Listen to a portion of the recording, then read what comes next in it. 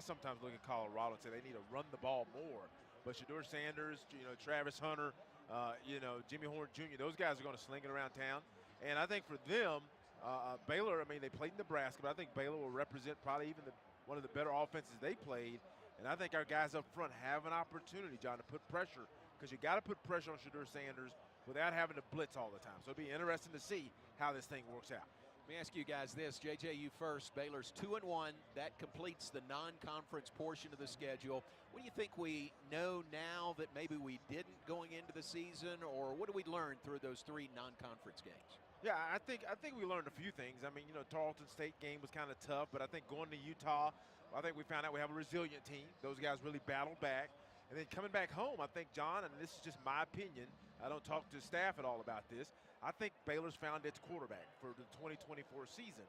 Now, that's not to knock DeQuan Finn, but it just seems like last week at least for last week, we'll see tonight, that Sawyer just had a connection with the guys that were really happy for him, and he made plays when they needed to be made. All right. Ricky, what do you think? What did we learn through the first 3 games of this year? Well, I agree with JJ. I think the quarterback situation, I would be surprised if Sawyer Robertson doesn't start. They've not made that call, so we don't know that for sure. But the thing about it is it involved the outside receivers. It got them in the football game. It made them be a part of it. And you could just tell as the game wore on that those guys were more and more involved in it, happier about the football game, happier about the way it was going, and just felt better about themselves. So I think that was very important. Defensively, have not been tested against the passing game, but you will be tonight against a Colorado team that averaged 333 yards a game so far this year. Yeah, good point. All right, very good. We do expect to see Sawyer Robertson. Baylor's not made, Coach Aranda's not made an announcement about that, but he is the man who quarterbacked the Bears to that win last week, 31-3 over Air Force at McLean Stadium. DeQuan Finn is here. He's healthy. He's practiced all week, and both have gone through pregame warm-up. So we'll just keep an eye on that and pass along to you what we see as far as the Baylor quarterback position is. All right, take a break. When we come back, we'll visit with one of the top receivers for the Bears so far this year, Josh Cameron out of Cedar Park. We'll visit with him when we come back. You're listening to the Countdown to Kickoff live from Boulder, Colorado, and our coverage continues after this word from your local station. Premier ER and Urgent Care has All right, this is completely self-contained, right? the expertise of an ER, all under one roof. Or what about the end? Be seen by ER-trained staff. Okay, sounds good. CT, X-ray. And I will not forget to start the interview this time. Level of care that you were. Thanks. And we are in network with most major insurance providers. Premier ER and Urgent Care has 4 convenient locations serving Texas: San Marcos, Temple, Waco, and Woodway. To learn more, visit www.premier.care. At H-E-B, we know that game day is about more than the game itself. The taste of victory is unparalleled, but so is the taste of H-E-B jalapeno poppers hot off the grill. Seeing the best players in their prime is truly something to behold. So is an H-E-B Prime 1 burger that you grilled to perfection. For low prices on all the things that make game day great and delicious, visit H-E-B, your official game day headquarters, or use the My H-E-B app to start prepping for game day right away. It's Jeep Adventure Days at Allen Samuels in Waco. Drive off in the new 2024 Jeep Grand Cherokee Overland with $13,000 off, or the 2024 Jeep Gladiator Sport with a huge 18% off MSRP. Need more options? How about a new Jeep Compass, $9,000 off, or a stunning Wagoneer L with $8,300 dealer discount. Plus, all models come with 0% financing for 36 months. Get your adventure started today at Allen Samuels in Waco. Come by. Let's be friends. TFNB Your Bank for Life is the official local bank of Baylor Athletics. Find out why more Central Texas are making TFNB their bank for life. Sign up for our Edge checking and savings accounts to earn interest or cash back. With 5 convenient locations and an award-winning mobile app, banking has never been easier. TFNB Your Bank for Life. Member FDIC.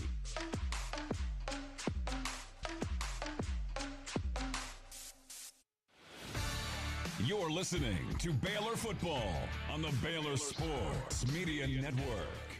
Welcome back to Boulder. Let's continue on our pregame show now and visit with one of Baylor's top receivers in a great group of receivers. Josh Cameron joins us. This is the start of Big 12 play tonight. What difference, is there any difference in your guys' mind? I would just say there's not really just a huge difference in our minds. We kind of take every game as a game at that. So whatever kind of opponent we play, whether it be Colorado, whoever else we play, we're just going to focus in on just the team itself and not whether it be conference play, non-conference. We're here to win, basically. Yeah, that's good. Every game the same. Every game's important. This one really is tonight on a big stage again for you guys this evening. Oh, yeah, no, it's definitely going to be a cool atmosphere. It's going to be super fun. This is my first time actually being in Colorado, so it's just going to be a real good time for sure. I know it's going to be loud, rowdy, all that good stuff, but it's going to be real fun for sure. You have worked yourself into being one of Baylor's top receivers in a really good group. I mean, I know they spread it around, but you are getting the ball targeted to you more than you have in the past. Mm-hmm. Oh yeah, no, it's been good. You know what I'm saying? Just kind of having that connection with DQ and Sawyer. I mean, it's been awesome. And for Sawyer to just kind of step in when DQ went down. I mean, he's been doing his thing for sure. But I'm just really thankful for honestly Spav for giving me the opportunity to get those balls, and Coach Bake for just coaching me hard all the time. And so I'm just going to keep on kind of trying to stack that and just keep on going. But as long as we win, that's the most important thing in my mind for sure. Good. Love it. You got in the end zone for the first time at Baylor 2 weeks ago. That was nice. Oh, yeah. No, it was definitely a long time coming. I know kind of last year I got a couple of them called back or whatever, but just kind of finally looking back, there's even like a picture of me like smiling as I looked back and I saw no defender. So it was definitely just an awesome kind of surreal moment. So yeah, just want to keep on making that happen for sure. Good. The other part of your game, one of your other contributions, is returning punts for the most part. Where does that come from? I mean, did you do that in high school or growing up, or where's that background? So I actually, this is my first time kind of doing punt returns, or we're really starting last year. Yeah. So that was my first time doing it, and I would kind of say whenever I get on punt return, it reminds me of like when I was a kid. I used to play running back, so whenever I get the ball, I kind of feel like I'm in that kind of running back mode. So that's kind of where the kind of vision kind of comes from, if you could say. So this is my first time doing it, though, for sure. And tell us what goes through your mind. 30 seconds. In the air, you're watching the ball, but you got one eye on the other team coming at you. I mean, you got to make a decision pretty quick on fair catch or no fair catch. Yeah, it's just kind of like a feel thing. I don't really like look down per se. It's more of I'm focused up here, and it's a peripheral vision thing. So just kind of the amount of reps I've got on it at this point, you just kind of get a feel when to do fair catch, when not to, and just the different situations. So that's like kind of the main thing that goes through my head. Good. You do it very well. Have a great game tonight. Appreciate it. Thank you. Appreciate you. Yeah. Junior Josh Cameron out of Cedar Park, Baylor's second leading receiver at this point in the season. 5 catches for 63 yards in the win over Air Force a week ago. And JJ, Josh has turned into a real clutch receiver for the Bears. No, he really has, John. If you think about the Utah game, I mean, he made a play for us. He catches it. Really, he was at the line of scrimmage and he caught it. He sprints, makes guys miss. So he's a big body, a good target for any quarterback. He's found a way to, I think the punt returns have really helped him, John. He finds a way to run through traffic. And Josh just has matured, so I'm happy for him. And now I think if we can activate a couple of those other guys, to get them going, I think that'll even complement and open up Josh more. Yeah, very much so. All right, and Ricky Thompson, Josh, one of really a good number of receivers. I think we saw kind of flashes of how good that group can be last week. I think there's more there. Yeah, absolutely. Ashton Hawkins, I thought, has had a really good season, runs really well with the football. Ketron Jackson, we haven't seen as much of as I thought we would. Maybe look for him to get the ball. He's a big receiver, 6'2", 210. I might look for him to get it some tonight, but these guys are really important. And the run after the catch in this offense is so important, and the Bears have a lot of guys that can do that. Maybe Monterey balling on a deep ball. We know nobody's going to catch him. A lot of ability out there. You just got to get the ball to the right guys on the right play. All right, very good. All right, let's give you our pregame weather report. It is brought to you by Montgomery Roofing. It is 65 degrees. It is overcast. The sun is setting. Chance of rain here tonight. Everybody is crossing their fingers that it holds off. We don't want rain for any reason on homecoming at Colorado. But it does feel like fall here at the foothills of the Rockies with a 65-degree temperature. Wind when we get there for a home game at McLean Stadium, that's going to be a wonderful day when we can say it's 65 degrees, right? Yeah. Hopefully that's sometime coming in October. Hopefully so. Maybe soon. November. But that's our pregame weather, and that is brought to you by Montgomery Roofing, the premier roofing company in Central Texas for your roof repairs and replacements. Take a break. When we come back, get Ricky and JJ's what to watch for in this game tonight. What are they going to keep an eye on as the Bears open Big 12 play against Colorado here in Boulder? We've got that when we come back on the countdown to kickoff on the Baylor Sports Media Network. Jan from Toyota here. At Toyota's national sales event, there's still time to squeeze more fun out of summer with an exciting new Camry, RAV4, Corolla, and more. So go on, surprise yourself with how much you can squeeze into a Tacoma for a camping trip. Mini fridge, hair dryer, and is that a waffle iron? Yeah. Wait, do bears like waffles? Squeeze your extended family into a Highlander for a family reunion. All right. 40, Mammy, Teddy, Toady. 49-28 SMU, and Sonny Dykes has been ejected. Or it is not going well for the Horned Frogs, no. Yeah. It was 41-21 at the half. $15. I also accept crypto. Okay, now that's a squeeze. During Toyota's national sales event, qualified buyers can get 3.99% APR financing for 72 months on a rugged new 2024 Tundra. Toyota, let's go places. Dealer inventory may vary. See your participating Toyota dealer for details. Offer ends September 3rd and is available in select states only. TFNB, your bank for life, is the official local bank of Baylor Athletics. Find out why more Central Texas are making TFNB their bank for life. Sign up for our Edge checking and savings accounts to earn interest or cash back. With 5 convenient locations and an award-winning mobile app, banking has never been easier. TFNB, your bank for life. Member FDIC.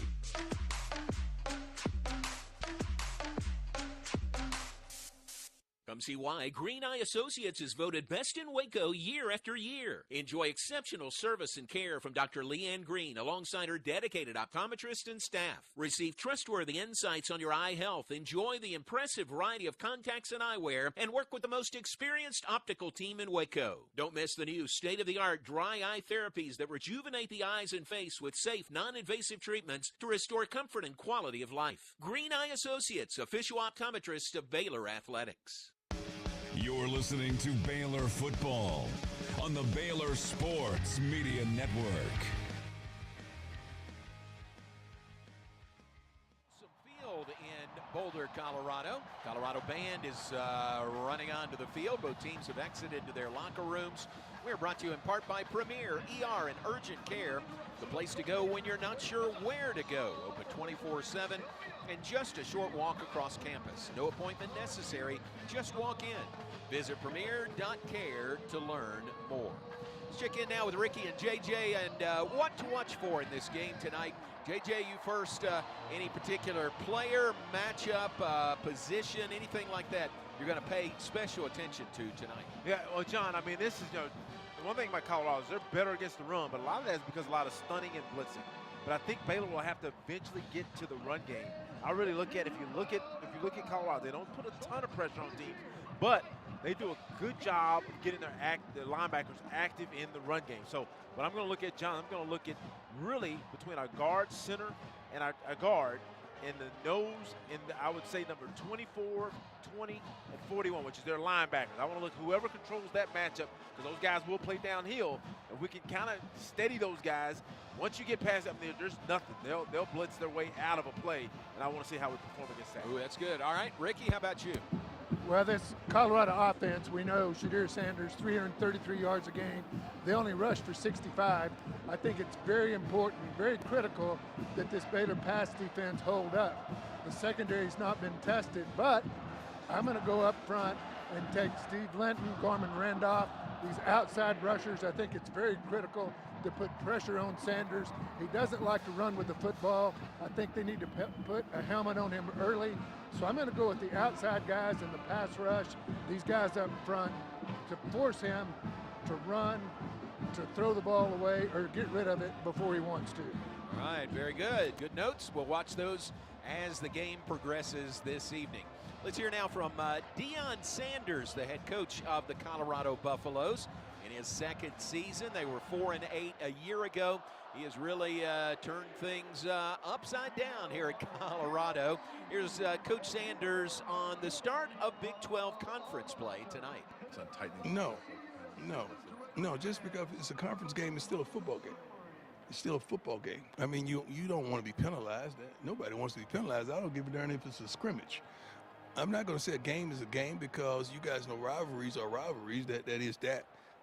You guys make more of it than we do because we know we got to win no matter who's on the opposing side. But no, we don't say, oh, this is a conference game, we got to go harder. If you got to go harder, you shouldn't be out there going anyway. Pretty good point. That's Deion Sanders on the start of Big 12 play tonight for Colorado and Baylor here in Boulder. Let's hear from the Bears head coach when we come back. Hear from Coach Dave Aranda when we return to Boulder, Colorado, and here on the Baylor Sports Media Network. All right, about 8 minutes. Are you looking for a new set of wheels? First Central Credit Union Auto Financing offers fast, complete coverage, competitive rates, and flexible terms make for a win in financing your next vehicle. A quick online application makes it easy to score the money you need at firstcentralcu.com. Everything we do for you. Membership and loan policy requirements apply. Member NCUA.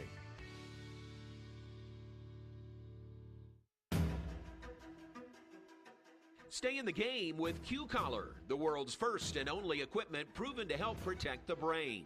It's backed by advanced research, built for the modern athlete, and designed to protect your most important asset, your brain. Q-Collar is a proud partner of the Baylor Bears. When it's on, it's on. Learn more and collar up at Q30.com. That's Q30.com. Hey Baylor fans, group experiences are back for the 2024 football season. Fans can purchase exclusive experiences online and on the Baylor Sports app. Baylor football experiences include on-field photos, sideline access during warm-ups, tunnel access during the team run-out, an in-game radio booth experience with the voice of the Bears, a birthday bash, and so much more. There's limited availability, so purchase your experience today at BaylorBears.com/group experiences or the Baylor Sports app to lock in your one-of-a-kind game day experience today. It's Jeep Adventure Days at Allen Samuels in Waco. Drive off in the new 2024 Jeep Grand Cherokee Overland with $13,000 off, or the 2024 Jeep Gladiator Sport with a huge 18% off MSRP. Need more options? How about a new Jeep Compass, $9,000 off, or a stunning Wagoneer L with $8,300 dealer discount. Plus, all models come with 0% financing for 36 months. Get your adventure started today at Allen Samuels in Waco. Come by. Let's be friends. You're listening to Baylor Football. Baylor Football on the Baylor Sports Media Network. Welcome back to Boulder as we continue on our pregame show. Let's visit now with Bears head coach Dave Aranda. Coach, Big 12 conference opener today. Is there kind of a natural step up once you hit league play? There is. You know, you look at all the things that we've been through that puts us in position to succeed today. We're excited about the opportunity to be primetime game at night. I know we're homecoming for Colorado, and so there's a lot to fight for and play for. We're excited about it. Good. The non-conference a lot of times is learning about your team, learning about your personnel. Did you feel like the 3 games you played so far helped get you to this point? I do. I think that we've gotten progressively better in each of the games. I think in any of the games, when there's weaknesses, we're able to identify and rectify it and really build around the strengths, try to minimize those things. I think there's a really good confidence coming into this game. It's fun to see Bryson Washington back last week in the win over Air Force. Nice to have your full complement of running backs. Yeah, there's a great physicality with him. There's some great jump cuts, too. Just his quickness and his vision kind of increases just the power and the violence that he plays with. And so we've got some guys that are inside guys and some guys that are outside guys. I think of Bryson as a guy that can do both. Yeah. Different attack offensively from Colorado tonight, really, than what you've seen so far this year, isn't it? Yeah, I mean, it's going to be about 70% pass. And really up until this last game, it was probably higher than that. He was near an 80%. And so these guys are just going to sling it. And, I think the run game is going to try to be able to keep it somewhat controlled. I think they had some success with establishing the run last week. But, I think they want to be able to get the stats. They want to be able to throw with a quarterback and catch with their array of receivers. And so we're going to have to affect him and cover people and finish plays. Shedeur Sanders, their quarterback, he's talented, isn't he? He is, yeah. He can make throws. That field out, he can make it on a dime. When he knows what coverage you're in, he throws guys open. The ball's out prior to them making their break or their cut. And so we have to do a great job of disguising. We have to affect him. We got to hit him. We got to be close. We cannot sit back in this game and play conservative. And so we have to take our chances and hopefully be calculated with those. But we're going to have to be able to get close to the quarterback. What do you think about a guy like Travis Hunter who plays at such a high level on both sides of the ball? Yeah, he's a weapon. You have to know where he's at. We have a plan to double him, and you have to, because I think any single they take and the chances aren't good. I think he's that talented, and so we have to know where he's at, and we've got to be able to keep our double on him throughout the game. Good. Final thought, your defense has been really good in spots, really good last week. This will be sort of a different challenge like we talked about tonight. Yeah, our ability to cover people and to keep the doubles on the right people and to finish plays and play balls when they're in the air and not have a DPI and to affect the quarterback consistently. To have plaster rules if and when he scrambles. All these things are things that we have to execute, are going to be major factors in the game.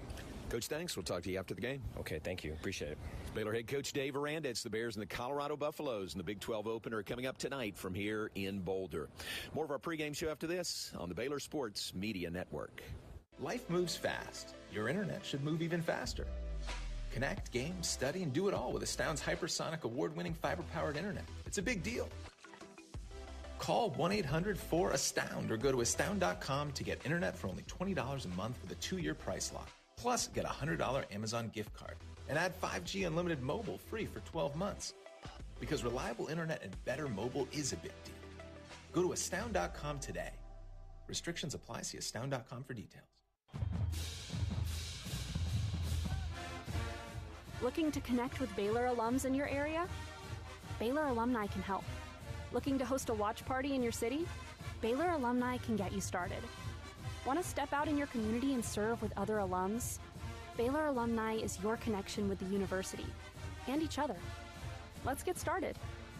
Learn how at baylor.edu/alumni.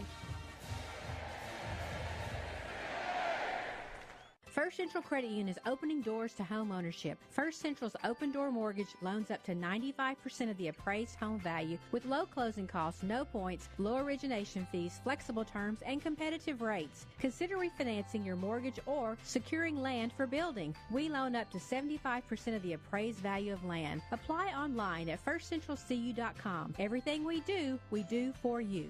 Some restrictions apply. Equal housing lender. Member NCUA. Hey, Baylor fans, want to get more out of your game day? With GXG Elite, you're not just a fan. You're part of the Baylor team. Enjoy VIP access to athlete events, exclusive content, and the chance to support our stars on and off the field. It's all about being all in, and it's all for you. Join us at gxgelite.com and be a part of something special. That's gxgelite.com. Sick 'em Bears.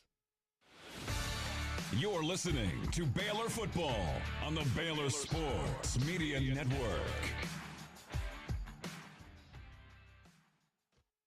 Live from Boulder, Colorado, the Buffalo mascot Ralphie's about to run onto the field here. It's a great crowd, really good atmosphere for the Big 12 opener, Baylor and Colorado. We are brought to you by NTTA, connecting North Texans for over 25 years. JJ, how about your keys to the game tonight? How are the Bears going to get a win in their Big 12 conference opener? Well, John, when you're coming and playing a high-powered offense, defense is always big. And when you're on the road, you got to play sound, turnover-free football. So I know it's boring, But the first thing is Baylor has to protect the ball. Last week, Baylor turned the ball over 3 times in the first half. You do that tonight, you're in a 28-21 nothing hole. Can't do that. That's the first thing. Second thing is 150 in number. The number 150 is the number of rushing yards I believe we need to generate. Last week, a really good rushing performance. Bryson went over 100. I believe Reese got about 47, and I think even Richardson came in and got some. So Baylor needs to get to 150 to kind of compress the game a little bit. And the last thing is 3. And 3 is the minimum number of sacks. At times they need to get Shedeur Sanders to the ground. Now, I believe Baylor has to pressure and move him off his spot. He's a really good thrower. So 3, I'm looking for that. Nebraska had 5 sacks, John. If Baylor can get to number 3 with Garmin Randolph, Linton, Trevon, we have an opportunity here to come out of this thing with a win. All right, very good. We'll watch for that, and let's take our final pregame break. When we come back, give you the starting lineups, take you down to the field for the toss of the coin, then toe meets leather in the Big 12 opener, Baylor and Colorado. Right now, let's pause 10 seconds for station identification. Back in 10 seconds on the Baylor Sports Media Network. From the Allen Samuels Dodge Chrysler Jeep Ram Studios, this is KRZI Waco, K222DC Waco, K265DV Temple, ESPN Central Texas. Back with the toss of the coin. We'll give you our starting lineups when we come back. Then the Bears and the Buffaloes. Big 12 football here on the Baylor Sports Media Network. Come see why Green Eye Associates is voted best I'll be right back, Joe. year after year. Enjoy exceptional service and care from Dr. Leanne Green alongside her dedicated optometrist and staff. Receive trustworthy insights on your eye health. Enjoy the impressive variety of contacts and eyewear and work with the most experienced optical team in Waco. Don't miss the new state-of-the-art dry eye therapies that rejuvenate the eyes and face with safe, non-invasive treatments to restore comfort and quality of life. Green Eye Associates, official optometrist of Baylor Athletics. Baylor alumni are more than 160,000 strong. When we all join hands to support our university, we don't just move the needle, we move mountains. Working together, we create life-changing opportunities for students on the field, in the classroom, in the laboratory, and in life for generations to come. So get connected, get involved. Learn how at baylor.edu/alumni. Premier ER and Urgent Care has all the convenience of urgent care with all the expertise of an ER, all under one roof. At every visit, be seen by ER-trained staff with on-site lab and CT, X-ray, ultrasound, and EKG. Here, you pay for the appropriate level of care that you receive, and we are in-network with most major insurance providers. Premier ER and Urgent Care has 4 convenient locations serving Texas: San Marcos, Temple, Waco, and Woodway. To learn more, visit www.premier.care. Stay in the game with Q-Collar, the world's first and only equipment proven to help protect the brain. It's backed by advanced research, built for the modern athlete, and designed to protect your most important asset, your brain. Q-Collar is a proud partner of the Baylor Bears. When it's on, it's on. Learn more and collar up at Q30.com. That's Q30.com.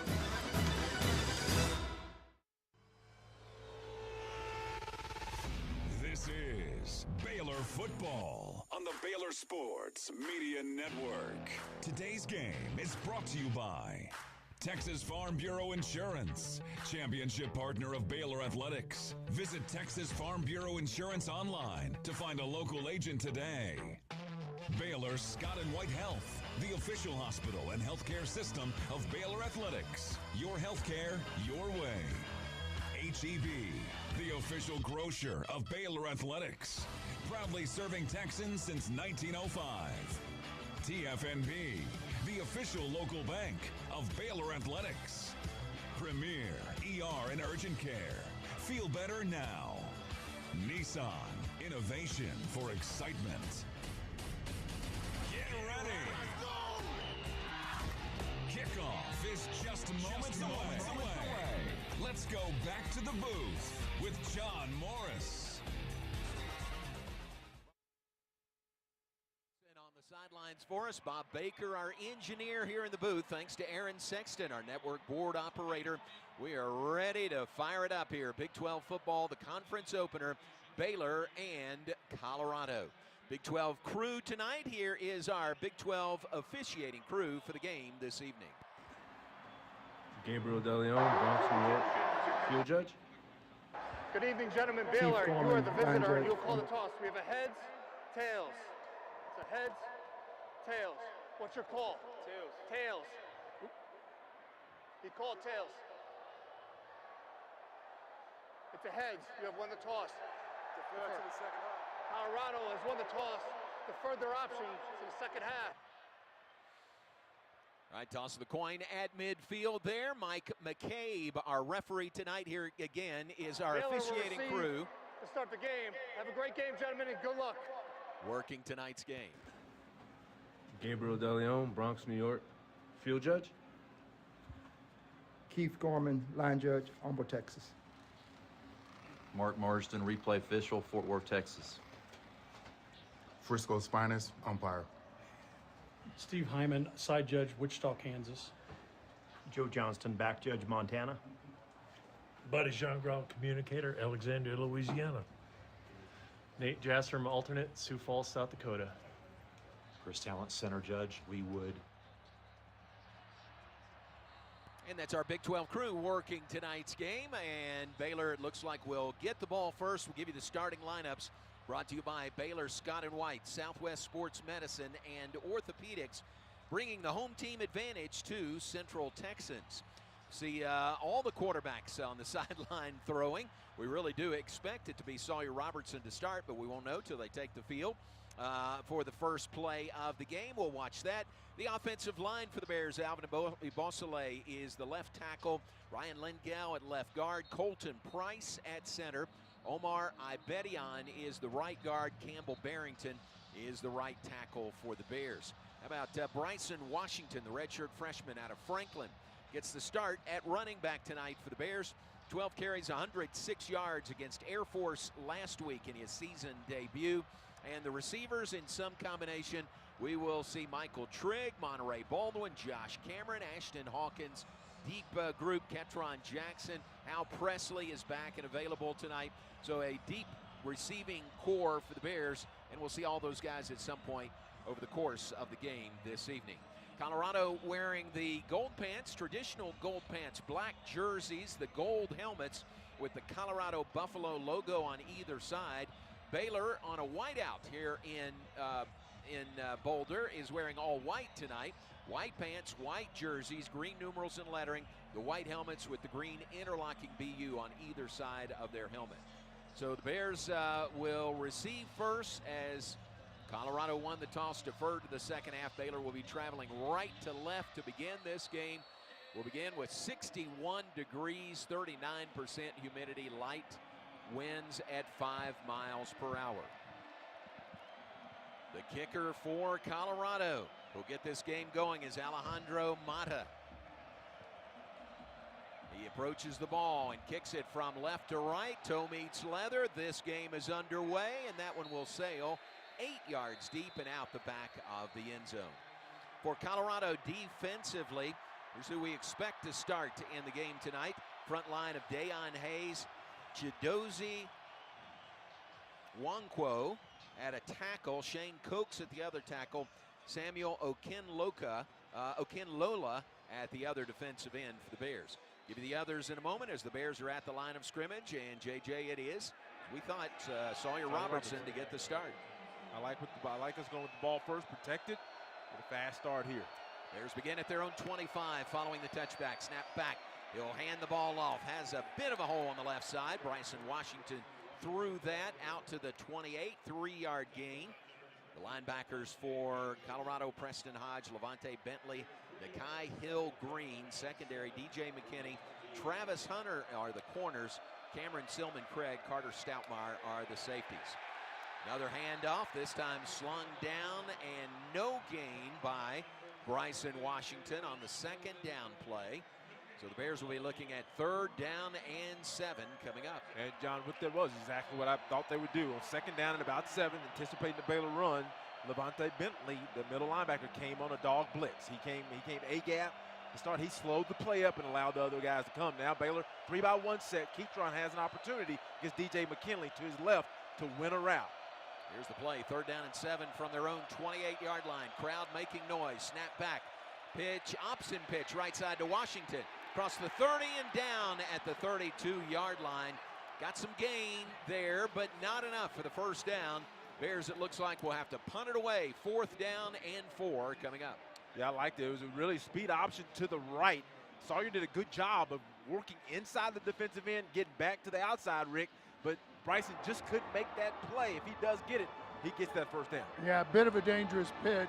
There, Sawyer pitched it over the defender, had an arm on him. That was a dangerous pitch. It got there. Washington, I thought, had more room than he did. Good recovery by the Colorado secondary to make that play. Here's Baylor punter Palmer Williams, the leading punter in the nation, kicking in the thin air of Colorado again. This one will tightrope down the far sideline, get some extra yards on the roll, goes out of bounds inside the 20. Palmer Williams comes in averaging 57.9 yards per punt. He doesn't need the thin air to boot the ball well, but that one got a good roll, and will switch over, and Colorado's offense will come on the field. The Baylor defense is headed out there as well. Colorado led by Shedeur Sanders, the senior quarterback from Dallas, transfer from Jackson State. Preseason All Big 12 quarterback. His dad is Deion Sanders, the head coach. He's the only quarterback in college football with 100 TDs and less than 20 interceptions for his career. They spot the ball right at the 20. Colorado's first possession. First play, handoff, hole up the middle. Watch out, breaking through. Out across the 30-yard line where Matt Jones makes really a touchdown-saving tackle. But that was a huge gain of 12 yards on first down. Well, Baylor was really going to play pass. They were going to play a zone defense. They only had 5 in the box. That tells you if you're 5 in the box, you run it. Colorado, who does not commit to the run, handed it off. Nice gain on first down. It was Micah Welch with the carry. Second play, new first down, handoff out to the 33. Minimal gain, a couple of yards on that play.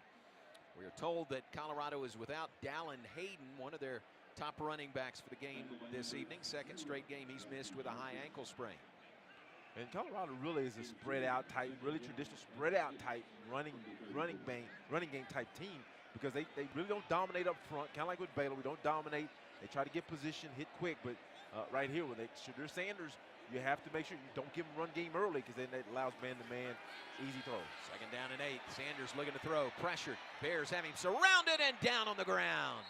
That'll be a sack for the Bears, a loss of a couple of yards. Jackie Marshall got to him. And JJ, that's one of the real keys you said going into this game. Put pressure on Shedeur Sanders. Well, John, the first thing they did, I mean, Shedeur was looking to his left first. Then he decided to come back to his right. Travis Hunter, his top receiver, over 100 yards in every game, was double teamed. He had Snacks Johnson over there, and they also brought Devin Bobby over there to help. So now you have him at 3rd and 10. And this is not a bad down for those guys, so got to do pressure. Offsides Baylor. Peyton Thomas also assisted on that. Here is pressure again. The ball is knocked loose. Colorado has it, but there is a penalty flag. Let's go down to Ricky Thompson. Yeah, guys, you could tell that pressure was coming early. Sanders had no shot. In fact, lost the ball. Not sure where this flag is, but he lost the ball. Offside. This could be defense. Number 10. Yeah. 5-yard penalty. Yeah, that one hurts, guys. Yeah, and that's one. We saw the flinch. As soon as they saw the flinch, you know, that's pretty much automatic for any offense. They saw Linton get into the neutral zone.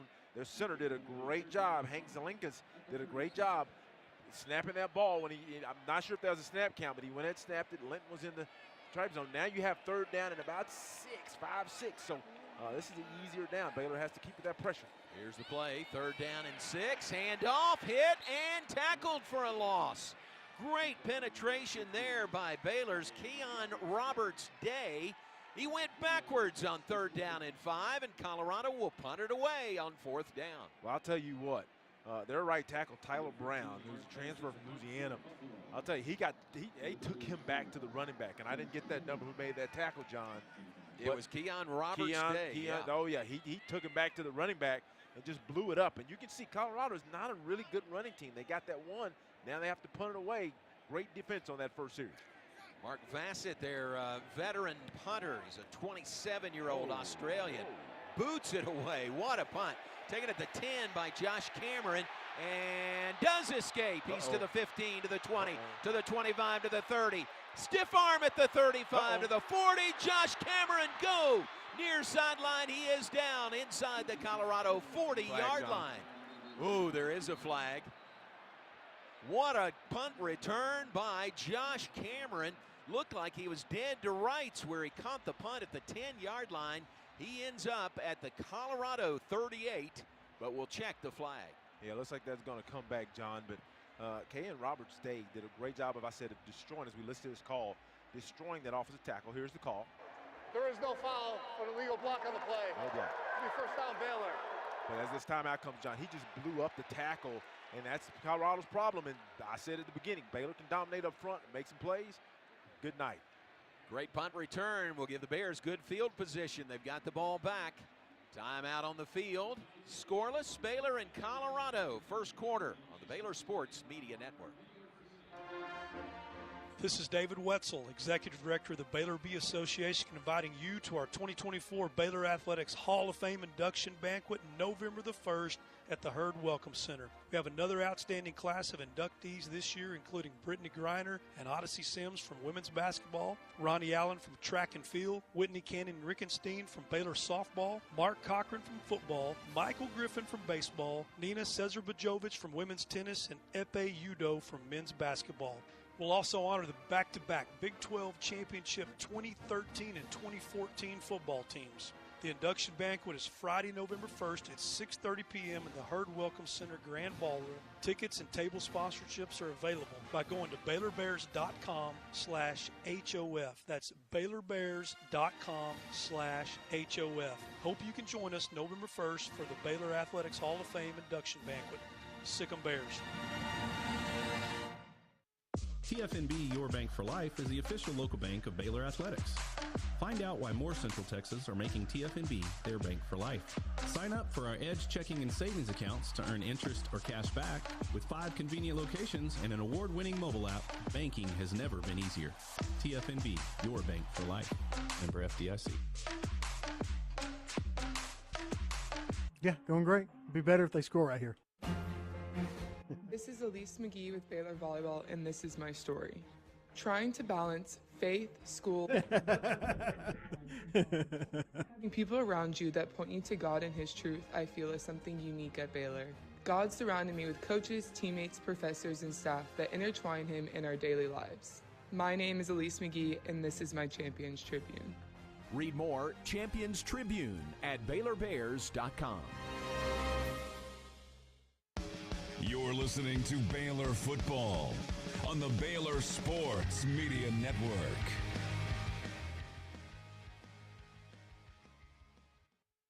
Southwest Sports Medicine and Orthopedics, from injury prevention to enhanced recovery. Team up with us to get back in the game. That punt by Colorado was 58 yards. That's impressive.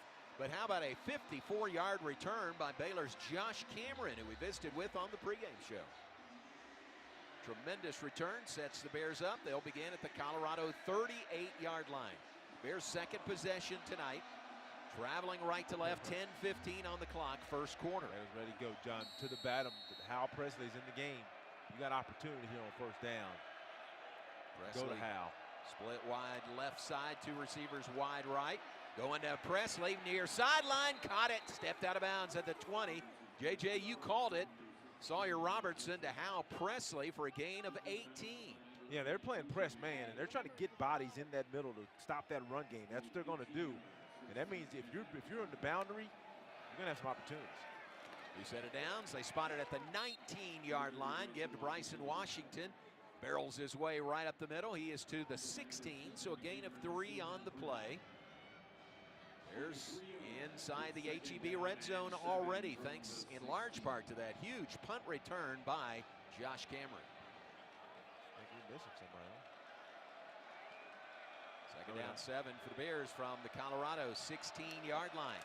Sawyer Robertson pitch in the backfield to Bryson Washington running left. A lot of traffic there, and he is spilled. No gain on the play, maybe a half yard, that's it.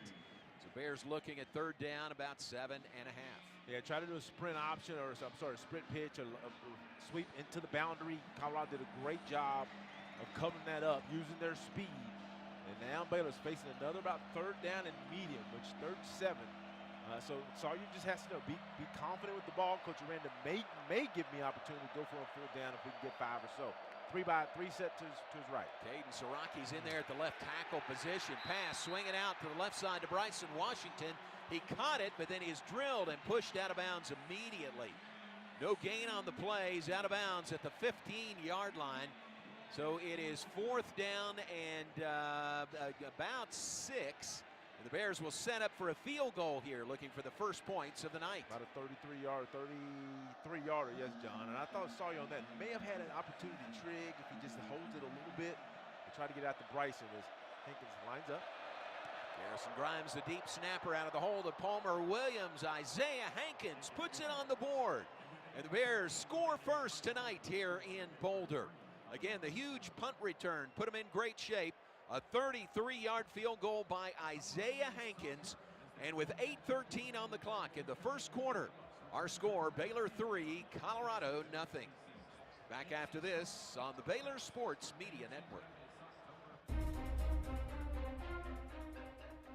When life gets complicated, Butts Law Firm is your one-stop for a wide range of legal needs. Whether you need estate planning documents such as a will, trust, or guardianship, or the appointment of a receiver to handle personal or business assets management and disposal, consumer protection, family-related legal matters, or various business-related issues, we are your community firm. Whether you're planning for the future, navigating a probate, or managing a business, our experienced team is ready to guide you every step of the way. Trust us to provide the legal support you need. Call today. 406-641-BUTZ. That's 406-641-2889. Or come by the Waxahachie office at 301 South Rogers Street, Suite 202, downtown Waxahachie. Come see the difference having a trusted attorney by your side can make. Because at Butts Law Firm, your legal rights are our business.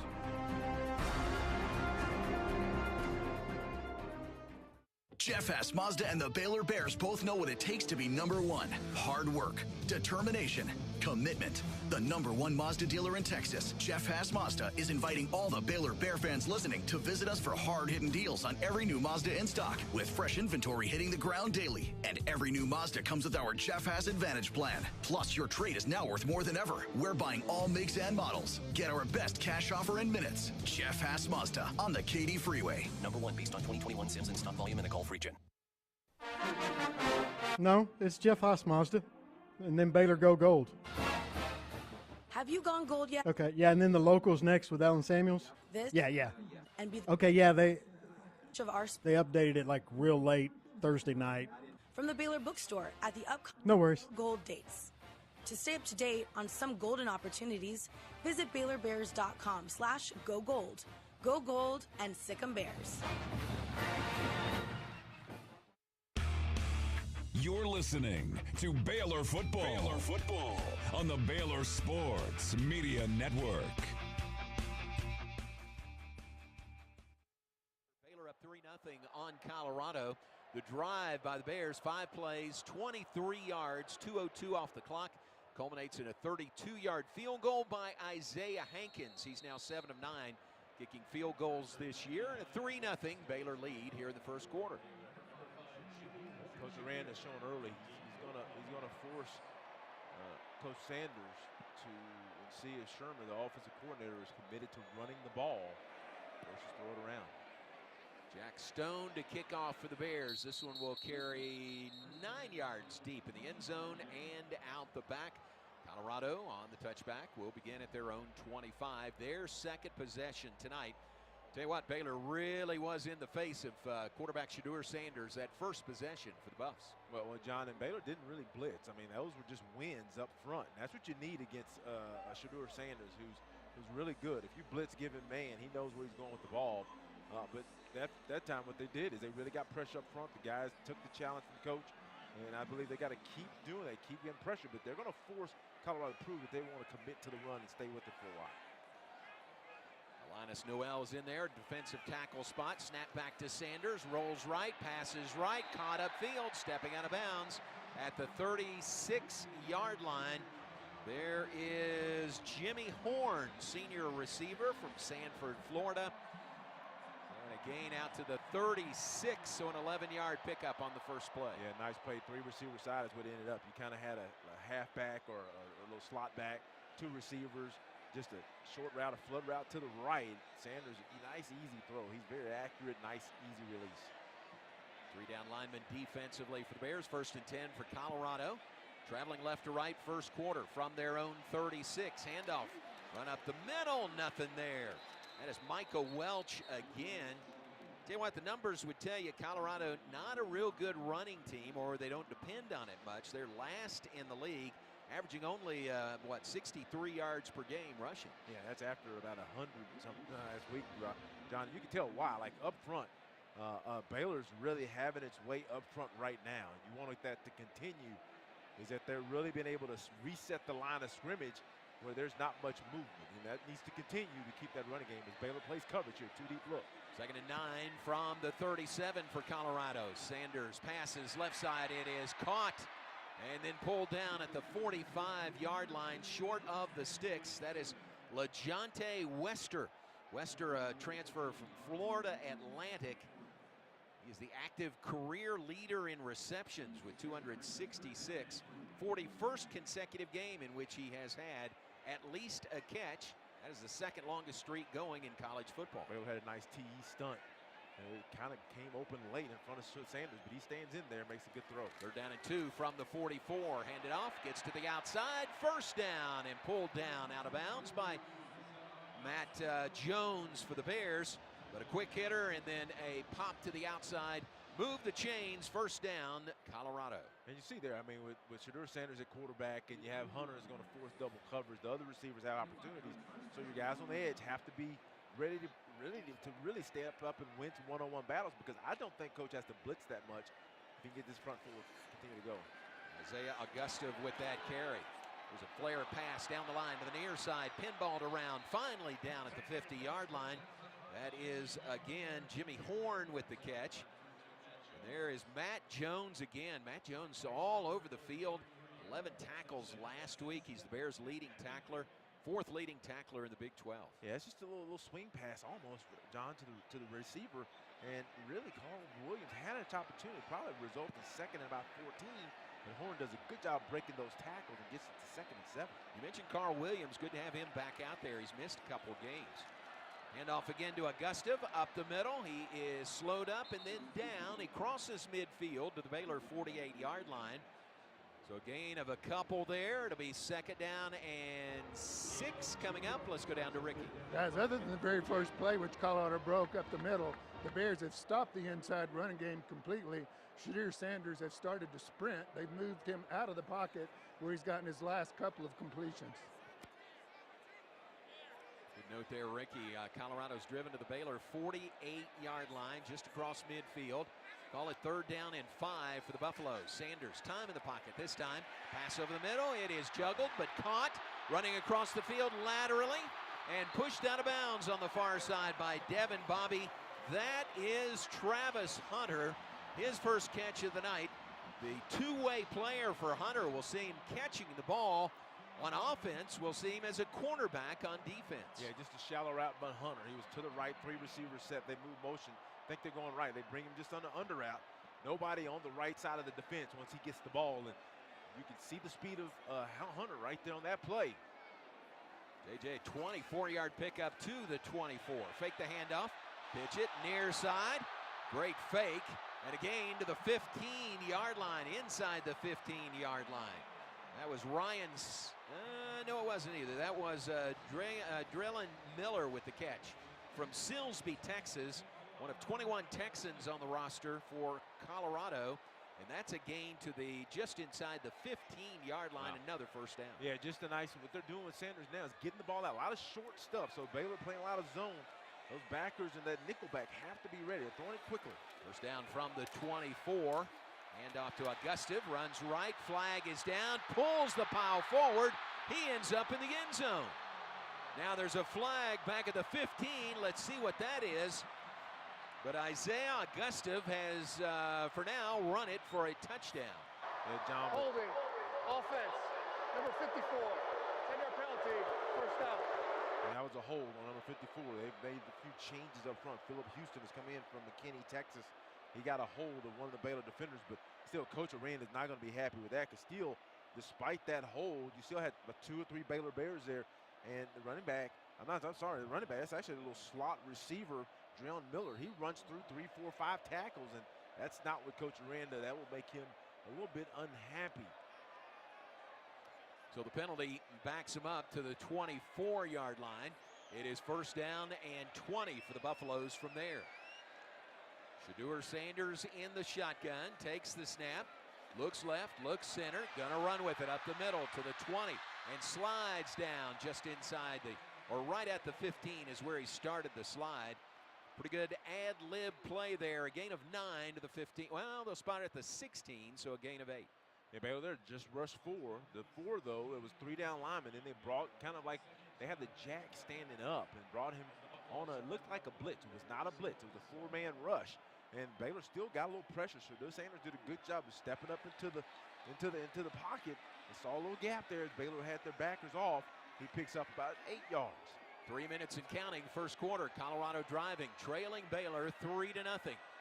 Here's second down and 12 from the 16-yard line for the Buffaloes. And they're going to call timeout. They took a long time there, either getting that play in. Timeout. Colorado, 1st and a half. Or getting the play communicated. So a timeout, Buffaloes will take it. 2:46 on the clock. First quarter. Our score, Baylor 3, Colorado 0. Our coverage continues after this word from your local station. It's Ram Power Days at Allen Samuels in Waco. Get the 2025 Ram 1500 Laramie Crew Cab with an incredible $15,000 off MSRP. Or drive away in a 2024 Ram 2500 Tradesman Crew Cab with $10,000 off MSRP. A great selection with over 350 new to choose from. But hurry, these deals won't last long. Hurry into Allen Samuels in Waco today. First responders get an extra $500 off. Come by. Let's be friends. Everything we do for you. First Central Credit Union says it's game on. Lower your monthly vehicle payments by refinancing your vehicle with First Central. Make it a winning season with refinancing set to your preferences. You decide the due date and frequency. Financed elsewhere? Save money with a new local game plan. Apply online today. We make it easy to score at firstcentralcu.com. Membership and loan policy requirements apply. Member NCUA. Come see why Green Eye Associates is voted best in Waco year after year. Enjoy exceptional service and care from Dr. Leanne Green alongside her dedicated optometrist and staff. Receive trustworthy insights on your eye health. Enjoy the impressive variety of contacts and eyewear and work with the most experienced optical team in Waco. Don't miss the new state-of-the-art dry eye therapies that rejuvenate the eyes and face with safe, non-invasive treatments to restore comfort and quality of life. Green Eye Associates, official optometrist of Baylor Athletics. At H-E-B, we know that game day is about more than the game itself. The taste of victory is unparalleled, but so is the taste of H-E-B jalapeno poppers hot off the grill. Seeing the best players in their prime is truly something to behold. So is an H-E-B Prime 1 burger that you grilled to perfection. For low prices on all the things that make game day great and delicious, visit H-E-B, your official game day headquarters, or use the My H-E-B app to start prepping for game day right away. You're listening to Baylor Football on the Baylor Sports Media Network.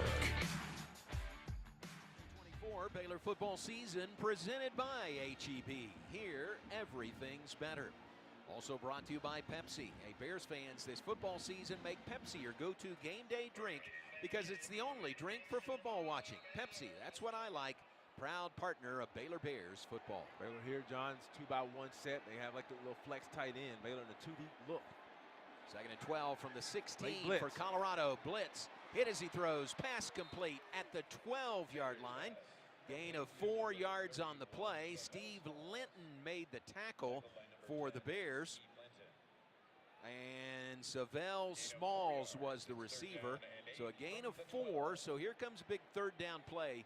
This is 3rd down and 7 from where the ball spotted between the 11 and the 12. You know that Baylor brought a late blitz out of the nickel position, the spur position. Carl Williams Shador saw him coming, but he stood in there and made that little throw, and that's big because he got it out, got it to third down, and like you say, John, 7 or 8. Now that's about 3 by 1 set. 3 on the left side, 1 on the right side. Sanders sidesteps the pressure to the end zone, incomplete, but flags fly, and it's going to be pass interference. Yeah, Ricky on that one. Snacks just got a little too handsy, and that's against Travis Hunter. Well, he did. He was in man. He didn't have help over the top. That's an incompletion if he just leaves him alone. There's no way he can make that catch. So now you've got interference. It's going to put the ball inside the Bears' 10-yard line. First and goal for Colorado. Yeah, that was the one, John. If there's one thing I was concerned about is, like, you know, in the first game against Utah, against some decent receivers, Snacks was a little handsy. He was a little handsy. Caden had a couple on him. And against Travis Hunter, if you ever get man, you know, you got to get your chucks in early. Then you just got to make sure you play your technique. But first and goal from the 2. On the penalty, the pass interference in the end zone. New life for Colorado. First down play. Sanders fakes the handoff, keeps, and runs it in for the touchdown. Shador Sanders covers the final 2 yards. Colorado scores for the first time tonight.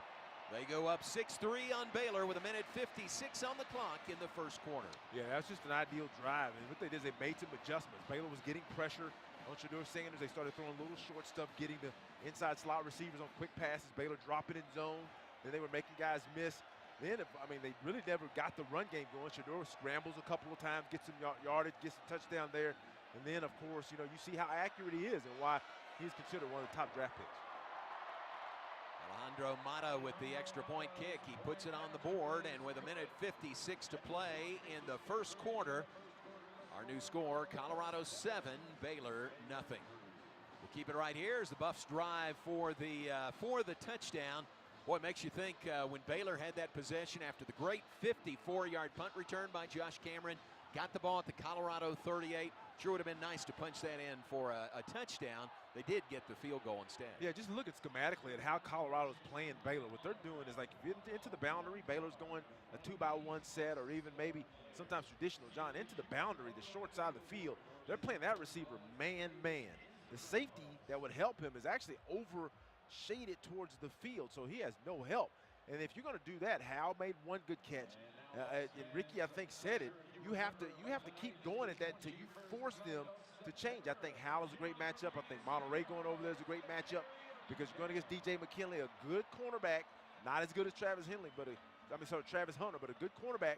And you got to attack it and force him to get that safety back over. And then, John, you get ideal conditions to run the ball. Once they get the safety back over to help him, they have to drop the safety to the field, and now you can run it. But, you know, Coach Spavital has to make that adjustment. We'll see what he does. Let's go down to Ricky Thompson and Alliance Bank call to the sidelines. Ricky, this place is rocking pretty good. Pretty good atmosphere here, isn't it? Well, it really is. You got a slight mist starting to come down now. Not a factor in this game yet, unless it were to continue like this, just getting a bit heavier. I think the Bears have weathered the storm fine. I don't think the crowd has affected them that much. Colorado made some great adjustments on that second drive. I think the Bears have to do the same thing now. They're going to have to adjust. If they have this man press, they're going to have to make those guys pay that are playing corner, either the back shoulder throw or send somebody over the top to loosen up this running game in the middle. All right, timeout on the field. It is the 21st day of September, and Earth, Wind, and Fire has made that famous. So that's what they're rocking here in the stadium right now. We are brought to you in part by Toyota. Baylor fans, enter for your chance to win a 2025 Toyota Tundra in the Tundra Game Day giveaway. Visit GulfStatesToyota.com to find out more. Toyota is a proud partner of Baylor Athletics. All right, Buffs to kick it off now from left to right after their touchdown scoring drive. It was a drive that was 11 plays, 75 yards, 6:17 off the clock. Nothing cheapy about that drive at all. The penalty on the pass interference in the end zone certainly helped their cause. It really did, John, and now Baylor has opportunity. I think Baylor has some opportunities offensively, and you don't want to get in the track meet with Colorado, but you have to say, I got to get these guys to the point where they have forced the pass, and then all of a sudden, Shador has to drop back a lot of times. And this drive is huge. Shador Sanders, 66 for 59 yards. Robertson, 2 of 2 for 20. Jace Feely kicks off for the Buffaloes. They'll carry out the back of the end zone. Bears on the touchback will begin at their own 25. So here's Baylor with the ball back, their third possession of the night. Trailing 7-3 to Colorado. Final 2 minutes of the first quarter.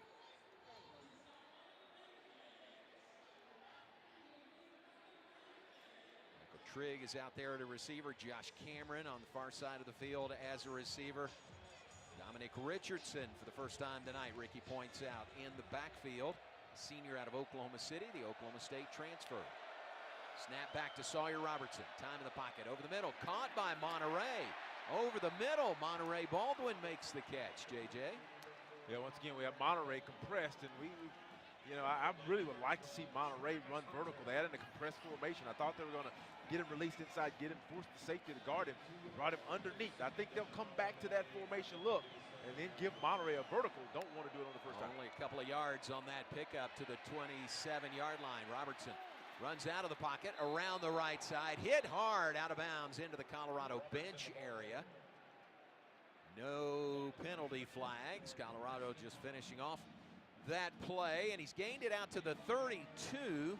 So nice gainer there on the legs of Sawyer Robertson will leave the Bears third down and 3. John Baylor's 0 of 2 on third down. So this is a huge one. Third down about 3. Run blitz coming. Let's see what Coach Babatal does. They're doing man across the board, showing run blitz. Monterey goes right to left. They take the corner, the safety with them. So I would look at Monterey and just take a shot.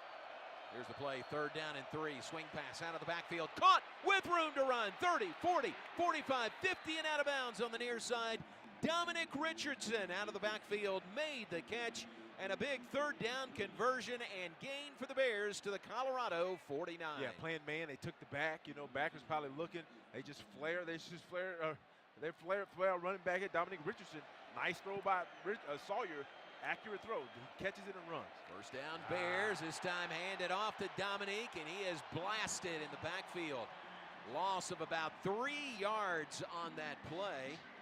Who was it that got in there and hit him? It was B.J. Green, the defensive end, preseason All Big 12, the senior from Atlanta. Yeah, that's when Sawyer, if that's a read, he's got to pull. That's a zone read look. He's got to pull it because that defensive end had no question he's going to come down. Now, this is what Colorado wants to do. They want to get you negative yards on first down. Now, you can't run the ball, and I believe that's going to be a timeout. No, into the quarter. That is the end of the first quarter. Almost got the play off, but did not quite, so that's the end of the first quarter from Folsom Field here in Boulder. Our score at the end of 15 minutes, Colorado 7, Baylor 3. You're listening to Baylor Big 12 football on the Baylor Sports Media Network. Chevy truck season is here. This will be another break with different spots, but it'll end with the sound. Get huge discounts. I'm not going to worry about it anymore because I didn't plan free with. Okay, all right. If you have any questions, just ask. Big savings on our great selection of SUVs, too, like the reliable Chevy Suburban or the stylish Chevrolet Tahoe. Check Turner.com for truck season. There wasn't a ton. Now, see dealer for details. Hi, I'm Jim Turner. Come see us at Jim Turner Chevrolet in McGregor. Together, let's drive. Kids can now join the Baylor Cup Club, presented by Green Eye Associates, the official kids club of Baylor Athletics. Fans 12 and under can register for the low cost of $25 and gain exclusive benefits and access to Baylor Athletics events. Members receive free admission to select events, exclusive giveaway access, and their own membership package. To register your Cub, please visit BaylorBears.com/Cub Club. Sign your Cub up today and sick 'em Bears. Hey, Baylor fans. Want to level up your game day experience? With GXG Elite, you can get more than just front row seats. You can get behind-the-scenes access to your favorite athletes, exclusive content, and member-only events. Plus, every membership supports our student athletes on the field. Join the team at gxgelite.com. That's gxgelite.com. Get in the game and be all in with GXG Elite. Life moves fast. Your internet should move even faster. Connect, game, study, and do it all with Astound's hypersonic award-winning fiber-powered internet. It's a big deal. Call 1-800-4ASTOUND or go to astound.com to get internet for only $20 a month with a 2-year price lock. Plus, get a $100 Amazon gift card and add 5G unlimited mobile free for 12 months. Because reliable internet and better mobile is a big deal. Go to astound.com today. Restrictions apply. See astound.com for details. You're listening to Baylor Football. Baylor Football on the Baylor Sports Media Network. Boulder, Colorado. We switch ends, move to the second quarter. Buffs lead the Bears 7-3. JJ, about some of the stats through the first 15 minutes today. As they line up here, both quarterbacks efficient. Sawyer 4 for 41. Sanders 6 for 6 for 59 yards. 52 yards in the first quarter for Baylor. 85 yards for Colorado. Third down conversions. 1 of 3 for Baylor, 2 of 3 for Colorado. And it's 2nd and 13 for the Bears as we move to the second quarter. Pass left flat, incomplete. Sawyer Robertson trying to hit Michael Trigg. Pass was down around his knee level and knocked away by Carter Stoutmeyer, the safety from Plano. Well, right there, with Coach Spavital called, it was really all short routes, and they were kind of stick routes instead of run away from routes. And I think soon he has to have Monterey or Presley going vertical pretty much on almost every play to have an opportunity to loosen up this defense, because right now they're sitting squatting on certain routes. It's 3rd down and 13 for the Bears from their own 48-yard line, trailing 7-3 early second quarter. Play is signaled in, changed. Sawyer Robertson relays that, takes the snap, passes left sideline. It is caught by Ketron Jackson as a juggling catch. They're going to say he got it. They may look at it, but they mark him out of bounds at the 29-yard line. Yeah, John, that's a fake. That's a Ketron Jackson, and they're going to go hurry up here. But you just got to. You got to take these vertical shots, and I know they're talking about the catch, and the refs are holding it up. On the field is a completed catch for a first down. Yeah, it's a catch and a gain to the 30 is where they spot it. Now they're going to stop things and may look at it. Let's go down to Ricky. I couldn't tell if he bobbled it when he turned around. He definitely got his foot down. It was in bounds. It appeared to be a catch, but I couldn't tell because he turned away toward the sideline after he came down. Yeah, it's a catch. They show the replay right now, John. Clock to 14 minutes and 35 seconds. 1-4, 3-5. I'm not sure if this is official timeout or not, John, but they've stopped. Thank you. But Ricky, I mean, he caught it, and then, of course, it did not bobble. I guess they're checking to see if he got a foot in, and I don't think this will be, if it is reviewed, it'll be a quick one. Yeah, it's a catch all the way. As we see the replay, brief stoppage in play as they look at it, and nice play, nice catch there by Ketron Jackson along the sideline. We'll bring a few more of those first quarter stats, John, a little bit later as they bring the actual, hopefully, copy. But nevertheless, I mean, you just got to, Ricky and I have talked about it. We'll get to Ricky later. Let's see. They're playing man across board. You just got to take shots until they get out of it. First down and 10 at the 30. Taking a shot right side. Monterey Baldwin, what a catch! Oh my, what a great diving grab by Monterey Baldwin. He caught it into the end zone. Touchdown, Baylor. One of the best catches you're ever going to see. Let's go down to Ricky Thompson. Hey, guys, I was right behind the play, and I'm thinking there is no way on earth he's going to get to that ball. Sawyer laid it out where only Monterey had a chance at it. The problem was I didn't think Monterey had a chance at it. Not only did he have a chance, it was a fingertip catch. And, guys, that was a fingertip catch in the rain. I don't care if you have gloves on or not. Man, great point, Ricky. What a catch by Monterey Baldwin. Here's the drive for extra point. Isaiah Hankins puts it on the board. The Bears have their first touchdown of the night. An unbelievable throw and catch from Sawyer Robertson to Monterey Baldwin. And the Bears take the lead over Colorado 10-7. First touchdown of the night brought to you by McDonald's, a proud partner of Baylor Athletics. McDonald's, it's our first touchdown of the night thanks to McDonald's. Timeout on the field. We'll be right back. Baylor leads Colorado 10-7, 14:26 on the clock in the second quarter of the Baylor Sports Media Network. TFNB Your Bank for Life is the official local bank of Baylor Athletics. Find out why more Central Texas be their bank for life. Sign up for our Edge checking and savings accounts to earn interest or cash back. With 5 convenient locations and an award-winning mobile app, banking has never been easier. TFNB Your Bank for Life. Member FDIC.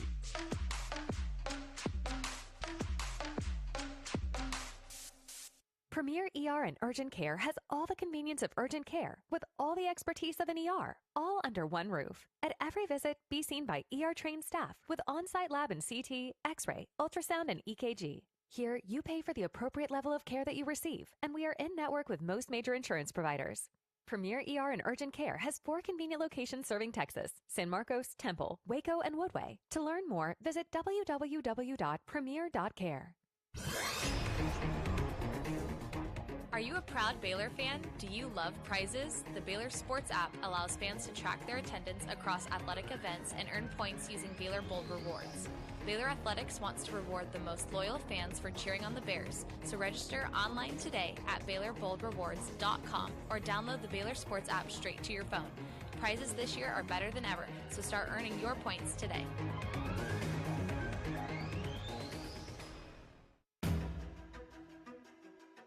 Stay in the game with Q-Collar, the world's first and only equipment proven to help protect the brain.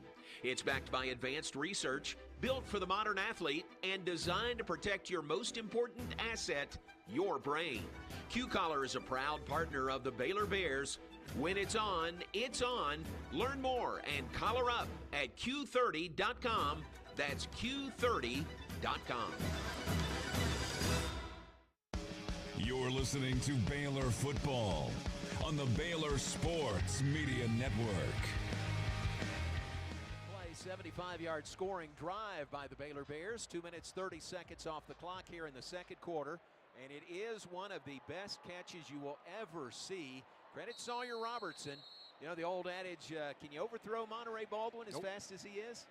I don't know. Monterey caught that one, caught up with it for a full-out dive for a 30-yard touchdown. Bears lead 10-7. Here's the kick by Jack Stone.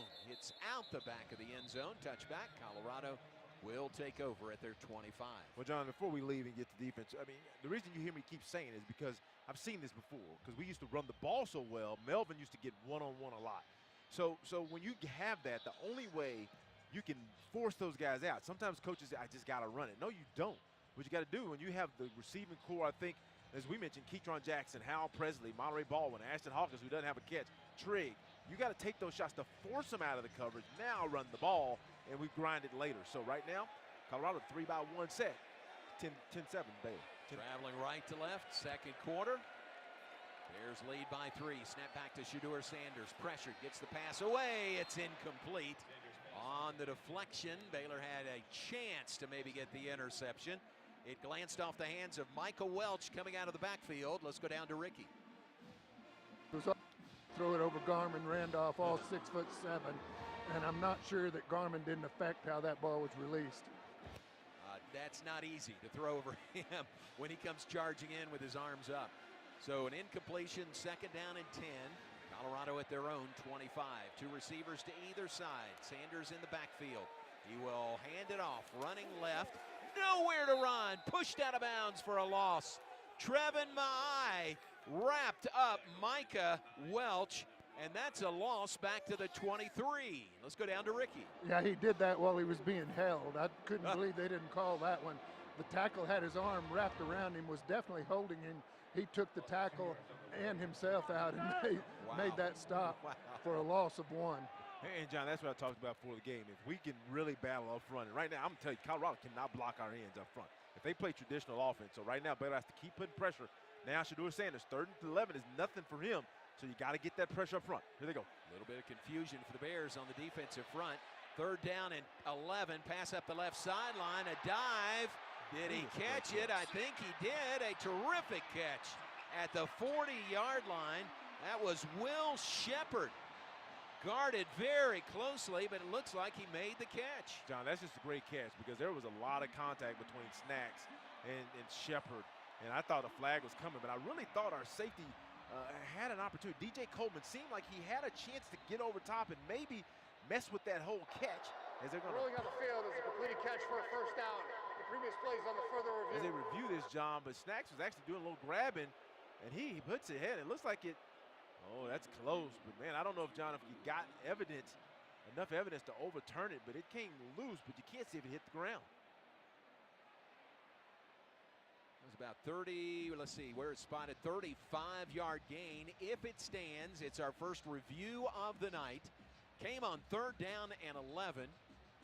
Really well-thrown ball by Shedeur Sanders. Give him credit for that. Will Shepard, the grad student from Madisonville, Louisiana, looks like made a great catch. Well, right there, and you can see Snacks does a good job. I mean, there's a lot of contact. Ref lets him play through it. And you can't see that camera angles. They got like 47 cameras here, so I figured they got to have a look. But I thought DJ Coleman had a chance to come over aggressively. I know he didn't want to hit Snacks, but to really go after the ball. But he didn't. No, that's going to be close. It's going to be close, real John. close. The question, John, as you look at it on the replay is there enough evidence to overturn it because they called it a catch? So taking a look at it, if it is overturned, it's going to be 4th down. 4th down and 12 for Colorado. If it stands, the Buffs have a big first down at the Baylor 40-yard line. 10-7 our score. Baylor up on Colorado. 13-28 to play, second quarter. And let me say this, John, while we wait. After further review, the receiver did not make control of the pass. The ball hit the ground. It's an incomplete pass. It'll be 4th down on the 24-yard line. But anyway, on that, really, John, what I'm thinking is like Baylor's running too deep. Ricky, if you're there, Baylor's running too deep. And I would think that corner needs to force those receivers inside, not give them an outside release so that safety has a shorter distance to go to help over top. Yeah, I agree. That play, if you push him inside, you've got that help, and also makes it a really tough throw. When you're throwing outside like that, JJ's a quarterback, you know, all you got to do is lead him out to the sideline, and it's either your guy or nobody. But if you put it to the middle of the field, you've really got to thread the needle. So I'd look for that going forward to push those guys inside to the safety. Punting situation for Colorado. The 27-year-old punter, Mark Vassett, is back out there. Josh Cameron waits at his own 31. Remember, he had a 54-yard punt return last opportunity. Pressure, but he gets the punt away. Not a great one. Going to bounce out of bounds into the Baylor bench area. I think that pressure really affected Mark Vassett. Bears going to get decent field position out of this. They'll take over at their own 31-yard line. Timeout on the field, 13:22 to play, second quarter. Our score, Baylor 10, Colorado 7 on the Baylor Sports Media Network. Jan from Toyota here. At Toyota's national sales event, there's still time to squeeze more fun out of summer with an exciting new Camry, RAV4, Corolla, and more. So go on, surprise yourself with how much you can squeeze into a Tacoma for a camping trip. Mini fridge, hair dryer, and is that a waffle iron? Yeah. Wait, do bears like waffles? Squeeze your extended family into a Highlander for a family reunion. All right, everybody in. Tammy, Teddy, Toady, Tommy, Toby, Terry. Wait, where's Rex? Or stop for some fresh squeezed lemonade in a Prius. Wow, that looks delicious. How much do I owe ya? $15. I also accept crypto. Okay, now that's a squeeze. During Toyota's national sales event, qualified buyers can get 3.99% APR financing for 72 months on a rugged new 2024 Tundra. Toyota, let's go places. Dealer inventory may vary. See your participating Toyota dealer for details. Offer ends September 3rd and is available in select states only.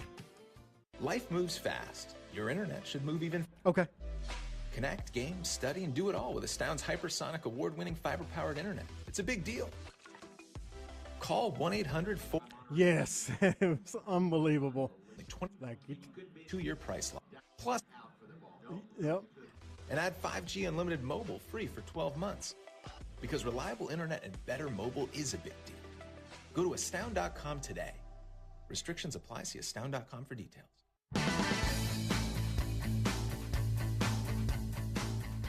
Hey Baylor fans, Baylor soccer season is currently underway.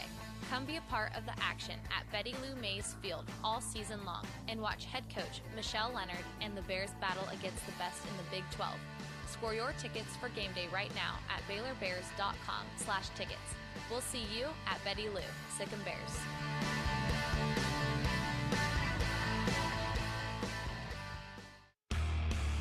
You're listening to Baylor Football. Baylor Football on the Baylor Sports Media Network.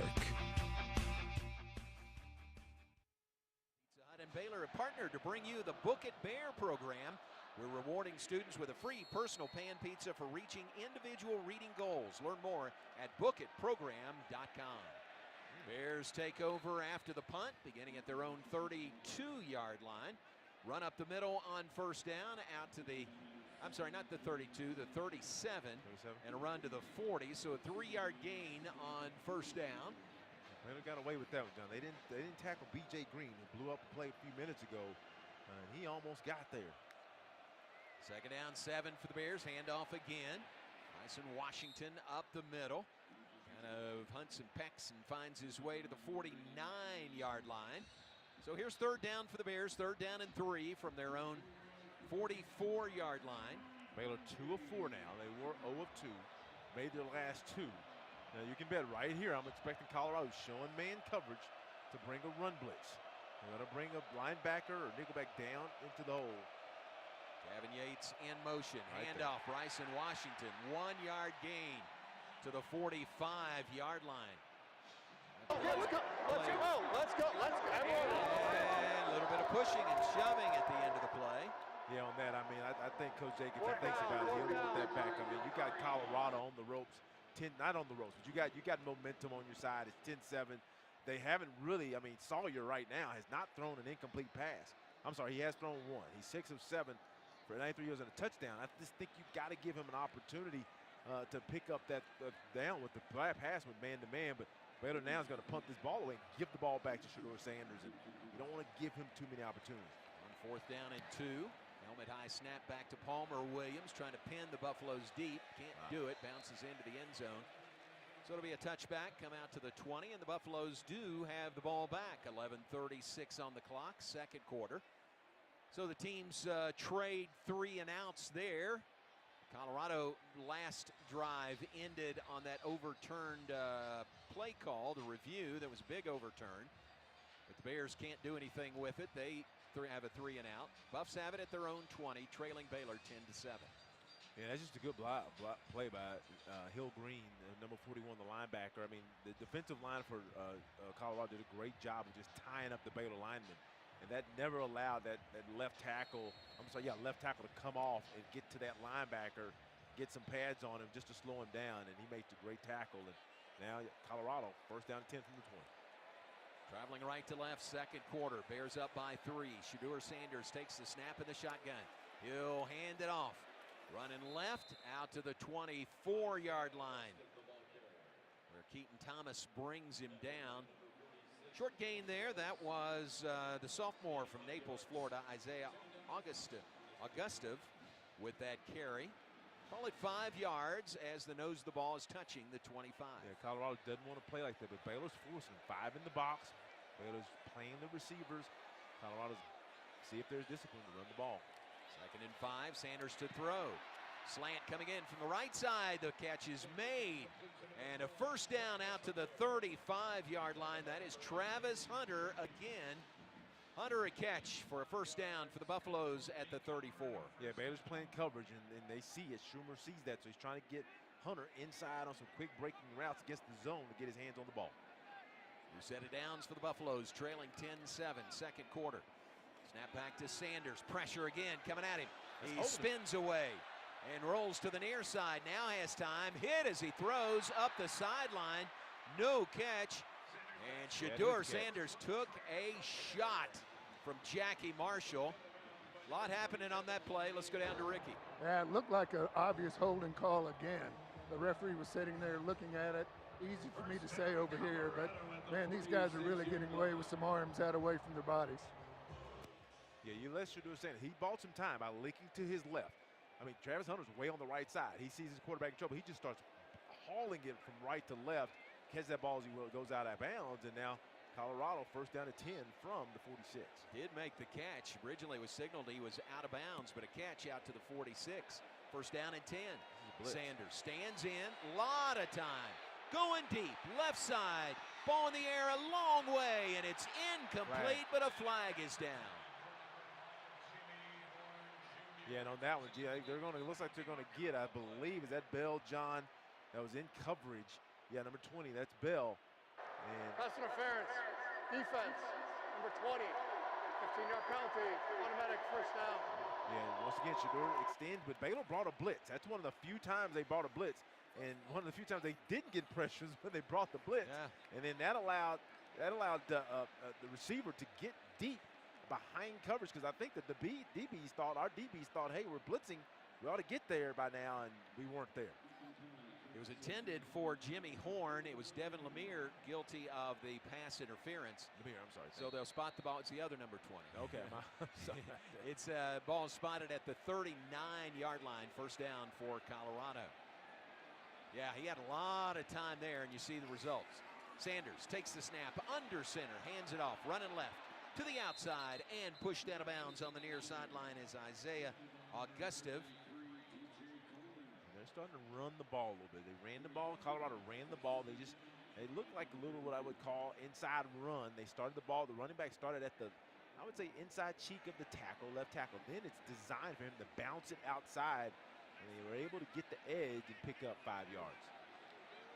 Pretty good run there. Leaves Colorado 2nd and 5. Knows the ball just inside the 35. Sanders flips it out right side to the tight end, and he is chased down and tackled by Corey Gordon. Gordon was there. Caden Jenkins was there. It is a loss back to the 36.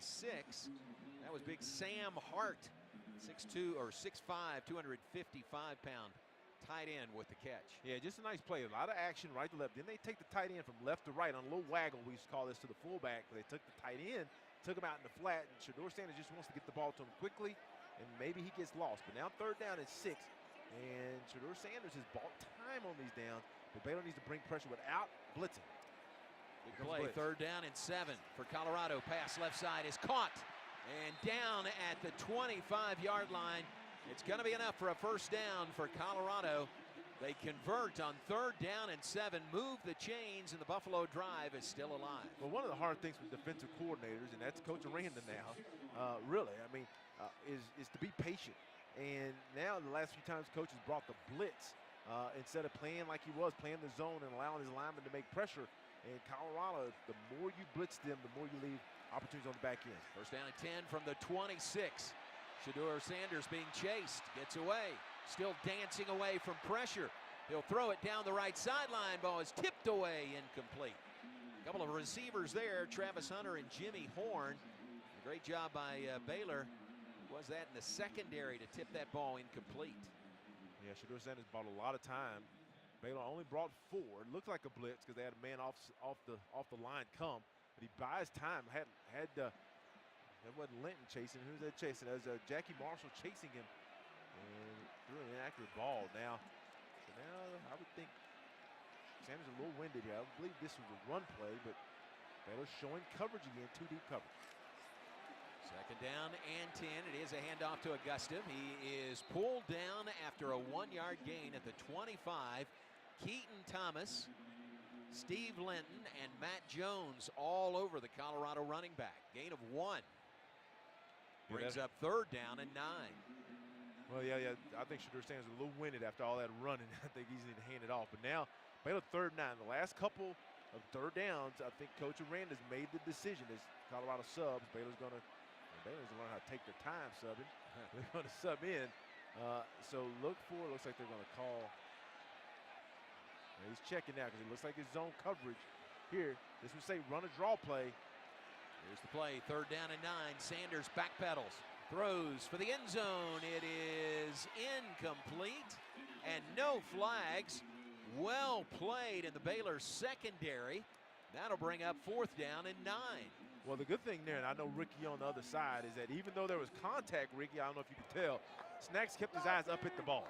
Well, he did. He turned around, faced the ball. He got a hand on the ball, in fact. And as long as you do that, if you turn around and look and get a hand on it, they're not going to make that call. Going to be a long field goal attempt here by Colorado to try to tie this game up. From the 33-yard line, so a 43-yard attempt, kicking right to left, kicking from the left hash. Mata, the kicker. His longest this year is 27. And now this is his longest, 43 on the made field goal that ties the game. So the drive stalls for the Buffaloes, but they get 3 points out of it. with 6:56 to play in the second quarter. We're tied here in Boulder. Baylor 10, Colorado 10. We'll take a break and be back after this on the Baylor Sports Media Network. It's Jeep Adventure Days at Allen Samuels in Waco. Drive off in the new 2024 Jeep Grand Cherokee Overland with $13,000 off, or the 2024 Jeep Gladiator Sport with a huge 18% off MSRP. Need more options? How about a new Jeep Compass, $9,000 off, or a stunning Wagoneer L with $8,300 dealer discount. Plus, all models come with 0% financing for 36 months. Get your adventure started today at Allen Samuels in Waco. Come by, let's be friends. First Central Credit Union is cheering for the Bears. Our team advantages are 5% APY free reward checking. Enjoy ATM free refunds and be on the winning side with direct deposits 2 days early. Huddle up with First Central to make deposits 24/7 at our ATMs and suit up in a free new member t-shirt. Visit online at firstcentralcu.com. Everything we do for you. Eligibility and application requirements apply. APY equals annual percentage yield. Member NCUA. See for yourself why Green Eye Associates is voted best in Waco year after year. Enjoy exceptional service and care from Dr. Leanne Green, along with her dedicated optometrists and staff. Receive trustworthy insights about your eye health. Enjoy the impressive variety of contacts and eyewear, and work with the most experienced optical team in Waco. Don't miss the new state-of-the-art dry eye therapies that rejuvenate the eyes, face, and neck areas with safe, non-invasive treatments to restore comfort and quality of life. Visit greeneyeassociates.com. Green Eye Associates, official optometrist of Baylor Athletics. At H-E-B, we know that game day is about more than the game itself. The taste of victory is unparalleled, but so is the taste of H-E-B jalapeno poppers hot off the grill. Seeing the best players in their prime is truly something to behold. So is an H-E-B Prime 1 burger that you grilled to perfection. For low prices on all the things that make game day great and delicious, visit H-E-B, your official game day headquarters, or use the Buy H-E-B app to start prepping for game day right away. You're listening to Baylor Football on the Baylor Sports Media Network. Scoring drive by Colorado, 10 plays, 55 yards, 4:41 off the clock. Culminates in a 43-yard field goal, the longest of the season by Alejandro Mata.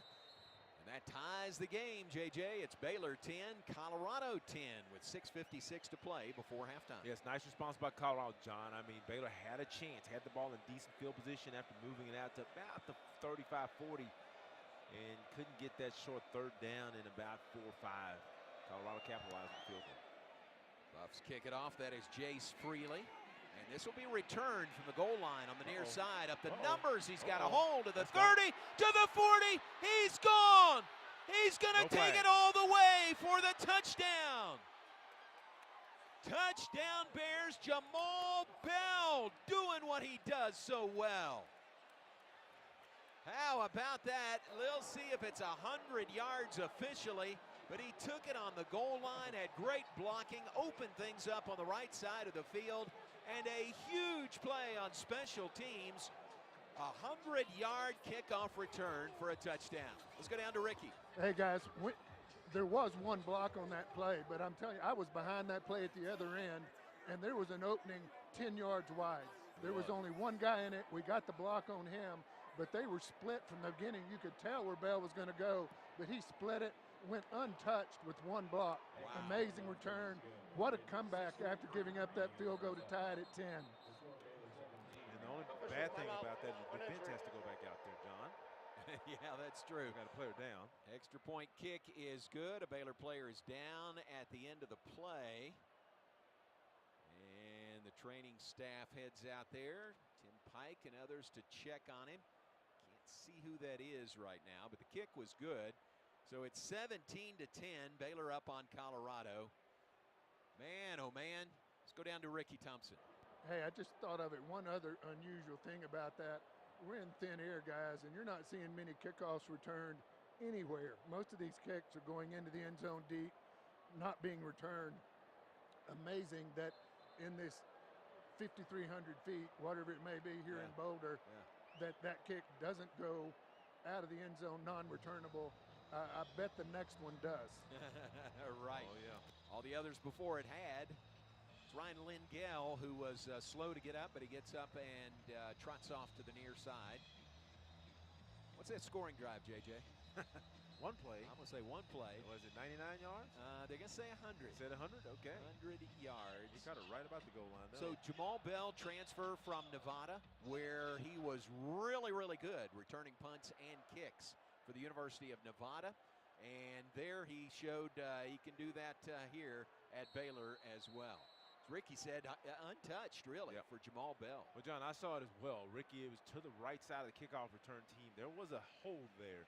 And all you need to do is make sure that you sealed inside. And once they sealed inside, really, Jamal, I don't even know if he had to make a cut. I think he just hit the alley and kept running. You could tell nobody was going to catch him either. Right. There's the kickoff by Baylor's Jack Stone. That is out the back of the end zone. No return possibility there. Colorado has the ball back. Now trailing Baylor 17-10 with 6:43 on the clock. And this is a big opportunity. Defense was just out on the field, John. That was a 10-play, 55-yard job. I mean, was it 10-play, 55? Or was that 55? No, yeah. I don't know if it was 10 play.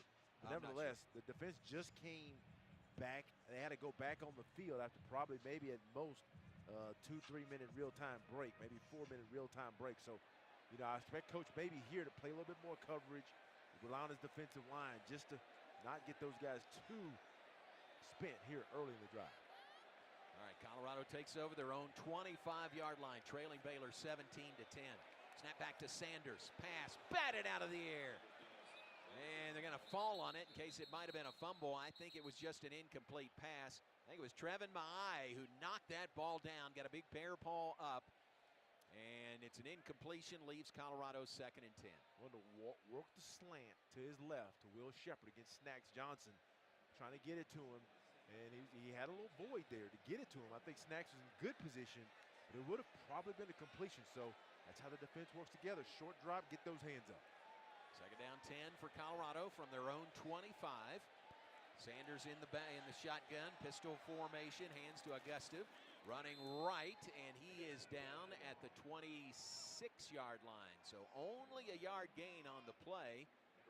Garmin Randolph gets up off the bottom of the pile, involved in that tackle. That leaves Colorado 3rd down and 9. You can tell with Pat Schumer, who's the offensive coordinator, longtime NFL guy, OC, been a head coach, and he's trying to, you know, get the ball out of Sanders' hands quick, run the ball to slow this Baylor front down. Now they have a 3-by-1 set here, 3rd and 9. Here's the play, snap back to Sanders, pressured, hit as he throws, passes short because of the pressure. And again, a little extracurricular activity at the end of that play. Need to back off, John. Baylor's 3rd down and 10. They convert. You just don't want to. You don't want to do anything. A lot of pushing in there. You can tell. I think really it is, John, is up front. Ricky, you tell me. I mean, Baylor's really winning at the line, and there's starting to be some frustration. And I think that Colorado offensive line. Yeah, I think you're right. In fact, look at Coach Aranda's about 20 yards out on the field. He was making sure those guys didn't talk because we were starting to talk a little noise there, and we just needed to get our tails off the field. It was 4th down. Good job, but you're right. This offensive line of Colorado is having a tough time with this Bears front, and if they continue that up throughout this game, it's going to be a long day for Sanders. Running attempt, pressure, kick is away. Josh Cameron takes it at the 30, and a counter punch to the 35, to the 40. Keeps his balance and finally down at the 47-yard line. Another nice return by Josh Cameron, who had a 54-yard punt return earlier. Boy, how about special teams tonight? 54-yard punt return, a 100-yard kickoff return for a score. It's helped the Bears to a 17-10 lead over Colorado. Well, now this is when Coach Spavital, you have positive territory. The ball's in positive territory. Colorado's shown that they want to play a lot of man. You know, I'm starting to look. I know you want to get that running game going, but 17-10, if they give me the right coverage, I'm going to take a shot. I don't see the right coverage right now. Baylor comes out in more of a tight end, 1-3 receiver set. From the 46, Sawyer Robertson takes the snap, turns, gives the ball to Dominic Richardson. Finds some running room on the left side. He's across midfield to the Colorado 48. That was a nice run. I mean, there wasn't a lot there, and he picked up 6 yards. He was patient. He gets the ball, and it really wasn't anything there. He was patient. Then Dominic came out the left side of the offense after the crease developed. Colorado showing run blitz pressure here, trying to 2nd and 4, trying to get him off the field. Little tempo for the Bears. Robertson to pass, incomplete. Intended for Hal Presley, who had not turned around. The Colorado defensive back nearly had an interception there. Well, that's on Sawyer there, John. He'll learn is that cornerback finally, he forces the inside release, which when this man, you typically want to force him outside. He forces the inside release. And right here, Sawyer has to read that he's inside running. Hal has to get his head around quicker because he wasn't looking, but he forces inside release. Sawyer needs to put that ball inside up the field instead of outside. Now, 3rd down and 4 here. Baylor comes out. This looks like it's going to be a run play. Colorado's going to blitz them here, and then we'll see what happens if they're not able to get it. The defensive back was DJ McKinney, the sophomore from Colleyville. Here's the play, 3rd down and 4. Run up the middle, slowed up, but the pile pushed forward. It's not quite going to be enough. But it's enough, John, I think, to really make Aranda make a decision. Yeah. They fell forward for about 2 yards. And I think you got about a 4th and 2, you think? It's a pretty good push. It is about 2. 4th down and 2. Baylor is 4 of 8 on 4th downs this year. And looks like they're going to go for it. They're going to bring in Bryson Washington, not Pendergrass here, which I thought maybe this is the Pendergrass run. But they're going to compress it in tight. And I look for an option here as the clock is running now. It's under 10. They're going to flex out, see what Colorado does. Here's the play, 4th down and 2. Robertson going to keep. He's got the 1st down. Oh, and more. Sawyer Robertson's going to take it for a touchdown. Oh, my, on 4th and 2. Sawyer Robertson, 46 yards for the Baylor touchdown. Well, Ricky, I mean, from your perspective, I mean, I thought they were going to probably run. They brought Bryson in. Then they spread everybody out. Now, Colorado still, I think, had enough in the box to deal with it. But Sawyer did a great job of making a couple guys miss. Well, he did. In fact, it was a poor tackle attempt by, I don't know if it was the linebacker or the safety. Sawyer did a good job of making him miss. Once he missed, Sawyer was gone. But I thought they were going to throw the ball clearly empty backfield, 4 wide receivers split, and then they run the quarterback draw. Great call, and I tell you, a really good run by Sawyer to break that tackle. And he showed a little bit of speed there, JJ, running away from everybody. Well, I think we saw it last year, John, is Sawyer, when he's healthy, he can run. I mean, he's not a quick twitch guy, but when he gets the speed, you're not going to really catch him unless you're probably a DB.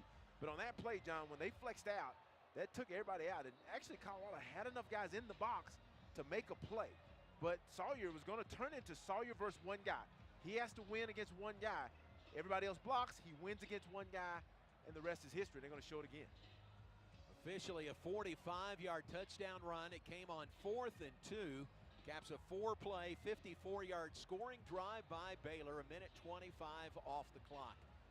What a play call there, number 1. How about Jake Spavital, the play caller on offense. And what a great job carrying out the play by Sawyer Robertson and everybody up front. Good speed, Ricky mentioned it. Good speed there by Sawyer Robertson. Yeah, no, it really is. But John, if you put a 13 in, good things happen. Number 13, there you go. Good things happen, you know what I mean? Love quarterbacks who wear number 13. There you go. Kick is, those kicks keep getting deeper and deeper. That one was about 5 yards out the back of the end zone. Baylor leads it 24-10 over Colorado. So many big plays here in this first half by the Bears to build the lead. Now, John, really, if you got to think about the defenses held on. They forced a field goal attempt as Colorado was driving and didn't let them score a touchdown. That's huge, even though they were giving up yards. And the only really one really solid drive that ended up in a score here. So the big thing, though, is here now is, you know, Baylor, the one thing you learn is how do we keep that energy level high? This is an opportunity. That front line is dominating. They need to continue. Colorado ball beginning at their own 25-yard line. Sanders takes the snap in the shotgun, turns, gives it off. Augusta runs it right up the middle, gets to the 29-yard line. So a 4-yard gain on the play. 4:08 and counting, second quarter. Baylor leading by 2 touchdowns on the road over the Buffs. Coach Aranda doing a good job of rotating inside, thin air. You want the guys to be preserved, moving those linemen in and out. Including Jaquez Evans, who's in there at a defensive end spot. Pressure on Sanders, throws back against his body, and it's incomplete and almost intercepted, but it hit the ground. DJ Coleman, sophomore out of Mesquite Horn, thought or tried to sell that he had an interception there. Well, DJ Coleman, Ricky doesn't know this is a national game. They got like 14 cameras here. So yeah, and I could see that one bounce from here. Right. I tell you what, guys, Sanders is getting a bit frustrated. He let that ball go really off balance, didn't set and throw. Keep putting the pressure on him as we are, and he'll continue to be frustrated. He's looking at 3rd down and 6 now from the 29-yard line for Colorado. Snap back to Sanders. Time in the pocket. Pass over the middle is incomplete. Boy, that pass was on the money, but LaJohntay Webster couldn't hold on to it. And that was Larando's Snacks Johnson there on pass defense. And just good, solid pass defense by Snacks. Yeah, Snacks did a good job, and you just want him to stay smart. He did a good job. He had help over top. He's the underneath technique because he does have help over the top. Gets that ball knocked away, and you don't want to do any demonstrative things over the receiver. That's an automatic penalty. Move on, and Baylor's going to force a punt here. 3 and out for Colorado after the Baylor touchdown. 3:39 on the clock, 2nd quarter. Punt is away. High booming punt. Josh Cameron calls for the fair catch here and gathers it in at the 25-yard line. The Bears have the ball back. They've got the lead on the road over Colorado here in the Big 12 Conference opener. 24-10, Baylor leading CU. Well, the momentum, Coach Aranda's team, they've come to play today, and they're really playing well. And really, it started by one of the things I thought. I mean, you have to put pressure on Sanders with your front. Nebraska did it, dominated them early in the game. Now, we still have a lot to go. Baylor's defensive line is winning, so now that's setting the tone. So now the Baylor offense, this is, John, when you probably want to see, can we run the ball and start trying to lean on these guys? Robertson, two high safeties. Gonna turn, hand it off to Richard Reese. One of his first carries, if not his first tonight. Slowed up and down with a 1-yard gain to the 26. So we've seen 3 of the 4 available backs for the Bears now. You know, that's the first time tonight, John. We saw that 2 high safeties from Colorado. That means they were playing coverage. Baylor probably had a chance to run that inside with Bryson because he was in at the same time as Reese. 2nd down and 9. Yeah, Reese was split out to the right side. Took that handoff coming in motion. 2nd down, 9 for the Bears from the 26. Robertson to pass near sideline off the fingertips, incomplete. Ashton Hawkins, the intended receiver for the Bears. Yeah, that's what we call, you took a slot, you got a slot. Really, it's not a slot seam. It's a slot slant go, out go. And Ricky looks like he had an opportunity. What did you see? Well, he didn't have an opportunity. He had a touchdown. That was one that he should have caught. You're exactly right about the route. Colorado got confused on that one. Nobody covered Ashton. He was going to the house with that. All he had to do was make the catch. You won't see him drop one like that often. Leaves the Bears 3rd down and 9 from their own 26. Hawkins in motion to the near side. Snap back to Robertson. Hit as he throws over the middle. In traffic, it's incomplete. Michael Trigg was the intended receiver. Colton Hood was there on pass defense.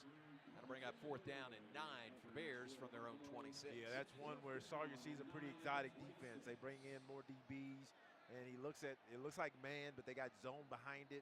He's trying to go to Trigg. They were going to bracket Trigg, but they had a robber look. They brought a safety down in that robber in that middle space. Just wasn't anything there. But, man, I tell you, you have usually one good play, a drive that you got to make, and that was when Ashton has to make that catch. Baylor punted away. Snap back from Garrison Grimes. Punt is away by Palmer Williams. Taking on a hop. And no room to run after taking it at the 22-yard line. LaJohntay Webster pulled down right there. So the Buffs have the ball back. 2:38 to play, 2nd quarter. Baylor 24, Colorado 10. This game was 10-10 early in this quarter. Then lightning struck twice for the Bears. A 100-yard kickoff return by Jamal Bell put the Bears up 17-10. And then a huge 4th down and 2 conversion, a 45-yard touchdown run by quarterback Sawyer Robertson. Well, like Coach, we get in the second half. Second quarter, 2:38 to go. Now he comes back with Garmin Randolph up front, Trevon up front, Jackie Marshall, his starting guys, saying, look, we need Steve Linton, I believe he's in there as well. We need to try to close this out, see if they get pressure. From the 22, snap back to Sanders, dumps it off underneath. That back has nowhere to run. He is down for a loss at the 21-yard line. That's Micah Welch, with the catch coming out of the backfield. Well, you know, really what starts happening, Sherman says, hey, look, we're having a hard time blocking them. They don't do a lot of screens, so let's get like quick underneath stuff. And then that's a quick underneath drag route. No blitz by Baylor. He throws and catches it, but then all of a sudden, Baylor's defender's right there on top. That was Keaton Thomas. Baylor's second leading tackler on the year, sixth leading tackler in the Big 12, who made that play out in the open field. Second down and 12.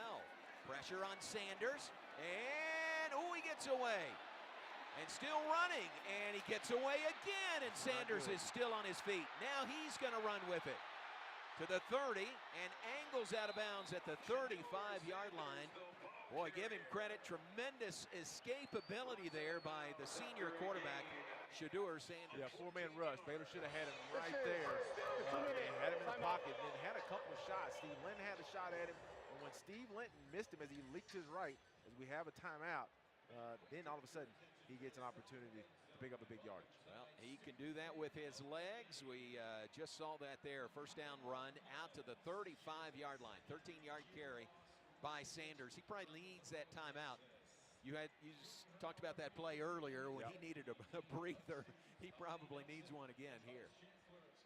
Timeout on the field. We'll keep it here. Minute 45 to play before halftime. 24-10. Baylor up on Colorado. Looking forward to, at halftime, we invite you to stay with us. We will visit with Baylor President Linda Livingstone. That'll be fun.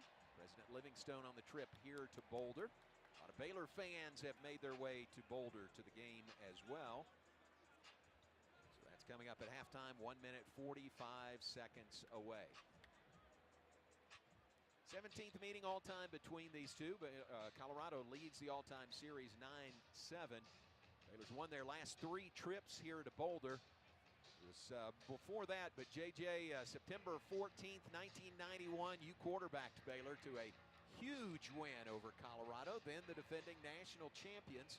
What a huge win that was for you guys right here. John, it was, and they were the defending national champions, I'm sorry, had won, I think, 15 straight at home. So we had a lot of good guys. I mean, Santana Dotson was on that team. Big Cat was on that team. We just had a lot of good guys, and we came up and won. I mean, it was a tight game. We had needed a blocked field goal late, and then we had a kick like a 40-something yard field goal to win it. But it was a great time. It's a great memory. So when I took some pictures today, I sent them to the guys. Did you? Said memory. Great. Yeah. So they got a kick out of that. Good memory. Yeah, good memories. Yeah, Colorado was driving. Would have, if they got a field goal, probably would have iced it. They were up 14-13 at that point over you guys. But Santana Dotson broke 3. Big Cat was there as well. Yeah. Chased down the ball. It bounced back all the way past midfield. 30 yards. Easy 30, 35 yards. It's crazy. It was. I can remember the double thud, the kick and the block, and how far it bounced back. And Brian Hand chased it down. You guys got in position for Jeff Ireland, hit the game-winning field goal. It was huge. Remember now here, John, as they get ready to line up, Colorado gets the ball after half. So this is a huge minute and 45 seconds for the Baylor defense. You've been winning up front. You got to keep winning up front, because if you give Shedeur some points here, he gets the ball again. All right, 1st and 10 from their own 35-yard line. As JJ said, a minute 45 on the clock before halftime. Sanders takes the snap, fakes the handoff, fires a dart over the middle, and it's incomplete. Just led his intended receiver a little bit too much. So it is 2nd and 10 from the 35. Yeah, I'm not sure. I think that was either Shedeur, thought Jimmy Horn Jr. was going to keep coming full speed. And Jimmy, I think, saw a safety and kind of throttled down just a little bit. And it was just a misconnection. But that's a good break for Baylor. Baylor's right now just showing we're going to rush 4, drop coverage. 2nd and 10 from the 35. Empty backfield. Sanders backpedaling. Now rolling to the left side. Still looking to throw. Flags down. Sanders hit out of bounds. Now there's a couple of flags there. He's all right. It looked like it. It's a really. The thing I wish I could give fans a picture of, John, who listens to the radio, is how narrow these sidelines are. They're kind of like Oklahoma State, and the players don't have far, between the stands and the get-back line, they call it. But Sanders, man, it was good coverage. I think we're going to have a hold here, John. It's right in the area of holding. I think Coach Rand's going to take him back. The question is, will this be 3rd and 10? Does he want to take it by 3rd and 11, I believe. or does he want to If you move decline back? the penalty. Holding. Right. Offense. Number 77. 10-yard penalty. Second down. Yeah, I think that's a smart call by Back Coach him up. Aranda. Back him up, yeah. The defensive line's playing well. You're putting pressure. They don't want to hold the ball. Sanders is getting to the point you can tell he's ready to get out of there. And you got these guys coming. You're like, you know what? He's already ran more in this first half probably than he did in the last game last week. So he's getting out of there. So now you just move him back, see if they can get the ball out of their hands quickly, play zone, make the tackle. Penalty was called on Jordan Seaton, the freshman left tackle for Colorado. Backs him up now 2nd and 20 from the 25-yard line. Snap back to Sanders, fires it over the middle. This is a catch. Sliding down at the 42-yard line is Jimmy Horn. So just like that, on 2nd and 20, they pick up 17 of those yards. Yeah, what happened, John, is we had two defensive backs. We had Matt Jones over to the left of the defense. We also had our nickel back to the left. Jimmy Horn got behind both of them because both of them went too wide. They left that gap right over the middle. 3rd down and 3. Here's the play, 3rd down and 3, minute 7 and counting. Pressure again. Sanders ducks away from it. Still on his feet. He'll throw the ball upfield, and it's a big catch at the 40-yard line and down at the 35. He gets up and will run it in. Oh, that may be a touchdown for Colorado. He never went down, did he? No, I think they're going to review it. But, John, Sanders, once again, Baylor got really quick pressure on him. But Sanders gets away. Linton couldn't get him. Then Baylor loses contain. And I don't think his knees ever got down. It was a good hit by the Baylor defensive back. And then he just lays on it, gets up, runs it in. And Colorado gets a huge break with 50 seconds to go in the half. And I just talked about that. The ruling on the field is a touchdown. The previous play is under further review. They're going to review this, but that's one of the things I talked about. Is like, you got to close that half because Colorado gets the ball coming out of halftime, and you had a 2-touchdown lead. Now, potentially is going to be 1 touchdown.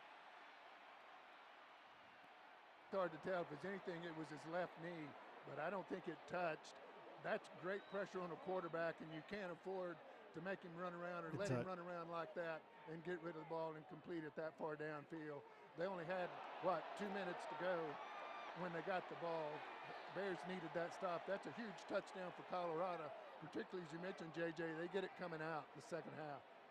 Yeah, I don't know if there's enough evidence. A lot of the fans are making noise.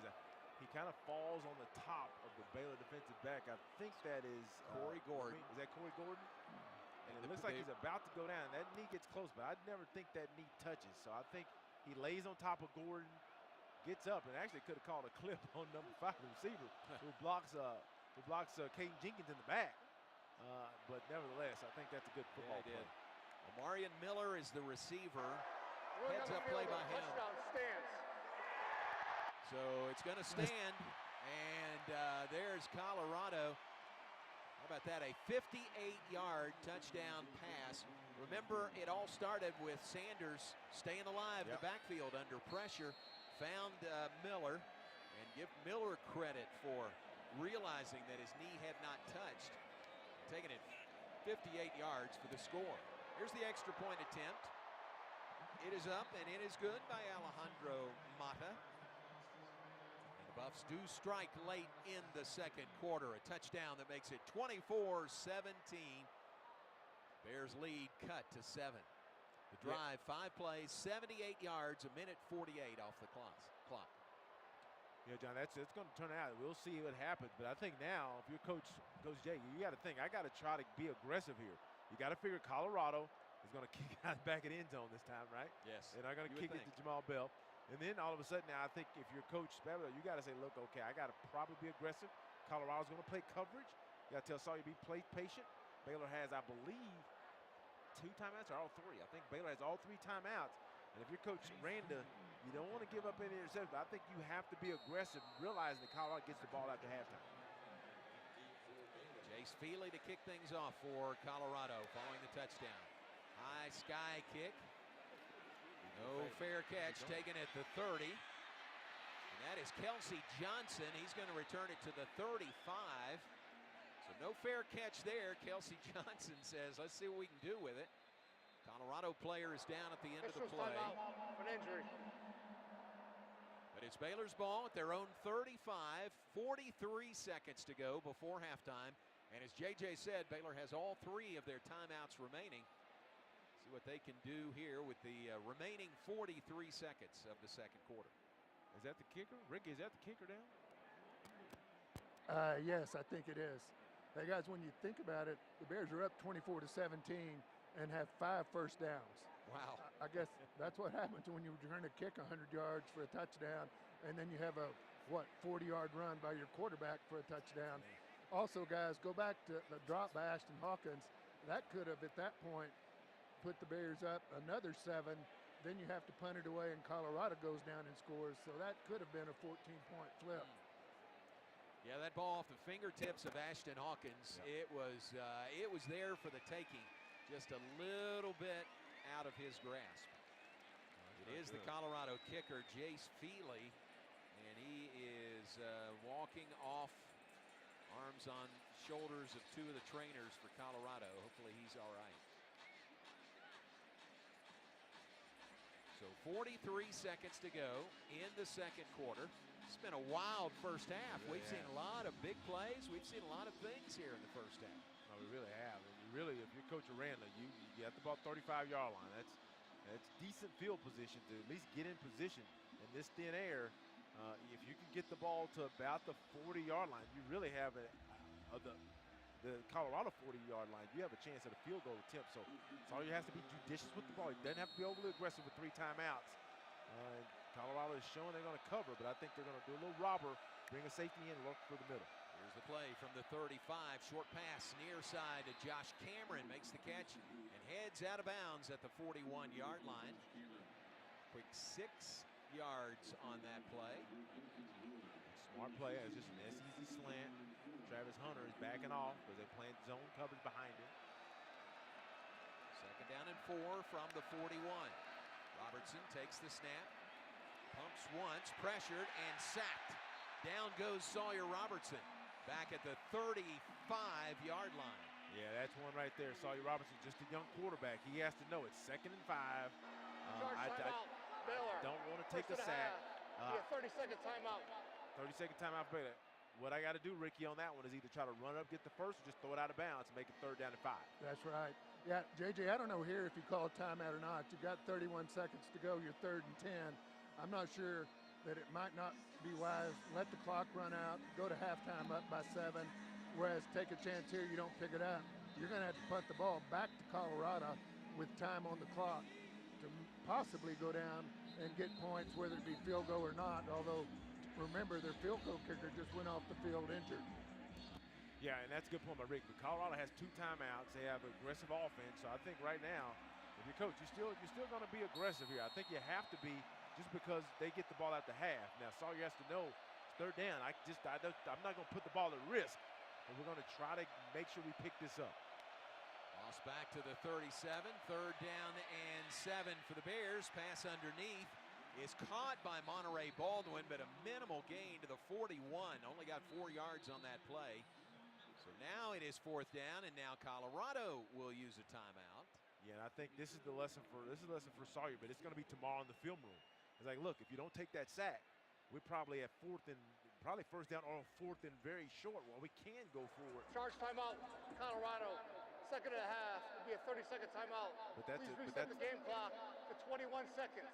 0, 2, 1. All right, but that's just it's just 20. I mean, so that's a play that he'll learn from. Now I think here, John, I got to think Coach Aranda has to punt this away. You don't give them the ball back potentially on their side of the field with that quarterback and those receivers. I would agree with that. And Palmer Williams trots out there. Looks like the Bears will punt it away. Leading 24-17. 21 seconds to go before halftime. Please reset the game clock to 25 seconds. 0, 2, 5. Put more time on the clock. 25, thank you. It was 16, and they put it to 21, now to 25. Don't put a minute up there.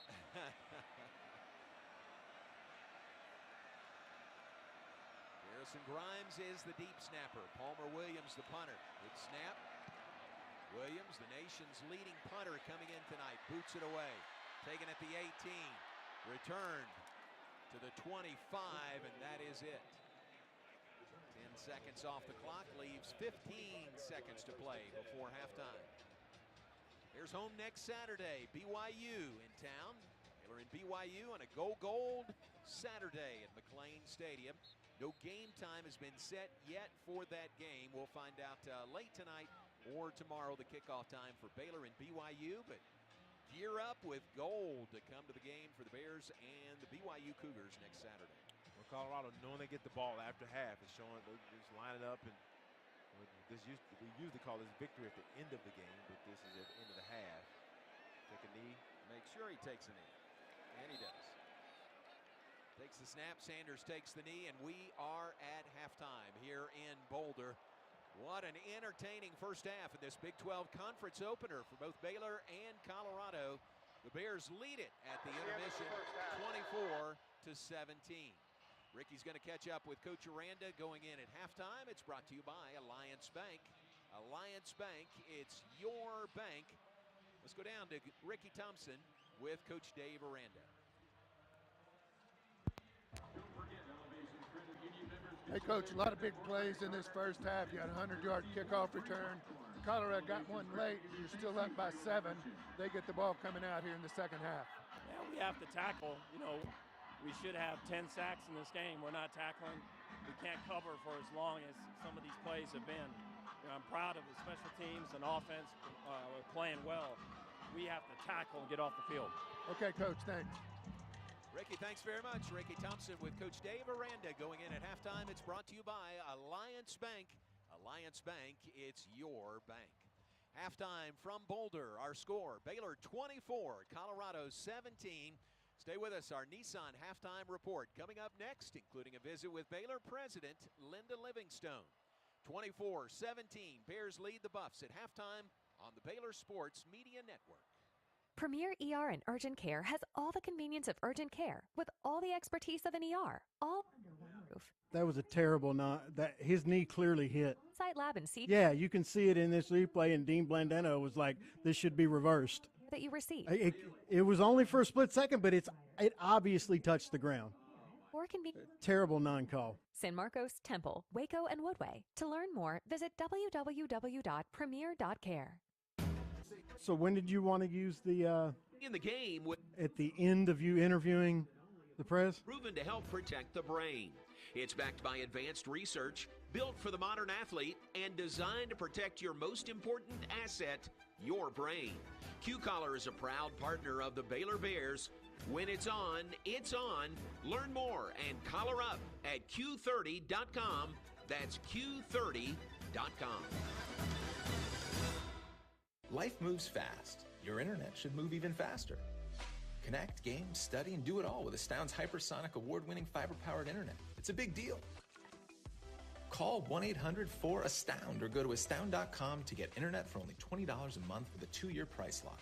Plus, get a $100 Amazon gift card and add 5G unlimited mobile free for 12 months. Because reliable internet and better mobile is a big deal. Go to astound.com today. Restrictions apply. See astound.com for details. TFNB Your Bank for Life is the official local bank of Baylor Athletics. Find out why more Central Texas are making TFNB their bank for life. Sign up for our Edge checking and savings accounts to earn interest or cash back. With 5 convenient locations and an award-winning mobile app, banking has never been easier. TFNB Your Bank for Life. Member FDIC.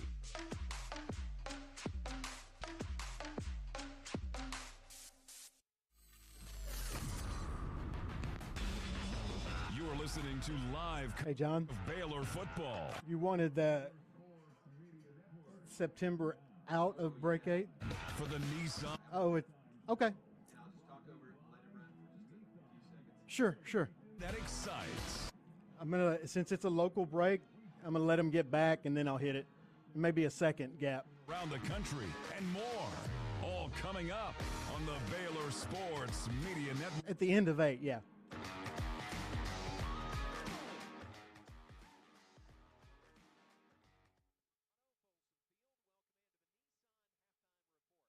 By Nissan, innovation that excites.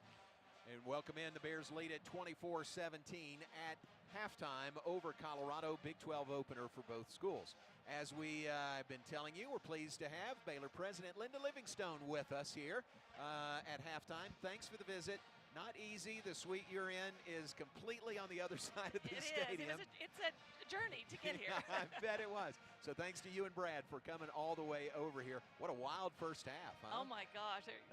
Almost everything you could see happened in that half. My heart's still just trying to settle down after that last few plays of that quarter. So. And the Bears have the lead, so a really, really good first half. What about Colorado? New to the Big 12, new back to the Big 12. Right. I like it. I'm glad they're back. Well, we're thrilled to have them back in the conference. Of course, Brad and I played at Oklahoma State when it was the Big 8, and Colorado was part of the conference then, and we hated it when they left, so we're excited to have them back. They're excited to be back in the conference. I went by to see their chancellor and president and stopped by their athletic director, and they're thrilled and couldn't be happier to have rejoined the conference. Yeah, it's fun. Big game here, big crowd for their homecoming, so that makes it really fun with this atmosphere tonight. Yeah, it's a great football atmosphere here, and you got the beautiful mountains in the background, and the rain is mostly holding off, so so far so good, and when you're ahead at half, you got to be happy. That's true. Back in Waco, this a big week ahead with the formal dedication of Foster Pavilion and the Fudge Football Development Center this week. Well, we're really excited about that. Those are two amazing facilities. Honestly, I can't imagine that there's a better football development center in the country. It's fabulous. We're so grateful to the Fudges for that. And then, of course, they finished out the development center. Of course, we were in the pavilion last year, but the development center is spectacular. So, again, it's going to be, I have to believe, one of the best basketball venues in the country and to support our student athletes. So, I can't say enough about our donors and friends that walk beside us to help us create those amazing facilities that allow our student athletes to compete with the best in the country on the field and the court. Yeah, very much. Really something to be proud of, all those facilities. And these days you have to keep moving forward, don't you? Well, the world of athletics changes every single day, and you've got to be on top of it. You've got to keep improving, keep thinking about how we're going to support our student athletes better, both on the court or the field as well as in the classroom and just around the complicated lives they live now. And I can't say enough about Mac Rhodes and his team and the way that they're really leaning into this new world we're in and trying to figure out how to do it in a way that allows us to be competitive but continues to focus on the holistic experience we want our student athletes to have, because we want them not just to do great as athletes, we want them to do well academically, spiritually, and grow into amazing young people that are going to contribute in the world. Yeah, well said. Amen to that. You wear a number of hats. One is as the chairwoman for the NCAA Board of Governors. What an interesting time to be in that position. Well, it's been quite a ride there, and of course one of the first things I did was helped hire Charlie Baker, the new president of the NCAA. He's been fabulous. And then of course we've been navigating all of the changes with NIL, transfer portal, and of course the House case that we're working on trying to get settled. And so just a lot of tumult and change, and we really need some predictability, and that's certainly why we're leaning in to try to settle a House case, because that'll help us know what the playing field looks like going forward. And once we know that, it will really help us all plan better. And I know we're all trying to do that, but right now you don't know exactly what it's going to look like in the years ahead. So great people working on it, and we're confident we'll get to a good place. Great. Final thought, I've seen the billboards, I've got some emails about Baylor ND. Tell us about that. Well, we were real excited that we launched our new strategic plan this fall. It was approved by our regents back in May. In May, our regents also updated our motto. It's now Pro Ecclesia, Pro Texana, Pro Mundo. So we added the world for the church, for Texas, for the world. So the strategic plan really leans into how we, as a Christian research university, engage in activities, in deeds that are going to have an impact in the world. It's based on the same scripture our last strategic plan was, Matthew 5:14 through 16. We want to let our light shine before others that they may see our good deeds and glorify our Father in heaven. And that's where the name of the plan came from, and that's really what we want to do as part of that plan in the years ahead. Oh, I love it. Something we can all get behind. Terrific. Thank you again for coming to visit with us, you and Brad, the first gent, and not easy to come all the way to the other side of the stadium. We're happy to do it, and we're looking forward to a great second half and bringing a win back to Waco. I'm up with you on that one. Thanks very much. My pleasure. President Linda Livingstone with us. A real pleasure to have her on at halftime. Bears lead at the half, 24-17 over Colorado. We'll continue with our Nissan halftime report on this 21st day of September. Do that when we come back on the Baylor Sports Media Network. Premier ER and Urgent Care has all the convenience of urgent care with all the expertise of an ER, all under one roof. At every visit, be seen by ER-trained staff with on-site lab and CT, X-ray, ultrasound, and EKG. Here, you pay for the appropriate level of care that you receive, and we are in network with most major insurance providers. Premier ER and Urgent Care has 4 convenient locations serving Texas: San Marcos, Temple, Waco, and Woodway. To learn more, visit www.premier.care. Are you ready for the action-packed experience Okay. of volleyball? Come watch the Bears I'll play September as soon as the halftime close ends. 12 conference championship to Waco. Secure your seats at BaylorBears.com/tickets and come be a part of the action courtside. Youth teams can also sign up to be Anthem Buddies and join the team on the court before first serve by emailing fan_engagement@Baylor.edu. We'll see you at the Farrell Center and Sic 'em Bears. Everything we do for you.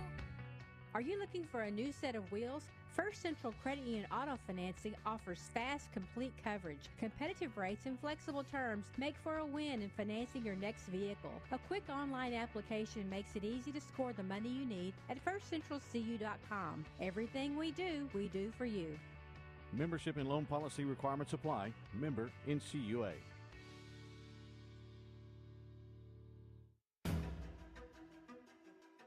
Stay in the game with Q-Collar, the world's first and only equipment proven to help protect the brain.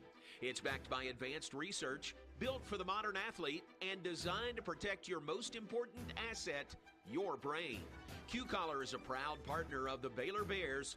When it's on, it's on. Learn more and collar up at Q30.com. That's You there, JJ? Q30.com. Okay. You're to Baylor football. Baylor football on the Baylor Sports Media Network. Okay, bud, go.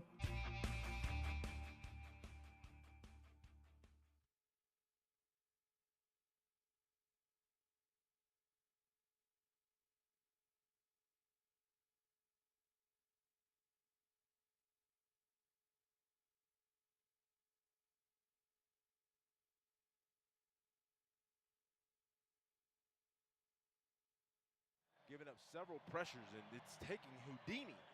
Shedeur Sanders he's been the Houdini in the first half to make sure that they stay within striking distance. A quick look at the first half stats. Baylor 173 yards of total offense, and we have to remember, you say, how did you get to 24 points with 173 yards of offense?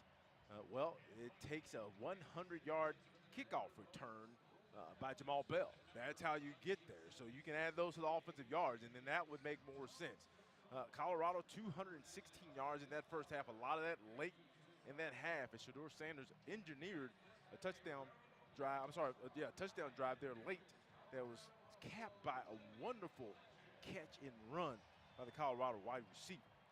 Sawyer Robertson starts the game as I anticipated, but it was good to see him out there. 8 of 12 for 103 yards and a score.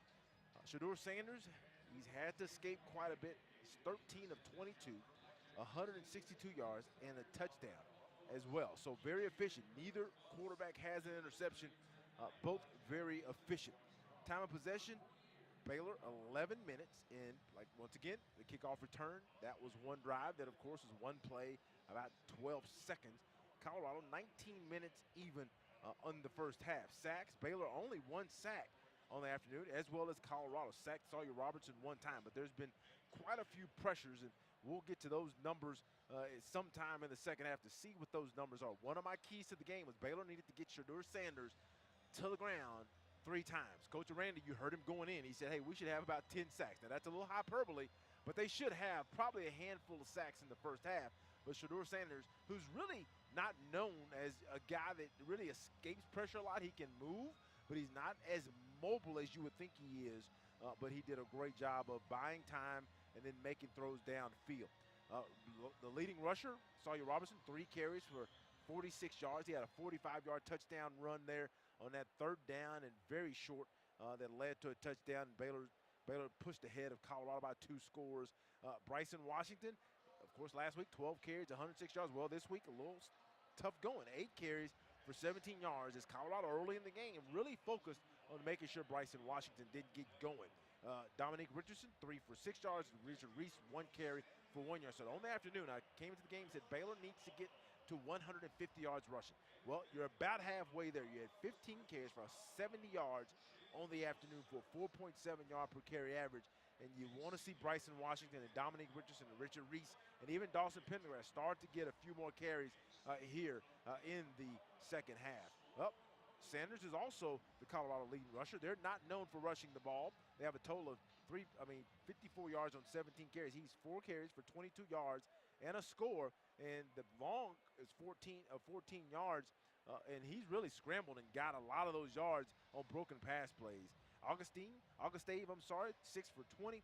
And then Micah Welch, 6 for 13 on the afternoon. Third down conversions, Baylor 2 of 8, only 2 of 8. So that's the number Baylor has to get better at to be able to come on the road and beat a really dynamic offensive football team.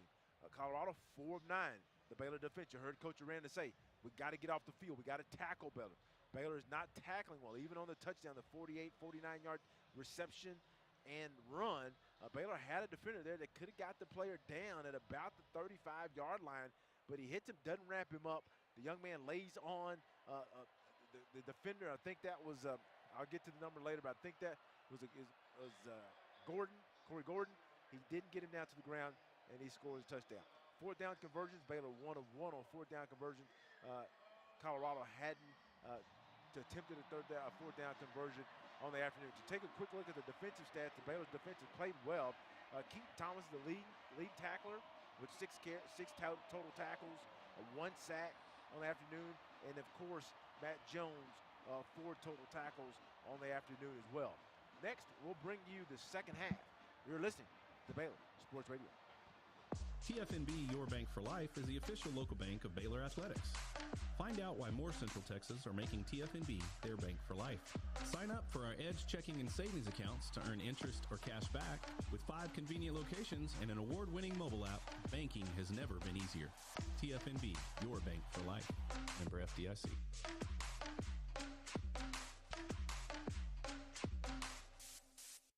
It's Ram Power Days at Allen Samuels in Waco. Get the 2025 Ram 1500 Laramie Crew Cab with an incredible $15,000 off MSRP. Okay. Giveaway in a 2024 Ram 2500 Tradesman Crew Cab with $10,000 off MSRP. A great selection with over 350 new to choose from. But hurry, these deals won't last long. Hurry into Allen Samuels in Waco today. First responders get an extra $500 off. Come by. Let's be friends.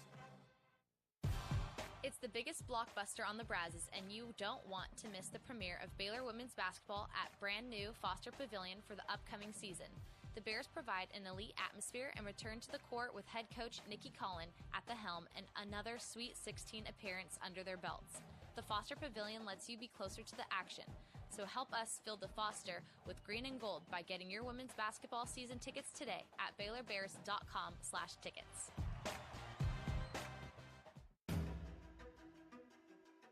Stay in the game with Q-Collar, the world's first and only equipment proven to help protect the brain. It's backed by advanced research, built for the modern athlete, and designed to protect your most important asset, your brain. Q-Collar is a proud partner of the Baylor Bears. When it's on, it's on. Learn more and collar up at Q30.com. That's Q30.com.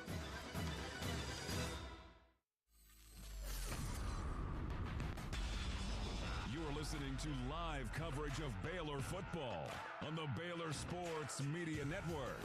Brought to you by Nissan.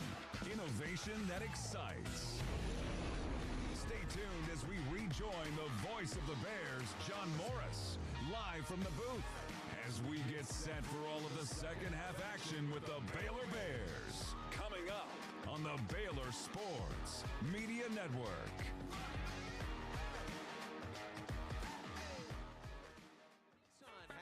Report brought to you by Nissan. Innovation that excites. Hope I'm playing in September. Hold on.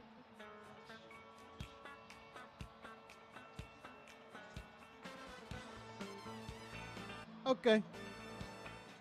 There you go. That's nice on the 21st of September as we wrap up the Nissan halftime report. Brought to you by Nissan. Innovation that excites.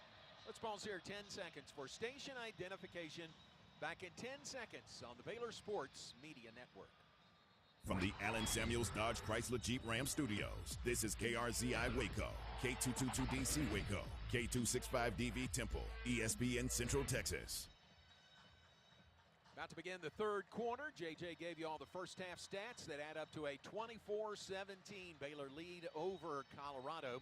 Buffs will get the ball first to begin the second half. They won the toss at the start of the game and deferred to the second half.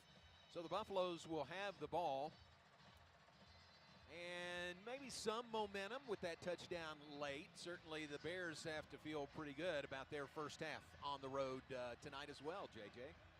Yeah, John, they will. I mean, I think, Shedeur Sanders, you can tell he's getting frustrated, but, I mean, he got him back into the game by extending plays, making guys miss. And I know Coach Aranda was a little bit irritated. That's probably why they stayed in. They stayed in actually a little bit longer than you normally would. They want you to get back out and warm up. But he's like, we got to get the guy to the ground. We're getting there with pressure, but we're not getting him to the ground. And he's not known as a slippery guy, and that's the thing about it. So right here in this first half, I mean, this first drive, you figure Baylor's strategy will be Coach Aranda will keep bringing forward, won't blitz, so he doesn't let those receivers loose. And the emphasis is on corralling him and getting Sanders to the ground. So Baylor will kick it off from left to right. Buffaloes will get the ball first to begin this third quarter. Baylor leading by 7, 24-17. Ricky made the point, only 5 first downs by Baylor in the first half, but they've got 24 points and they lead the game. Here's the kick, and it is way out the back of the end zone by Jack Stone. Colorado on the touchback will begin at the 25.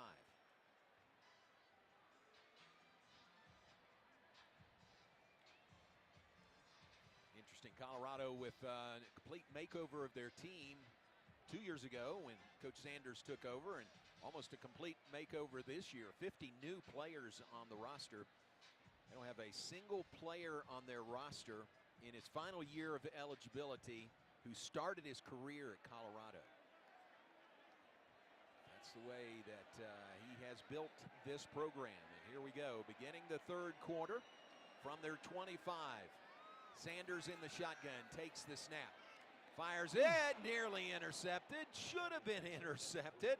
It was intended for LaJonte Wester, and it just bounced off the arms of Devin Bobby, incomplete.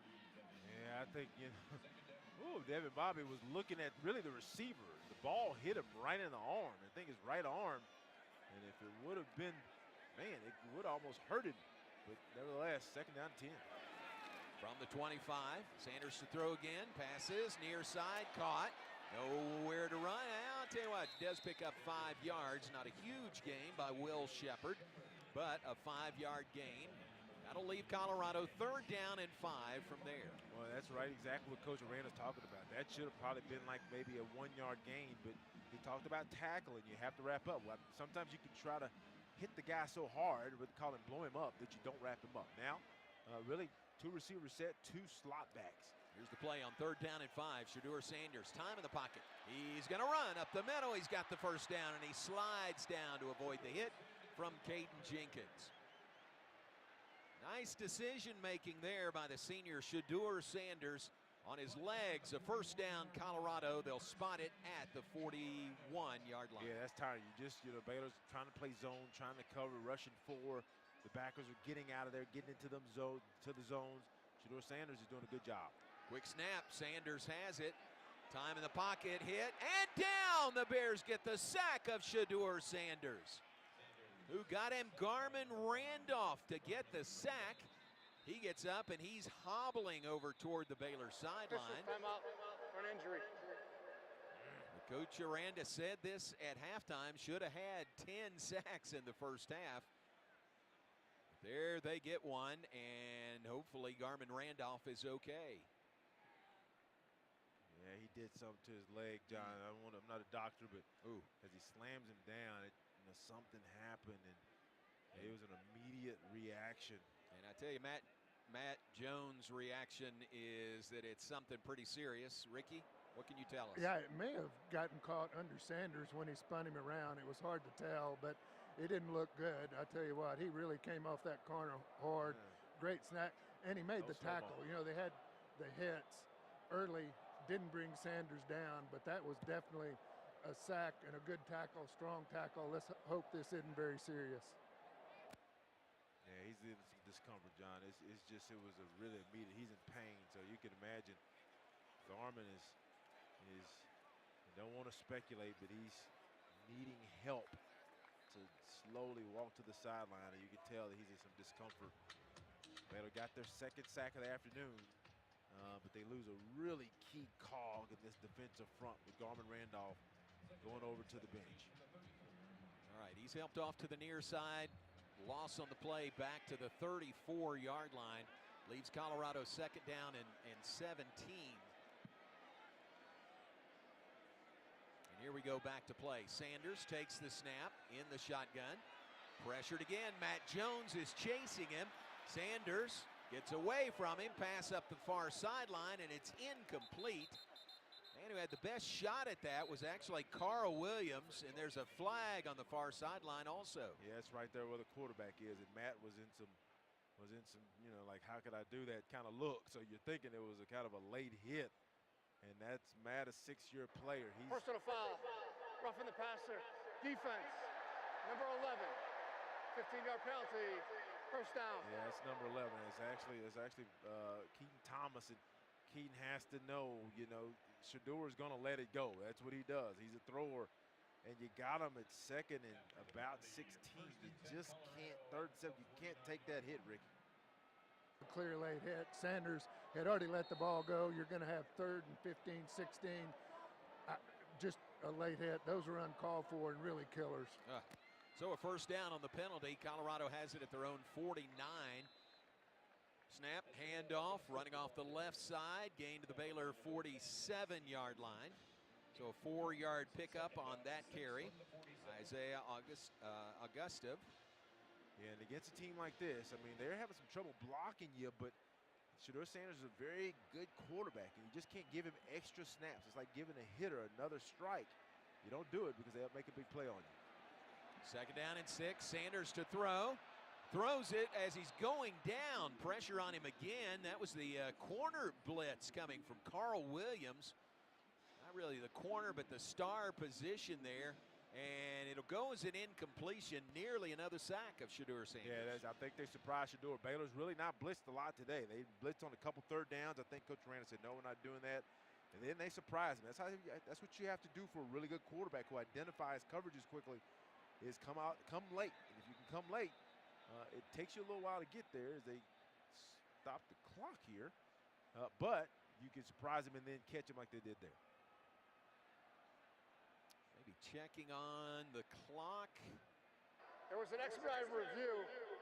The quarterback was down at the 47-yard line. Oh. Third down. Oh, wow. Oh, okay. He so was that's a down. sack. So that's the third sack to this half, John. One on this drive. Garmin Randolph got one, and unfortunately, he is now going into the locker room. He's at least walking a little better, not being able to play better, but at least walking better. But he's going into the locker room, and now Baylor has Colorado third down and 12 after that sack. How about that? Hope that big man, Garmin Randolph, is okay. So a sack, and it is third down and 12 from the 47 for Colorado. Snap back to Sanders. Pressured again. He's running. He's going to run away with it. Flag is down. A lot of running room. Sanders does not slide, and he's tripped up in the secondary by Devin Bobby. See if this one isn't coming back, though. Maybe the flag in the area of offensive holding.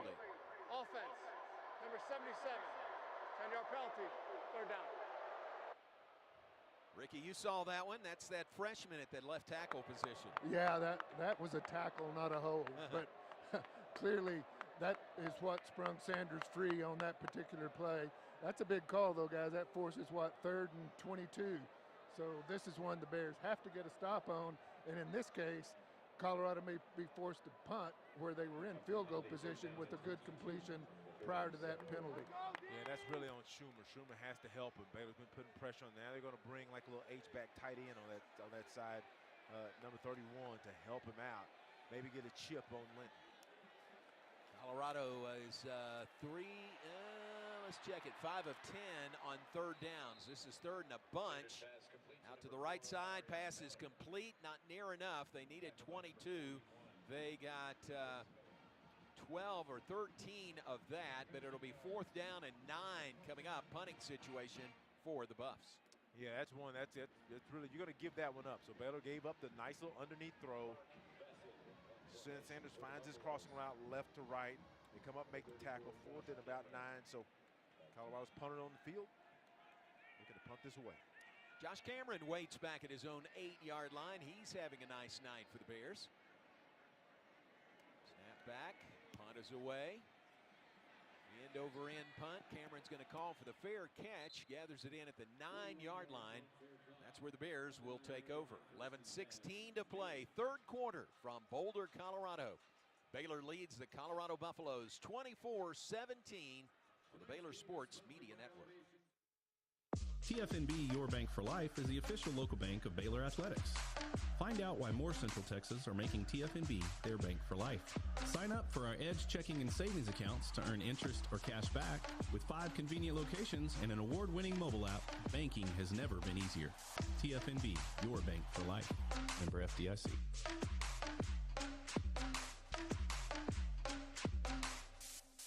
Premier ER and Urgent Care has all the convenience of urgent care with all the expertise of an ER, all under one roof. At every visit, be seen by ER-trained staff with on-site lab and CT, X-ray, ultrasound, and EKG. Here, you pay for the appropriate level of care that you receive, and we are in-network with most major insurance providers. Premier ER and Urgent Care has 4 convenient locations serving Texas: San Marcos, Temple, Waco, and Woodway. To learn more, visit www.premier.care. This is David Wetzel, Executive Director of the Baylor Bee Association, inviting you to our 2024 Baylor Athletics Hall of Fame induction banquet November the 1st at the Hurd Welcome Center. We have another outstanding class of inductees this year, including Brittany Griner and Odyssey Sims from women's basketball, Ronnie Allen from track and field, Whitney Cannon-Rickenstein from Baylor softball, Mark Cochran from football, Michael Griffin from baseball, Nina Cesar-Bajovic from women's tennis, and Epe Udo from men's basketball. We'll also honor the back-to-back Big 12 Championship 2013 and 2014 football teams. The induction banquet is Friday, November 1st at 6:30 p.m. in the Hurd Welcome Center Grand Ballroom. Tickets and table sponsorships are available by going to BaylorBears.com/HOF. That's BaylorBears.com/HOF. Hope you can join us November 1st for the Baylor Athletics Hall of Fame induction banquet. Sic 'em Bears. You're listening to Baylor Football on the Baylor Sports Media Network. Presented by HEB. HEB, here everything's better. Also brought to you by Pizza Hut. Pizza Hut and Baylor have partnered to bring you the Book It Bear program. We're rewarding students with a free personal pan pizza for reaching individual reading goals. Learn more at bookitprogram.com and read like a bear with Pizza Hut. Bears ball following the Colorado punt. Bears will take over at their own 9-yard line, leading 24-7 over Colorado. Bears traveling left to right, wearing all white on the road here in Boulder tonight. Buffs with that classic gold pants, black jersey, gold helmet look this evening. Here's the play. Sawyer Robertson takes the snap in the shotgun, rolls right, passes upfield, nearly intercepted. Monterey Baldwin, the intended receiver. Ball was knocked away by Preston Hodge, the senior from Waxahachie. Yeah, Monterey came from left to right in motion. He's in the slot to the left, and he comes, and he's really just going to run a speed out, but never really pushes that defender up the field. It squats on him, and Sawyer had nowhere to put it. 2nd and 10. From the 9-yard line, Baldwin in motion, handoff up the middle, looking for room. Got a little bit out to the 12-yard line is Dominique Richardson. On a 3-yard gain, it'll be 3rd down and 7 coming up for the Bears. Yeah, Colorado's kind of stiffened up on Baylor, and really, they're daring you. They're playing a lot of man, single high, and Baylor has to convert. Complete those at a high rate. Now, Colorado's going to play a little zone coverage with some man underneath. Here's the play, 3rd down and 7 for Baylor. Robertson in the shotgun. Dominic Richardson off his right shoulder. 3 receivers right, 1 to the left side. 3rd down play. Robertson takes the snap, looks right. Now going to run for it. He's got enough for the first down and more as he slides down at the 30-yard line. Sawyer Robertson showed his speed earlier tonight with a 45-yard touchdown run. Shows it there as well, and gets a big Baylor first down. Yeah, smart read. I mean, Sawyer's 1, 2, boom, he goes. He's decisive, and that's what you want from a young quarterback. Out to the 28-yard line, quick snap. Dumps it off underneath for Monterey Baldwin, and a defensive back running right with him makes the tackle for a loss. Well, that guy chasing is probably about the only guy that probably, I'm not going to say track him down, but they can stay with him. That's Travis Hunter. He was tracking Monterey right to left, and Monterey took just a nice little underneath, behind the line of scrimmage pass. There's a flag down on the play It also. Is a flag. Didn't see that. There's a flag down. Thank you, Bobby. They're huddling about it. And Travis tracks him. And Travis Hunter, the Big 12 Defensive Player of the Week from last week. His play in the game against Colorado State. 5 tackles, 1 pass breakup, 1 interception. And that was just on defense. Legal substitution. Defense. The 12th player did not get off the field prior to the snap. 5-yard penalty. First down. Oh, that's a big one, John. So that play, that would have been a loss of about 3 yards. Exactly. That's huge. So that's kind of a tempo plus for Baylor. By running tempo, the Colorado player subbing didn't get off the field in time. Wow, that's a big difference. Now it's 1st and 5 at the 33 for the Bears. See if Baylor decides to run it here, take a shot. Trigg in motion, handoff. Dominic Richardson off left tackle. He's out to the 40. That's enough for a Baylor first down. Yeah, nice run, nice blocking up front. I like Dominic Richardson. This is probably why he's playing a little bit more tonight. We've seen Bryson a little. I don't think, Ricky, we have a situation with any kind of being nicked up, but Dominic has been really patient, and that's what you need against a lot of run blitzes. First down Bears at their own 40-yard line. Third quarter, Bears leading by 7. Airs it out, left sideline, incomplete. Intended for Monterey Baldwin, overshot him there. Again, hard to overthrow Monterey Baldwin with that speed. We saw one of the best catches you will ever see earlier tonight by Monterey. You know, they got Diving touchdown. Well, I'm sorry about that, John. They got it matched up against the nickelback Preston Hodges. Exactly what you want. Slot, fade is all that is. And so you just have to put a little bit more air on it. Just a little bit more air. Let Monterey go get it. 2nd and 10, 3 receivers near side. Handoff, Dominic Richardson. Patient again, finds some space, darts through it, and he's out to the 47-yard line. That was a nice run again by the senior, Dominic Richardson. And like I say, the one difference sometimes when you got a guy with Bryson Watts with immense talent, sometimes they like to rush it just a little bit. In this game, when they did have a lot of bodies that they put at the line at the last minute, you got to be patient. 3rd and 3 here now. Baylor's lined up with Kelsey Johnson like an H-back position. Zone read. Handoff Dominic Richardson. Pushing forward. It's going to be close. It'll depend on the spot. Right or left foot. It depends if it's a right or left foot spot. And the female ref there, not to short. She said bring the sticks, though, John. I mean, Ricky, she said move the sticks, and she has it at the 50-yard line. Marking it as a first down. The official does, yeah. So, what were you saying about the female official? Well, I didn't want to just point out the gender. But it was kind of obvious there. But she came in with the left foot spot. That's what you want when you're going that direction. Woo. They needed the 50. The ball is, the nose of the ball is just across the 50. First down Bears on the carry by Dominic Richardson.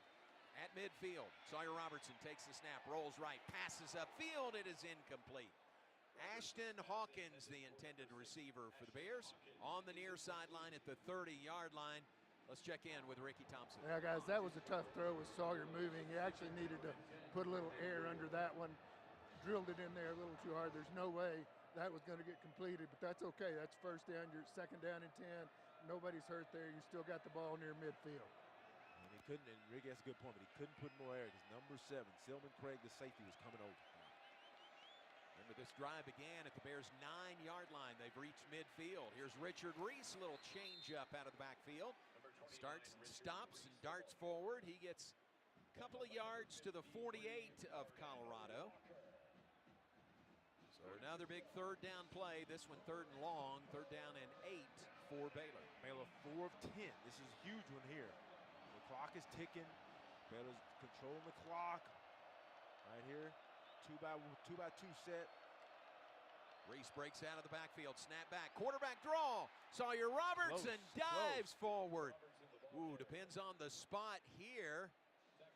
This one will be just short at the 40 or just outside the 40-yard line. I think he'd go for it. Now, I think his knee did come down, but he really dove. Right. I'd like for Coach to be patient here and see if it's worth reviewing this play. I saw his quarterback draw, and he reaches, but I think his knee came down. So it's going to be 4th and, let's say, John, inside of a yard. Yep. That's exactly right. Ball just outside the 40. They need the 40. Sawyer trying to keep. Oh, he's not going to get there. Great penetration that time by Colorado's defensive front. 4th and less than a yard. The Bears not able to convert. And the ball goes over to the Buffaloes at their own 40-yard line. Actually, the 42 is where they make the tackle. So that drive for the Bears that began at the 9 stalls out at the Colorado 40. Timeout on the field. 6:44 to play in the third quarter. Our score, Baylor 24, Colorado 17. We'll be right back on the Baylor Sports Media Network. At H-E-B, we know that game day is about more than the game itself. The taste of victory is unparalleled, but so is the taste of H-E-B jalapeno poppers hot off the grill. Seeing the best players in their prime is truly something to behold. So is an H-E-B Prime 1 burger that you grilled to perfection. For low prices on all the things that make game day great and delicious, visit H-E-B, your official game day headquarters, or use the My H-E-B app to start prepping for game day right away. Come see why Green Eye Associates is voted best in Waco year after year. Enjoy exceptional service and care from Dr. Leanne Green alongside her dedicated optometrist and staff. Receive trustworthy insights on your eye health. Enjoy the impressive variety of contacts and eyewear and work with the most experienced optical team in Waco. Don't miss the new state-of-the-art dry eye therapies that rejuvenate the eyes and face with safe, non-invasive treatments to restore comfort and quality of life. Green Eye Associates, official optometrist of Baylor Athletics. First Central Credit Union invites you to join our team. Game strategy, earn 5% APY on your money. Enjoy ATM fee refunds and the ability to make deposits 24/7 at our ATMs. You can earn interest and have access to your money. Suit up in a free new member t-shirt. Join our team today at firstcentralcu.com. Everything we do for you. Sick 'em, Bears. Eligibility and qualifications apply. APY annual percentage yield. Member NCUA. Stay in the game with Q-Collar, the world's first and only equipment proven to help protect the brain. It's backed by advanced research, built for the modern athlete, and designed to protect your most important asset, your brain. Q-Collar is a proud partner of the Baylor Bears. When it's on, it's on. Learn more and collar up at Q30.com. That's Q30.com. You're listening to Baylor Football on the Baylor Sports Media Network.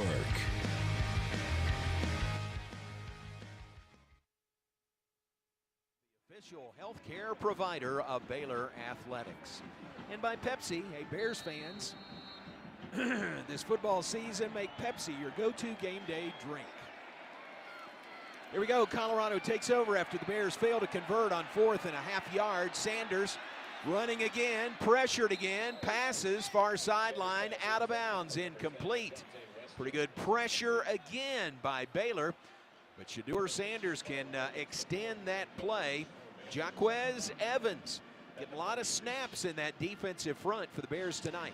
Yeah, just a nice little cowboy stunt. I mean, Jaquez Evans was at the end. He's actually on the end on the right side, and he loops all the way to the middle. That's like a little cowboy, a lasso stunt, and really flushes Shedeur Sanders out. Second down 10 from their own 42 for the Buffaloes. Two receivers left, one to the right side. Sanders fakes the handoff, passes right through a lot of arms of hard-charging Baylor defenders, and it's incomplete. Travis Hunter was the intended receiver. Even if he caught that ball, JJ, it wouldn't have been but about a yard or two gain. Yeah, I think, even Hunter's getting, he's getting frustrated. He's had 100 yards in every game. He's been able to put up stats. Baylor's playing cloud coverage on the top of him, and he's just getting frustrated. And I think Shedeur is starting to feel the effects of just so much pressure, too. So he's not as accurate as you normally see him. 3rd and 10, two by one set. They're going to put some help on Kyler Jordan to the left to help their young tackle. From their own 42, 3rd down and 10. Sanders up the middle, sees an opening that closes as Steve Linton makes the tackle at the 44-yard line. That was one of those where Sanders thought he had room to run, and he did, but it was not much. Only a 2-yard gain, and the Buffs now will apparently punt it away on 4th down and 8. Well, I'll tell you, boy, Travis Hunter was having a hissy fit over on the sideline. I mean, he wasn't open, but he's just getting frustrated because he's not getting any looks on offense, getting just a tiny bit of action on defense, and he's frustrated because Baylor's found a way to kind of minimize him, at least through the first 2.5 quarters. Mark Bassett, the punter, boots it away from Josh Cameron. Ooh, that's going to roll into the end zone. Baylor gets a break there.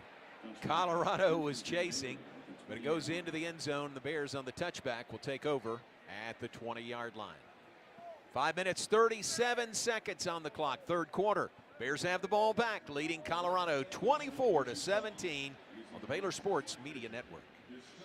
Hey Baylor fans, group experiences are back for the 2024 football season. Fans can purchase exclusive experiences online and on the Baylor Sports app. Baylor football experiences include on-field photos, sideline access during warm-ups, tunnel access during the team run-out, an in-game radio booth experience with the voice of the Bears, a birthday bash, and so much more. There is limited availability, so purchase your experience today at BaylorBears.com/group experiences or the Baylor Sports app to lock in your one-of-a-kind game day experience today. Life moves fast. Your internet should move even faster.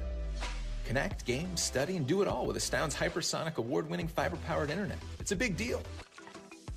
Call 1-800-4ASTOUND or go to astound.com to get internet for only $20 a month with a 2-year price lock. Plus, get a $100 Amazon gift card and add 5G unlimited mobile free for 12 months. Because reliable internet and better mobile is a big deal. Go to astound.com today. Restrictions apply. See astound.com for details.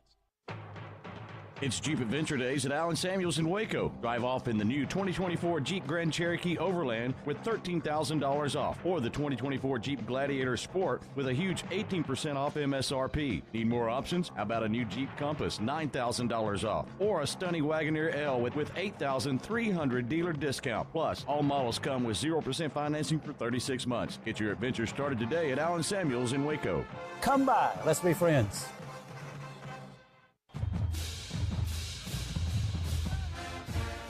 Looking to connect with Baylor alums in your area? Baylor alumni can help. Looking to host a watch party in your city? Baylor alumni can get you started. Want to step out in your community and serve with other alums? Baylor alumni is your connection with the university and each other. Let's get started. Learn how at baylor.edu/alumni.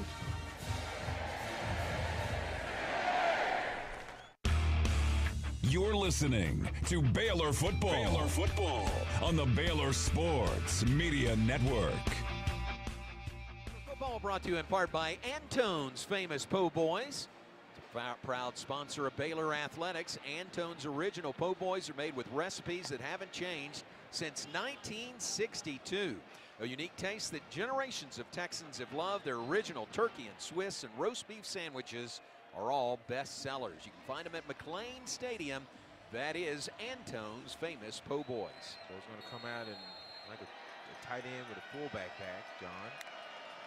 Here's the play from the 20, handoff. That is Dawson Pendergrass, his first carry tonight, and he burst free to the 27-yard line. That's a nice about 6-yard gain, 7-yard gain. And Baylor's doing a little tempo.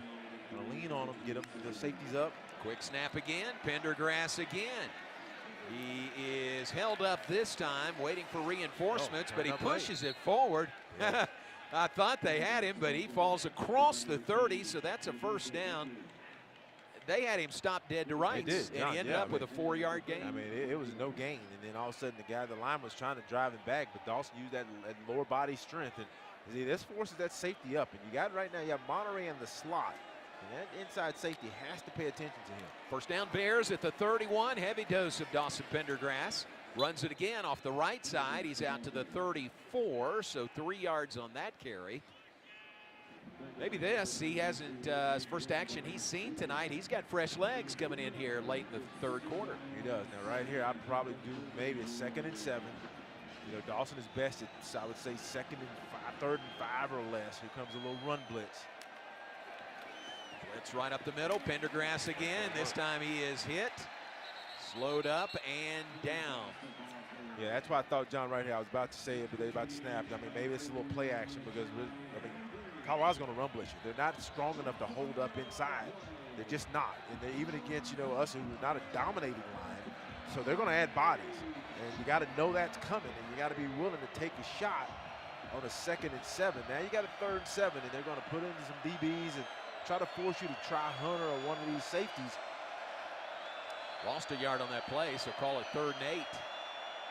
Sawyer Robertson in the shotgun, takes the snap, passes left sideline, incomplete. He overshot Michael Trigg over there.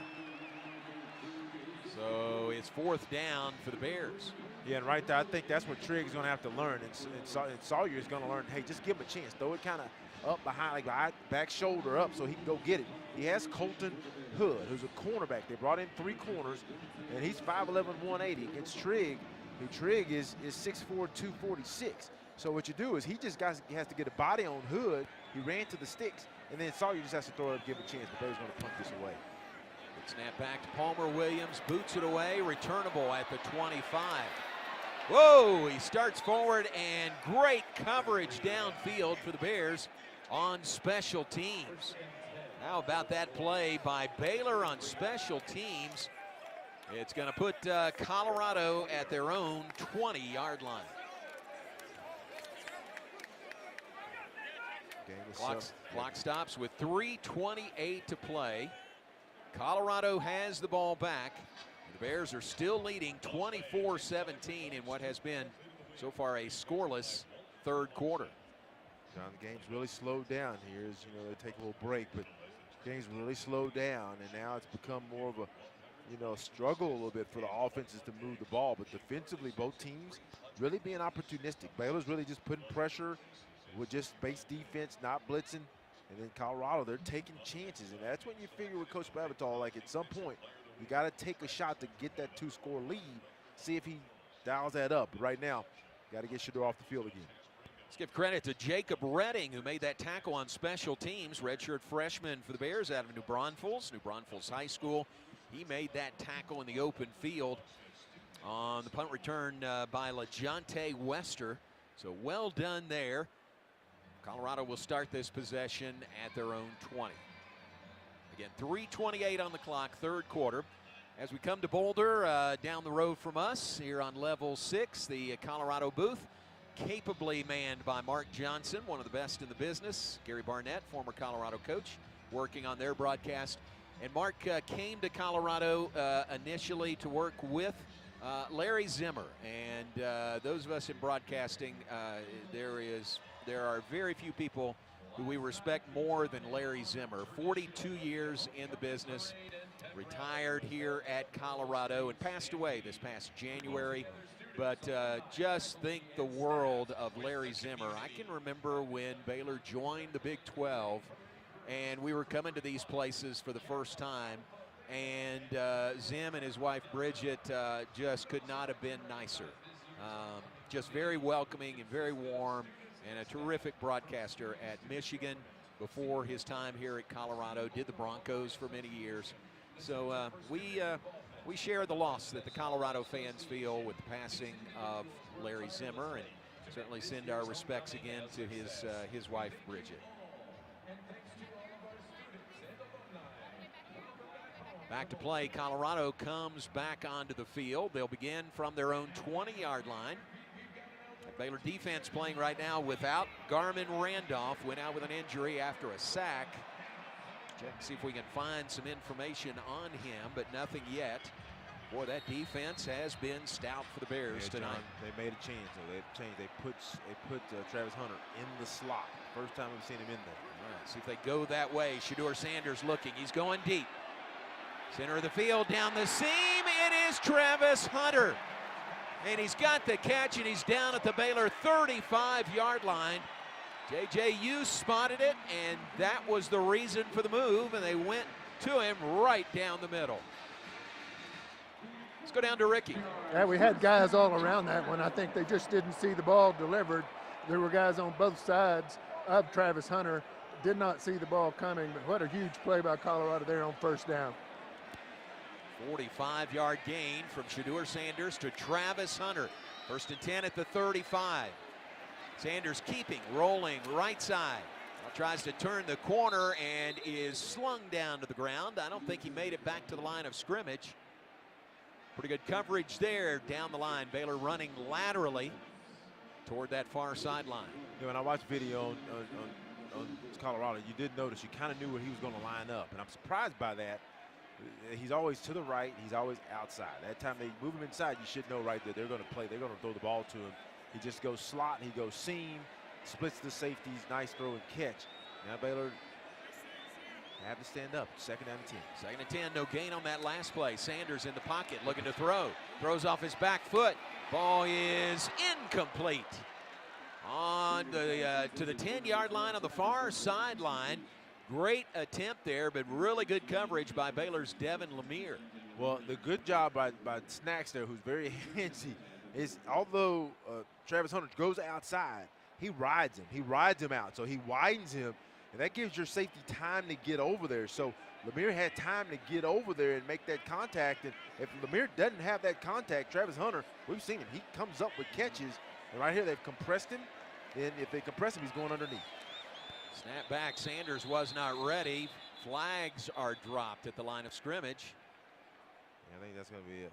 So that previous play was Devin Lemire and Lorando Snacks Johnson on Travis Hunter. Snap infraction, offense, number 58, 5-yard penalty, 3rd down. So now what they did, whenever it's they kind of obvious with Travis Hunter. And I'm not sure, when he compresses, he's going underneath. He goes slot, he's going seam, or he's going 7, which is the corner. He's outside, now he runs a little bit more, but outside he'll even come under, or he's doing a fade, or something like that. So now they compress him. This makes you think he's an under. Here's the play, 3rd down and 15. Sanders backpedals, throws, and he's got a man at the 10-yard line. A diving catch, and who is it? It's Travis Hunter again. Another huge play. Colorado has 1st and goal inside the Baylor 10. And that's just the function of those Shedeur and Travis playing together. Because Travis is supposed to run an under. That's like stay 5 yards, just go under. But he sees Baylor. We have defenders there, so he angles it up like he's going almost to the corner route. From the 8-yard line, handoff, running up the middle, that is Micah Welch. Welch gets to the 2, it looks like. Boy, 2 huge catches on this drive by Travis Hunter. Well, Coach Aranda has to be drawing some up. When they compress or when they go slot, you got to change what your coverage is going to look like. Little tempo by Colorado themselves. 2nd down and goal from the 2. Sanders gives again to Michael Welch, and he's into the end zone. Touchdown, Colorado.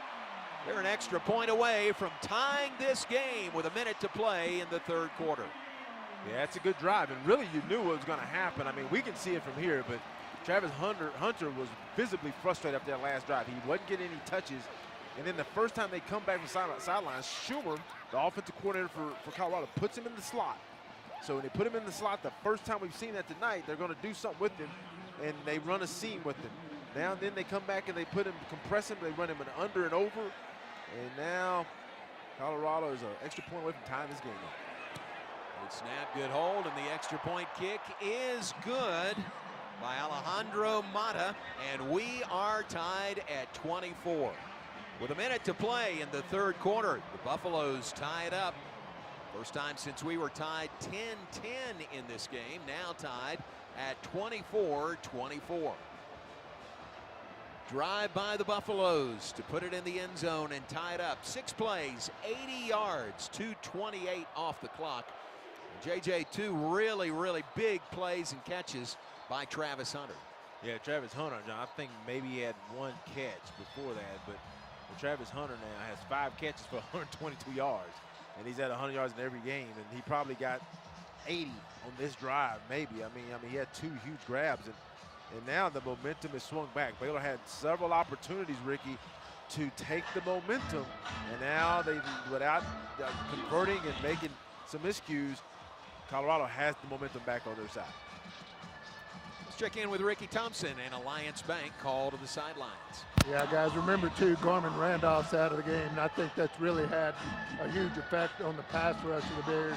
Also, several subs in the game on that series. I'm sure that some of these defenders are awfully tired. Colorado's run a lot of plays tonight, but I noticed 5 or 6 subs in on that last series. That has to be a factor, but you've got to play them. You can't wear these guys out. They're starting to at least look like a little pooch kick. New kickoff man is out there. Remember, Feely got hurt. Taking on the run on the short kick. That is Bryson Washington. And he spun around, and he's down at the 40-yard line. So really, that's not Bryson Washington. That's another 30. But that is. It's really good return there on the kickoff. Took it with a full head of steam, and the Bears going to have good field position beginning at their own 40-yard line. Yeah, they did. I mean, Baylor now offensively really kind of hitting the mud. Please reset the game clock. Got it to happen. 56 seconds. Didn't convert on the fourth of about less than 1. And they started running the ball decently. I thought Coach could have mixed in some runs. You know, you want to run it, but, you know, sometimes when they start putting bodies in there, you take a shot. It was Michael Allen on that return, the safety, the sophomore from Kansas.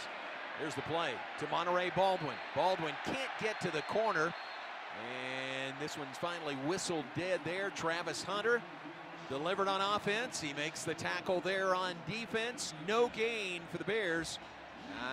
And they'll have 2nd and 10 at the 40-yard line. Well, Monterey, once one comes kind of like in that behind the quarterback motion, they kind of umbrella motion. Sawyer just throws it out to him, trying to get him on the corner. They leave Travis Hunter unblocked because the receiver comes in, blocks inside. And now I think I like Monterey more vertical than horizontal. 2nd and 10 from the 40. Sawyer Robertson, quick pass near sideline, incomplete. Monterey Baldwin slipped down trying to almost react to that, come back to that ball, but it's incomplete.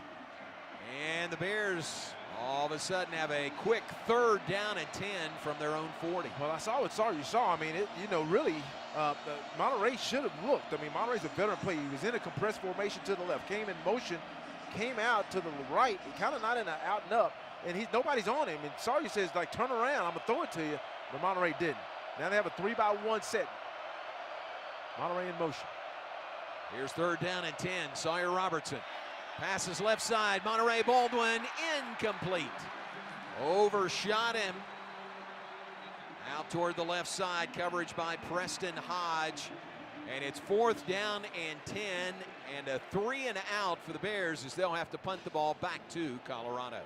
Yeah, I see what they're trying to do there. Once again, they run Monterey right to left in motion. A lot of running on that drive. And try to get him up the seam, man. Kind of like in a little seam route out of the slot to the field. And just couldn't hook up. I think Monterey's just a little gas on that. He ran the ball. He had the ball thrown to 2 consecutive times. And then he's going deep on that one. I think I'm right. Baylor only had that ball for 50 seconds on that possession. 10 seconds to go. Flags drop as the ball is snapped back to Palmer Williams.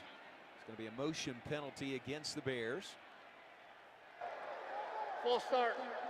Offense. Number 44. 5-yard penalty.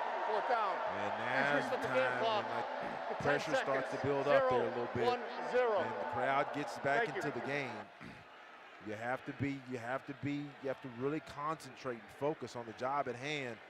And right now, Baylor's showing a few cracks, and they just kind of need someone to help settle them. Colorado's top player, Travis Hunter, has got him back in the game. You expect that. Now you just have to respond, but just do your job. Cover the kick. Snap back to Palmer Williams, boots it away. Beautiful punt. New return man back there at the 10-yard line. Forward to the 13 and no further. Good coverage again by Baylor on special teams. Colorado will begin this possession at their own 13-yard line. Now in a tie ball game. At the end of the 3rd quarter. 24 apiece. That's the final play of the 3rd quarter. We go to the 4th quarter here in Boulder, Colorado. The Big 12 opener for the Buffs and the Bears. We're tied at 24. Baylor and Colorado on the Baylor Sports Media Network. Premier ER and Urgent Care has all the convenience of urgent care with all the expertise of an ER, all under one roof. At every visit, be seen by ER-trained staff with on-site lab and CT, X-ray, ultrasound, and EKG. Here, you pay for the appropriate level of care that you receive, and we are in network with most major insurance providers. Premier ER and Urgent Care has 4 convenient locations serving Texas: San Marcos, Temple, Waco, and Woodway. To learn more, visit www.premier.care. At H-E-B, we know that game day is about more than the game itself. The taste of victory is unparalleled, but so is the taste of H-E-B jalapeno poppers hot off the grill. Seeing the best players in their prime is truly something to behold. So is an H-E-B Prime 1 burger that you grilled to perfection. For low prices on all the things that make game day great and delicious, visit H-E-B, your official game day headquarters, or use the My H-E-B app to start prepping for game day right away. Jeff Haas Mazda and the Baylor Bears both know what it takes to be number one. Hard work, determination, commitment. The number one Mazda dealer in Texas, Jeff Haas Mazda, is inviting all the Baylor Bear fans listening to visit us for hard-hitting deals on every new Mazda in stock, with fresh inventory hitting the ground daily. And every new Mazda comes with our Jeff Haas Advantage plan. Plus, your trade is now worth more than ever. We're buying all makes and models. Get our best cash offer in minutes. Jeff Haas Mazda on the Katy Freeway. Number one based on 2021 sales and stock volume in the Gulf region. First Central Credit Union is cheering for the Bears. Our team advantages are 5% APY free reward checking. Enjoy ATM free refunds and be on the winning side with direct deposits 2 days early. Huddle up with First Central to make deposits 24/7 at our ATMs and suit up in a free new member t-shirt. Visit online at firstcentralcu.com. Everything we do for you. Eligibility and application requirements apply. APY equals annual percentage yield. Member NCUA. You're listening to Baylor Football on the Baylor Sports Media Network. Brought to you by Toyota. Baylor fans, enter for your chance to win a 2025 Toyota Tundra in the Tundra Game Day giveaway. Visit GulfStatesToyota.com to find out more. Toyota is a proud partner of Baylor Athletics. JJ, share with us some of the stats through 3 quarters. Well, John, look at the stats. Baylor 230 yards of offense to Colorado's 323. Sawyer Robertson now completion percentage way down, 8 of 18, 108 yards to score. Shadur Sanders 17 of 30. Baylor has 3 sacks on the afternoon, 1 by Colorado. All right, Colorado has the ball to begin the 4th quarter, traveling left to right. Snap back to Sanders, pitch it in the backfield to Hunter. Trying to turn the corner, runs out of room, pushed out of bounds, far side of the field. Slowed up over there by Devin Bobby. Pushed out of bounds by DJ Coleman. Still not a bad 4-yard gain on first down. Yeah, a lot of yards for a lot of distance for 4 yards. Right. He came all the way from right to left. That was a pass. He tossed it in front of him. Baylor really sort of only 4 of 13 on 3rd down. Colorado 6 of 13 now, facing a 2nd down and 6. From the 17-yard line, Shadur Sanders in the shotgun, takes the snap, fakes the handoff, pressured, gets away. Now looking to run, and he will run out to the 20, 25, and about the 30. We'll see where they spot him. But Shadur Sanders takes off up the middle and gets the first down for Colorado. Yeah, did a good job, and I think Shadur Sanders that whole time was thinking he's going to run. I really never got the sense that he really focused up the field. If he did, he just looked at one guy. But he felt the crease. Baylor had a little, once again, the Cowboy stunt. He found the crease. 13-yard gain for the first down. Sanders turns, hands the ball to the back, running around left side. Isaiah Augustive. He's out to the 35-yard line, so a 5-yard gain there on first down. Colorado finding a little rushing, some good rushing yardage, but Sanders is helping them. He has 10 rushes, 35 yards, a touchdown, and really most of those rushes, I think one may have been a run pass option in that touchdown run, but the others have been off of pass plays. Augustus is the lead rusher just from the running standpoint, 8 of 29, 8 carries, 29 yards. Here's the play, 2nd and 5 from the 35. Stay with the ground game. And then left side, trying to push the pile forward. Now it's pushed backwards. I think they'll give him forward progress across the 40, so that's enough for a first down. Yeah, it is. First down, Buffaloes. Yeah, that's their 18th first down. The Baylor's 9. And, you just kind of got to get these guys off field. It's thin air. You stay on the field quite a bit. You start to wilt late. It's fourth quarter, 12:43 and counting. Coaches putting in some subs, running linemen in. Ricky's starting to slow down a little bit here. Yeah, I just think defensively we're really getting tired. We're going to need offensively to get in and put some drives together to keep this defense off the field. There's a pass over the middle, finds the opening, and it's caught to Ryan Staub out to the 50-yard line. That's a 9-yard gain on that play. And this is the time, like late in the game, you kind of know what they're doing. They're going to mix in some of the other players. I mean, that's like Staub on that one, but it's Hunter and Shador Sanders is really the ones making plays. Baylor has to defensively, find Garmin's out. Who's going to make a play? 2nd and 1 for Colorado. Sanders looking to throw. Fires it over the middle. It is caught down after the catch, but inside the 40 at the 38-yard line is LeJonte Wester. What's happening now is the rush is slowed down. Shador Sanders now, that's his 33rd pass, and you got to figure, 10 of those rushes, basically probably, I bet you 9 of them were passes, so he's probably dropped back for a pass on about 40 attempts, and that gets kind of old rushing the passer. Vontae Tesno is in there at the right defensive end spot for the Bears. 1st and 10 for Colorado at the Baylor 37 is where they spot it. Handoff again to Augustive. And squirts forward for a couple. They'll spot the ball just outside the 35. That's a good play. I mean, they try to run that ball, slow the game down, 2nd down and 9. Now, of course, Colorado's very explosive. But now you see they're going to move Hunter from right to left. Now, whenever they move him, because he's normally on the right side, that tells you something. They probably plan on doing something. They've got him a little compressed. Ra Dilworth is in there at a linebacker spot. It's a reverse. Ends up in the hands of Jimmy Horn running left. And he's inside the 35. Bears had it sniffed out pretty nicely, but Horn with his quickness got around Matt Jones, made something positive out of it. Spot that one at the 32, so that was about a 4-yard gain on that play. Yeah, now you're facing a 3rd and 5, and then the prospects of them going for it. So Baylor's going to do some wholesale changes here, John. We have 5 guys coming in, 4 new defensive linemen coming in, getting prepared for a pass play here. And they're going to come at 2-by-2 set. They have Hunter in the slot to the right. They're going to try to get him. They're going to try to get him on Devin Bobby, the safety. It's 3rd down and 5 from the 32-yard line. Pass out to the left. Short pass is caught, but for a loss down at the 35-yard line. That was to the back, Isaiah Augustive.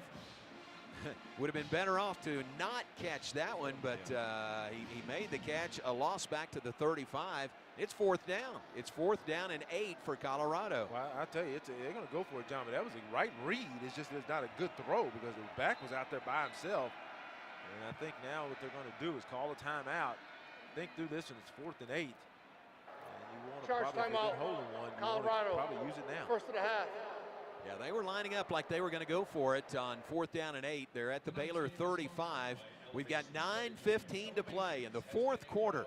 It's Baylor 24 and Colorado 24. We'll take a break.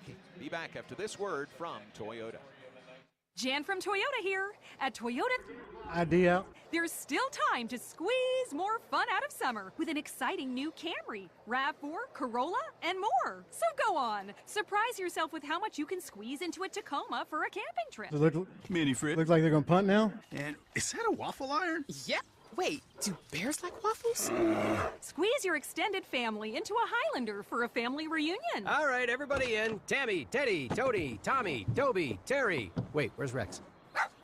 Or stop for some fresh squeezed lemonade in a Prius. Wow, that looks delicious. How much do I owe ya? $15. I also accept crypto. Okay, now that's a squeeze. During Toyota's national sales event, qualified buyers can get 3.99% APR financing for 72 months on a rugged new 2024 Tundra. Toyota, let's go places. Dealer inventory may vary. See your participating Toyota dealer for details. Offer ends September 3rd and is available in select states only. TFNB Your Bank for Life is the official local bank of Baylor Athletics. Find out why more Central Texas are making TFNB their bank for life. Sign up for our Edge checking and savings accounts to earn interest or cash back. With 5 convenient locations and an award-winning mobile app, banking has never been easier. TFNB, your bank for life. Member FDIC.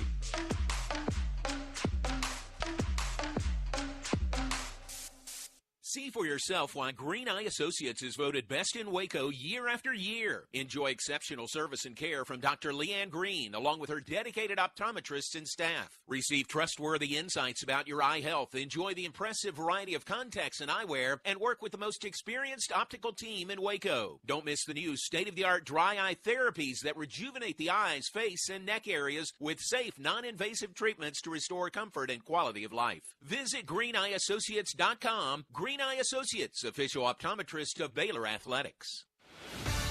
You're listening to Baylor Football on the Baylor Sports Media Network.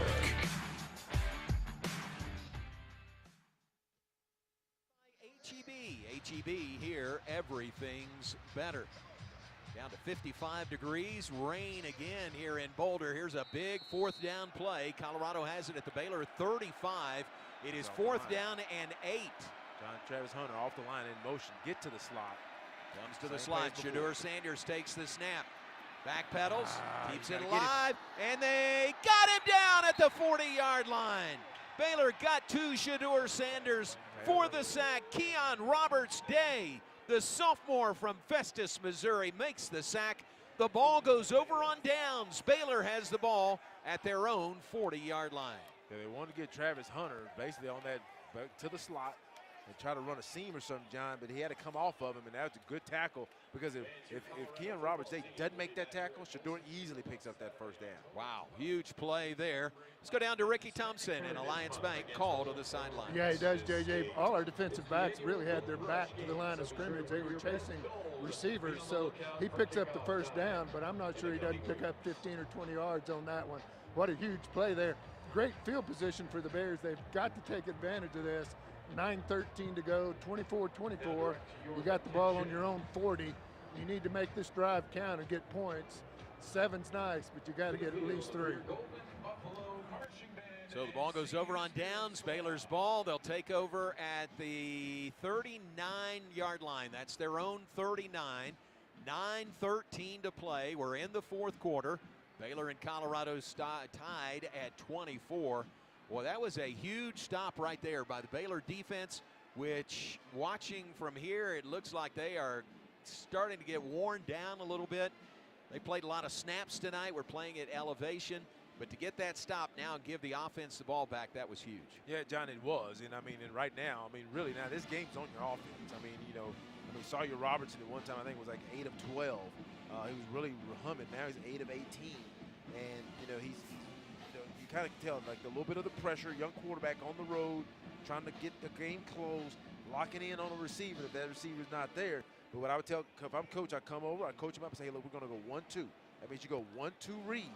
1-2 read. If you don't have that second read, then we're going to be decisive and run and make it that way. But right now, you try to get this running game going. Baylor has 127 yards. I said they needed 150. They have 127 yards rushing. Sawyer has 68 of those. But at some point, you got to find between Dominique Richardson. We haven't seen Bryson Washington. He only has 8 carries on the afternoon for 17 yards. Pendergrass has 4 for 13. He showed a little action. Washington comes in the game. It looks like he may have something on his knee, John. I don't know if that's if that was there. Maybe those are just leggings. But Washington in the game, and now you got to be able to run the ball here and give your defense a little bit of a rest. Let's pause here. 10 seconds for station identification on the Baylor Sports Media Network. Sorry about that. From the Allen Samuels Dodge Chrysler Jeep Ram Studios, this is KRZI Waco, K222DC Waco, K265DV Temple, ESPN Central Texas. Colorado crowd is making noise. Bears on offense. First play, handoff. Bryson Washington off the right side to the 40-yard line. Only a yard gain on the play. You're right, JJ. He's got something to wrap, it looks like, from here on that right knee. Picked up a yard. 2nd and 9 now for the Bears from their own 40. Yeah, Sawyer has to get to the point where they start reading this, actually. Reading it. It's like a lot of it is a predetermined give. Man coverage. Snap back in the shotgun. Sawyer passes near side. Ketron Jackson reaches up. Snatches the ball out of the air. He's got it, and it may be a first down. It's right at the marker. At the 49-yard line, they're going to say just short. Very short. Third down, less than a yard for the Bears at their own 49. Yeah, I got Sawyer in the shotgun. I like him under the center here. Third down play. He's going to hand it off. Bryson Washington has got the first down off the left side. Spilled inside Colorado territory at the 49. Yeah, it's a good run. Dawson pinned the grass. I'm sorry, Bryson Washington gets the handoff. We hadn't seen it much. It's gritty run. Colorado's going to start giving Baylor opportunities. They got Ashton Hawkins to the left. Safety's out right now. First and 10 for the Bears. Hawkins in motion left to right. Sawyer Robertson near side, caught by Bryson Washington. Bounces off one defender and keeps going, and he's to the 36. Pretty good yards after the catch there, even in close proximity for Bryson Washington. They've held out. That's a nice one. They actually vacated with Ashton Hawkins going left to right.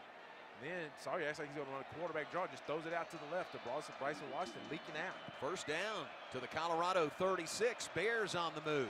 Pressure coming, handoff. New back, Dominic Richardson. He is just inside the 35. Got a yard pickup by Dominic Richardson. Yeah, this is big here. Second down and 9. You're leaking the game away a little bit. 7 minutes and counting. Not that it's over or anything like that, but you got to just eat up the clock. This second down play here, another zone play. Zone read type action. Second and 9 from the 35. Give to Richardson again. Not much room running up the middle. Gets to the 32. So here is third down and let's say 6. With 6 minutes and 40 seconds to play in a tie game on the road for the Bears in Boulder. We're in the fourth quarter, tied at 24. Well, you have Ashton Hawkins and Trigg to his right. He has Trigg inside, Ashton number 2. On the outside, he has Josh Cameron. I'm working Trigg to Ashton Hawkins. He should have an opportunity. Ketron Jackson to his left, man-to-man. Here's the play, third down and 6. They'll hand it off instead, and pushing forward inside the 25. That's a first down for the Bears. Dominic Richardson, the carry again. That was a big, big third down and 6 carry. Yeah, that's a good call. I mean, that's a good one. I think coach is thinking if we don't get it, we'll go for it. But yeah, you got Bryson Washington leaning forward. Or was that Dominic Richardson? That was Dominic Richardson leaning forward, picking up that first down. So a new set of downs for the Bears. 5:50 and counting on the clock. Fourth quarter. Snap back to Robertson. Pass to the end zone. Hal Presley, he's got it. Touchdown Bears. Sawyer Robertson to Hal Presley for the touchdown. And the Bears regain the lead with 5:43 to play. Wow, what a play. Bears, a spectacular drive here in the fourth quarter to take the lead. Let's go down to Ricky. Yeah, guys, that was an incredible catch. It was actually one-handed. The defender had Hal Presley's right hand held. He caught it single-handed with his left hand and then pulled it in. What a great throw and catch. Here's the try for extra point in the rain. Nothing's automatic, but it is this time for Isaiah Hankins. Bears regain the lead over Colorado. We'll give you the numbers when we come back. 5:43 to play. Now Baylor 31, Colorado 24 on the Baylor Sports Media Network. At HEB, we know Ooh. more than the game itself. The taste of victory is unparalleled, but so is the taste of HEB jalapeno poppers. Oh, man. The grill. Seeing the best players in their prime is truly something to behold. So is an HEB Prime 1 burger that you grilled to perfection. For low prices on all the things that make game day great and delicious, visit HEB, your official game day headquarters, or use the My HEB app to start prepping for game day right away.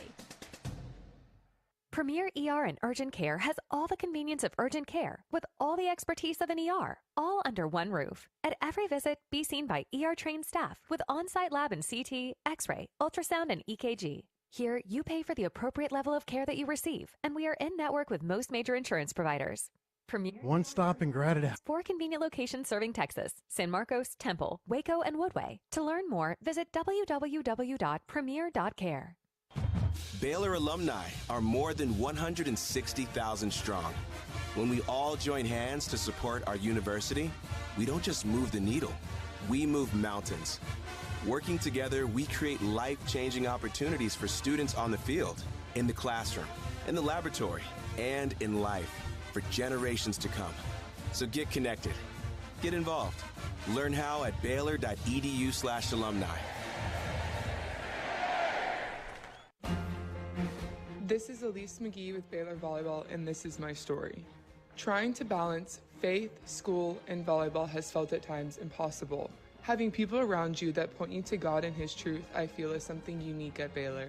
God surrounded me with coaches, teammates, professors, and staff that intertwine Him in our daily lives. My name is Elise McGee, and this is my Champions Tribune. Read more Champions Tribune at BaylorBears.com. You're listening to Baylor Football on the Baylor Sports Media Network.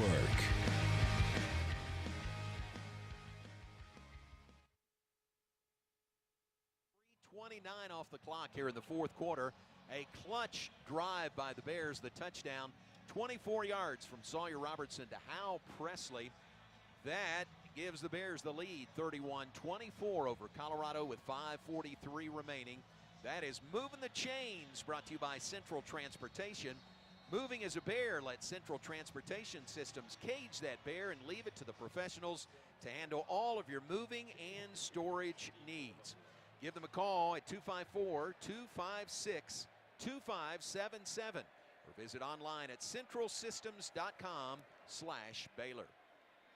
Here's the Baylor kickoff following the touchdown drive. Bounces 5 yards deep in the end zone. It'll be a touchback for Colorado. Ricky, what a clutch drive for the Bears here in the fourth quarter.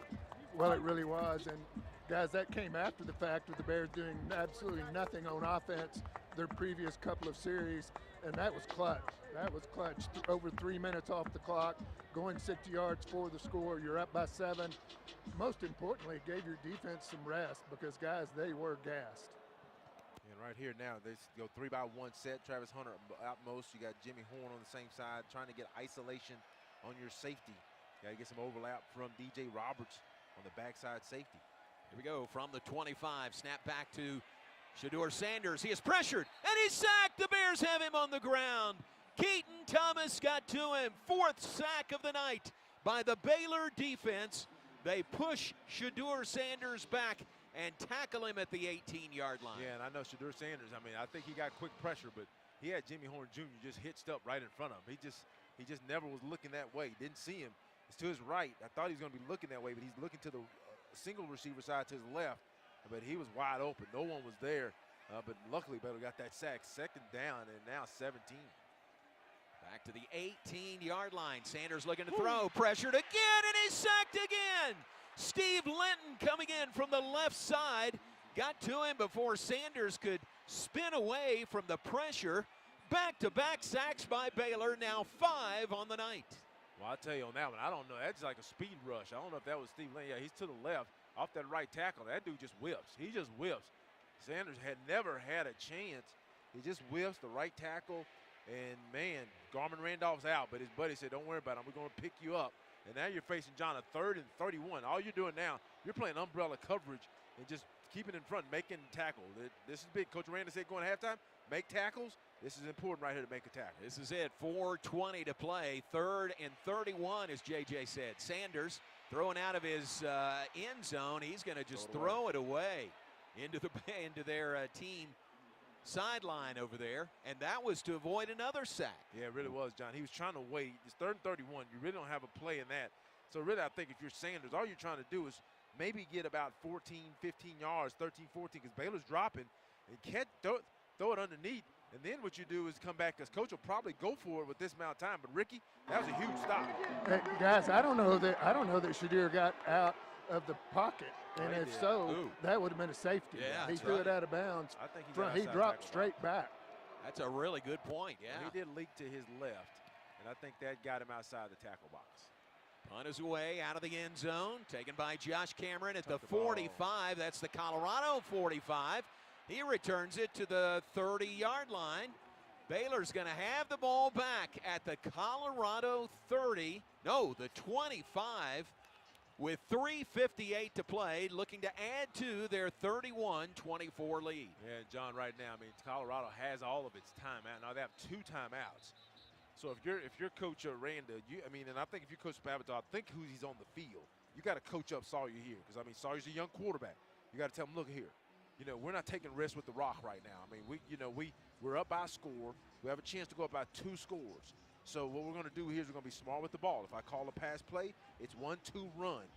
Don't take a chance with the ball. But right now, Dominic Richardson to his left.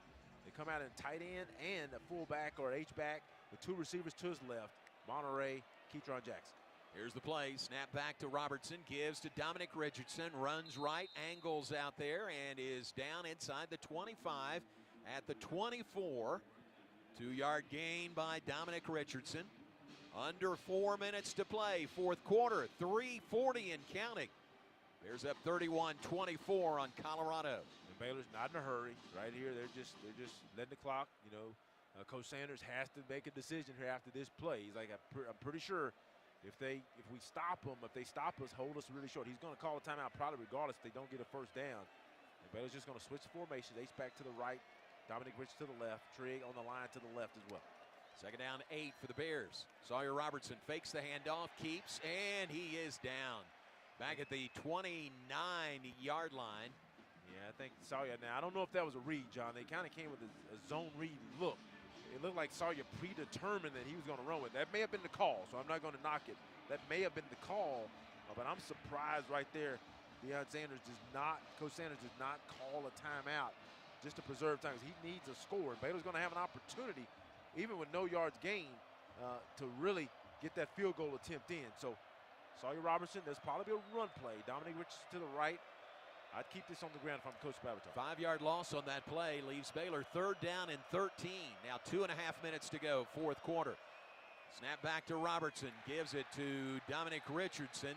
He's inside the 30 to the 28 and slung down there.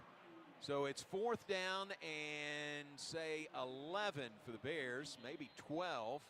And Colorado will use a timeout right here. Yeah, which is interesting. Well, no, they had to.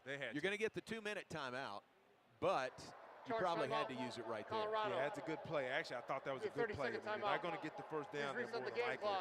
But I thought it was a good play. Baylor was trying to. They're trying to get Omar Abed. How do you say that? Thank you. Abedian. Yeah. Trying to get Abedian up on that linebacker. Abedian he's a little too high. He got up a little too high, and he was late getting to the linebacker to get him blocked. If he gets that linebacker blocked, I think Dominic Richardson then probably gets about another probably 5 or 6 yards, and then that really probably keeps you in the middle of the field. But now, John, looks like we're going to kick about a 40, what are we at, the 30, 27?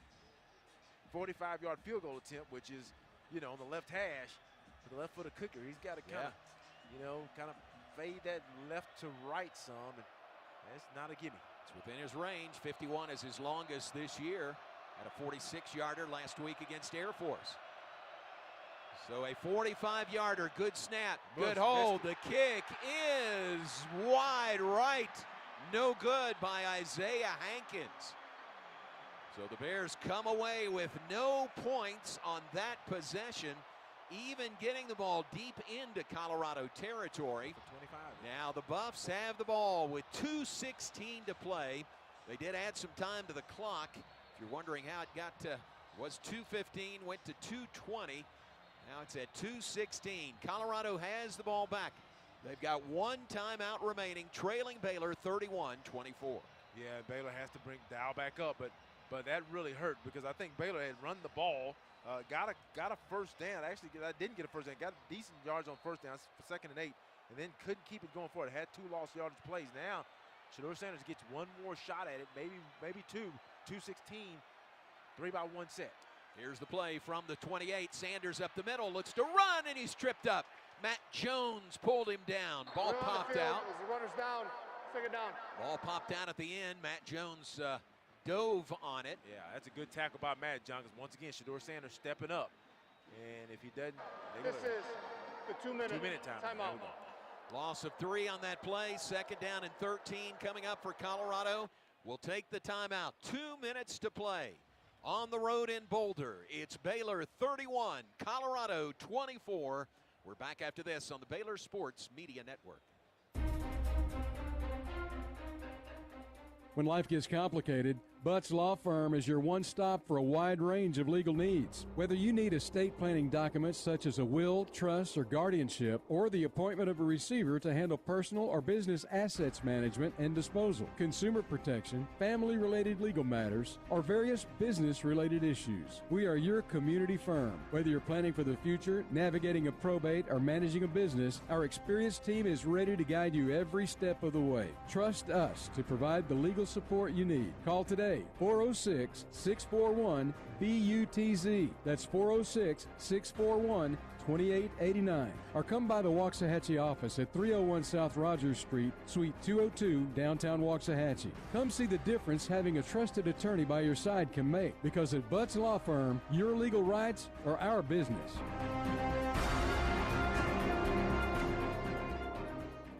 Chevy truck season is here, and Jim Turner Chevrolet is the place to save. Hurry to McGregor and get huge discounts, plus a 3-year maintenance plan free with the purchase of a new 2024 Silverado. Get big savings on our great selection of SUVs, too, like the reliable Chevy Suburban or the stylish Chevrolet Tahoe. Check TurnerChevy.com for truck season savings now. See dealer for details. Hi, I'm Jim Turner. Come see us at Jim Turner Chevrolet in McGregor. Together, let's drive. Stay in the game with Q-Collar, the world's first and only equipment proven to help protect the brain. It's backed by advanced research, built for the modern athlete, and designed to protect your most important asset, your brain. Q-Collar is a proud partner of the Baylor Bears. When it's on, it's on. Learn more and collar up at Q30.com. That's Q30.com. You're listening to Baylor Football. Baylor Football on the Baylor Sports Media Network.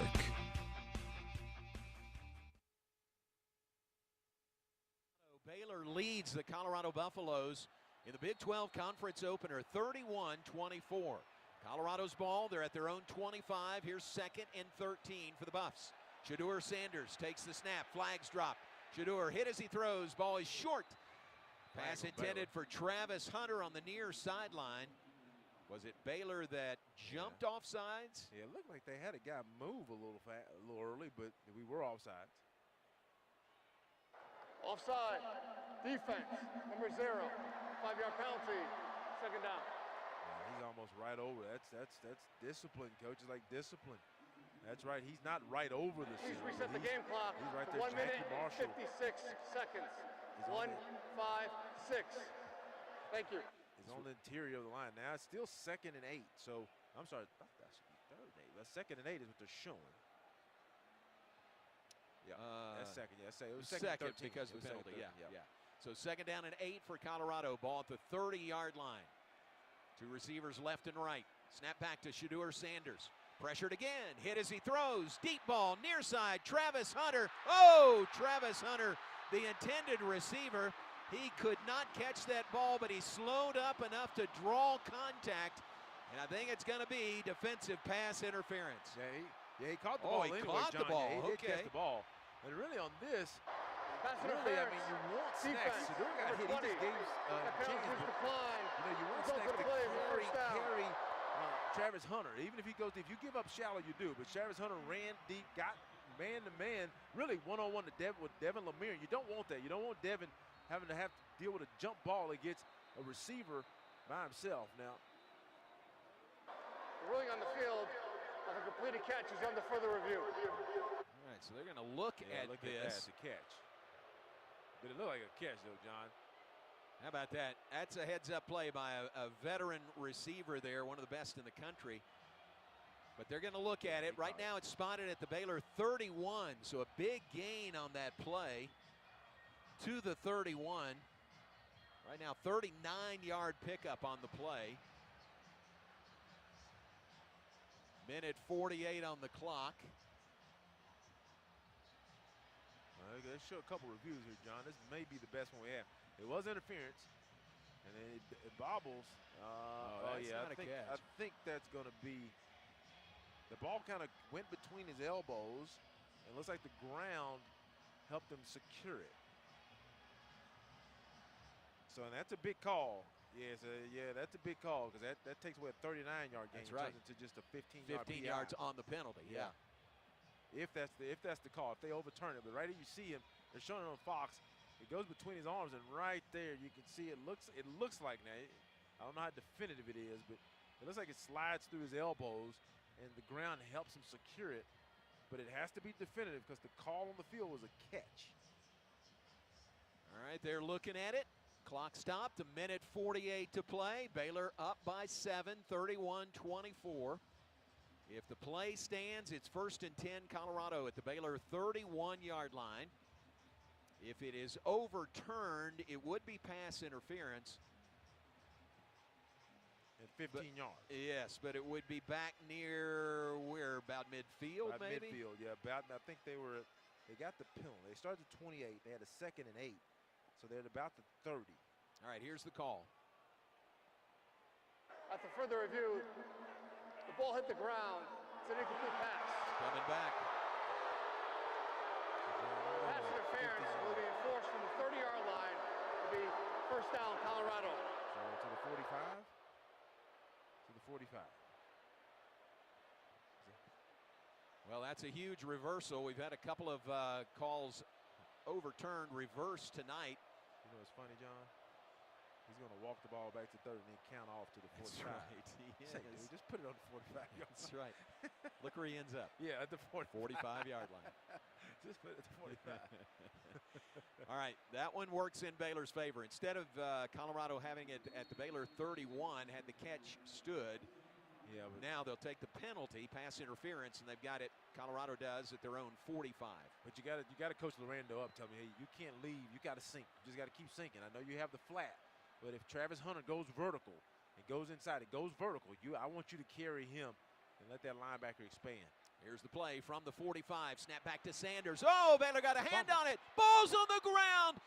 Oh, Baylor just missed getting the fumble recovery. Shadur Sanders got to it. Baylor had a man there, and he couldn't quite pounce on it. But it is another loss for Colorado. They go back to the 36-yard line. That's a loss of 9 on that play. Yeah, Baylor's doing his job up front. It's just that you gotta make sure that you're coordinated. You're coordinated on Travis Hunter. And the clock is running. It's Kyler Jordan who was in there for the Bears. And here's flags. This is going to be against Colorado. Wow, Ricky. Yeah, they let almost 30 seconds run off the clock just standing around after that play. I'm not sure why. Either call timeout or get to the line of scrimmage and run a play. That's a huge advantage to the Bears there, running down from 140 to 111. Yeah, wow. Yeah, I think for some reason they're trying to preserve that last timeout. And really, when you have the opportunity at the end of the game in college, I think you figure that, hey, look, we got a chance to use these last 2 minutes to advantage of getting the first down and those things. So you don't want to let too much time because time is your enemy. Start. Offense number 7-7. This foul caused the clock to stop, which there will be a 10-second runoff.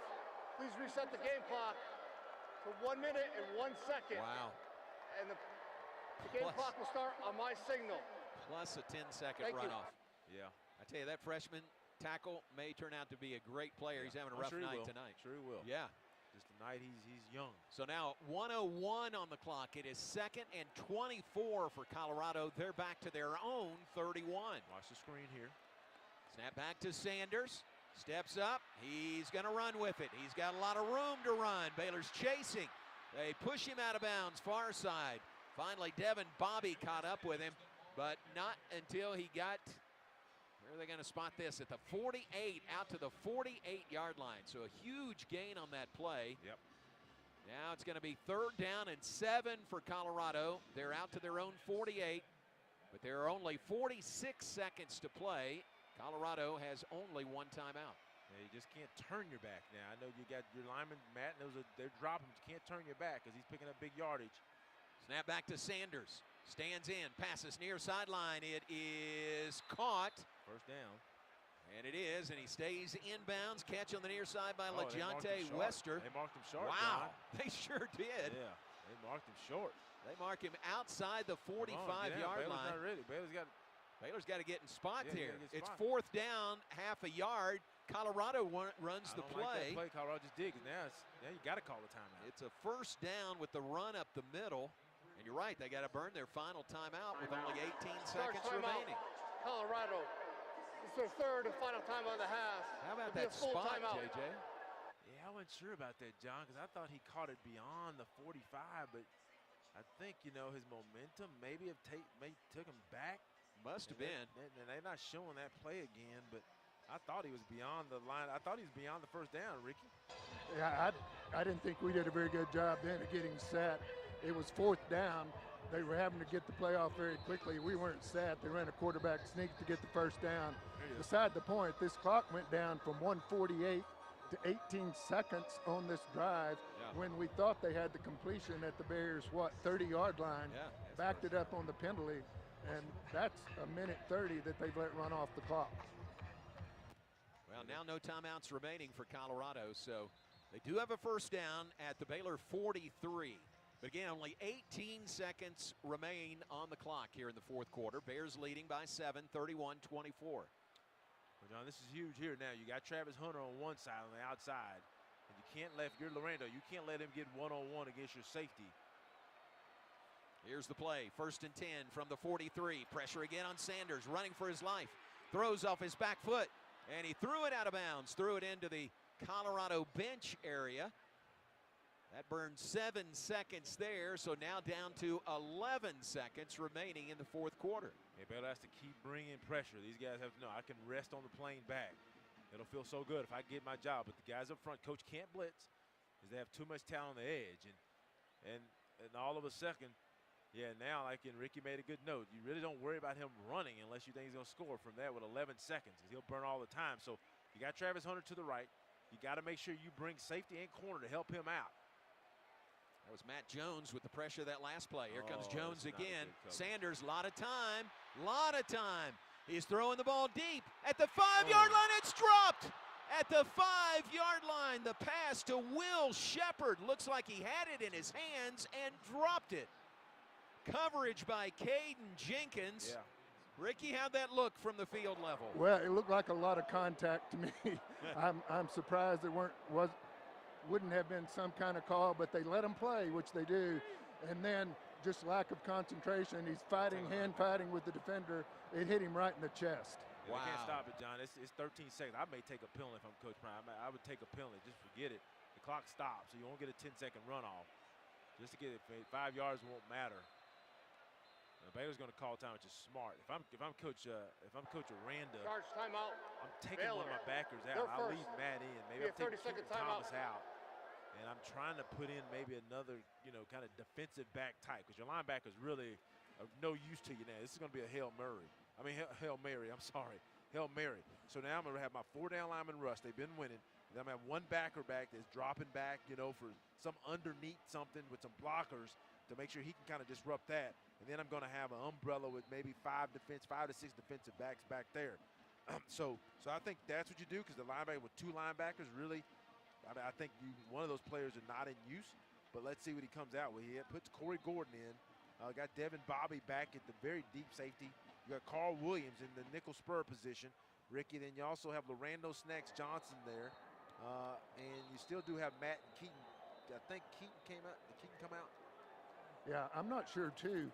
On that last one, if the receiver catches it, I think the clock probably runs out because I don't think there's any way they can reset it and get a play off. They may ground it. But anyway, here we go. 4th down, 3rd down, 2 seconds to go. You've got 2 Baylor defenders standing in the end zone. From the 43-yard line for Colorado, here's the ball game. Snap back to Shedeur Sanders. Rolls left, has time, being chased. He throws it for the end zone. It is, he may have caught it, he did! It's a catch for a touchdown by LeJonte Wester on the last play in regulation. Well, John, that's what Baylor did is they actually blitzed on and they let Sanders get outside contain, and that just bumped time. And then he got, that's a great catch. But I'm telling you, I mean, he got messed up. Really, I couldn't believe it. That many defensive backs. He's one-on-one with, I believe, I don't know if that was Caden Jenkins or Carl V. Williams. And I'm sure they'll look at it, but it looked like a good catch. But I'm amazed that they were able, I think we had 6 defensive backs to get a guy matched up. But when you let the quarterback get outside, because Baylor rush had 3 dudes to the left, they also brought a guy from the outside, the right side. He circled back to the left. They let Sanders get outside the left side of the offense. And I'm going to tell you, man, he just launches it, and number 10 does a great job of securing it. And that is a catch. And, you know, if they decide to kick this, we will be in overtime. It looks like they're setting up to kick, not going for 2. They are reviewing that play. But a 43-yard touchdown pass from Shadur Sanders to LeJontay Wester. The final play in regulation has put Colorado in a position to tie.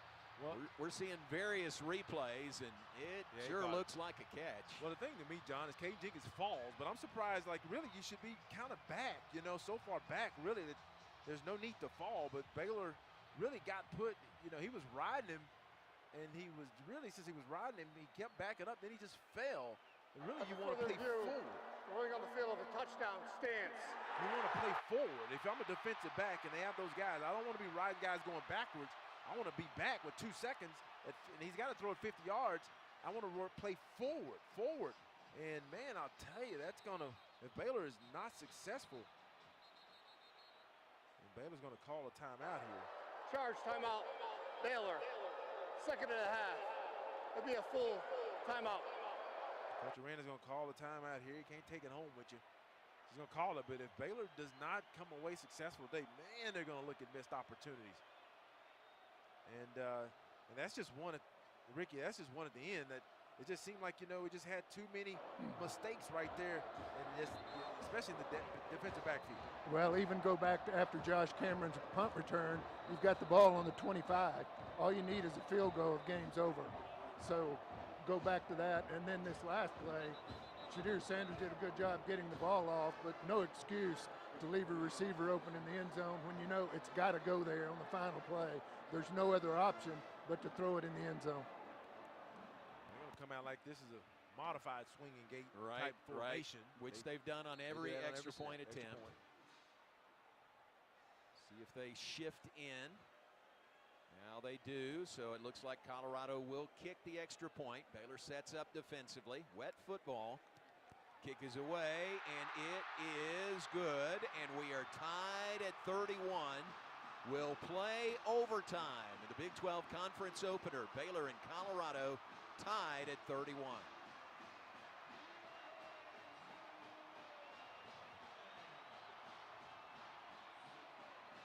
Well, sir, what a game. We've seen a lot in this game tonight. A lot of swings and momentum. And right now, that swing, old Uncle Mo is on Colorado's sideline, having driven the ball. What was that drive? The touchdown was 43 yards. Well, John, they started that drive on their 28. Remember, they had some starts and stops. We got penalty. They got sacks. It was a very disjointed drive, so that was a 62-yard drive. 72. 72, I'm sorry. Yeah, thank you. My math is off. 72. And really, I mean, you know, and you hate to say it, but, like, you know, for Baylor, with the opportunities you have on the road, when you're on the road and you have those opportunities, you know, as you're learning to win, you just want to have a chance to close the door. Now that's over. Now it's 0-0 in overtime. Right. And you have a chance on the road. If I would told you you're going to have a chance in overtime to win, would you take it before the game? Yes, you would. You're just disappointed now because we had the ball, you know, on their side of the field, up 7, and then you had the ball, but they had the ball at midfield with 2 seconds. But they have a really good quarterback, and he's just giving his players chances. And if he just gives them a chance, and I got to give it to him. He's been sacked, John. I think if we go to these stats, the Baylor defensive line has done a great job. You know, we're down for 8 sacks. Wow. 8 sacks on the afternoon. And that young man is still 23 of 39 with 2 touchdowns, no picks. I'm telling you, dude, You get sacked 8, that means you're probably going to run around for another 5 or 6. That's right. That's a long night. 23 of 39 for 329 yards and now 3 touchdowns, including the one that ties it with triple zeros on the clock. 8 plays, 72-yard scoring drive by Colorado. 2 minutes and 16 seconds off the clock. They got the ball with 2 minutes and 16 seconds to play. That's how long the drive was. Yeah, exactly. 2:16.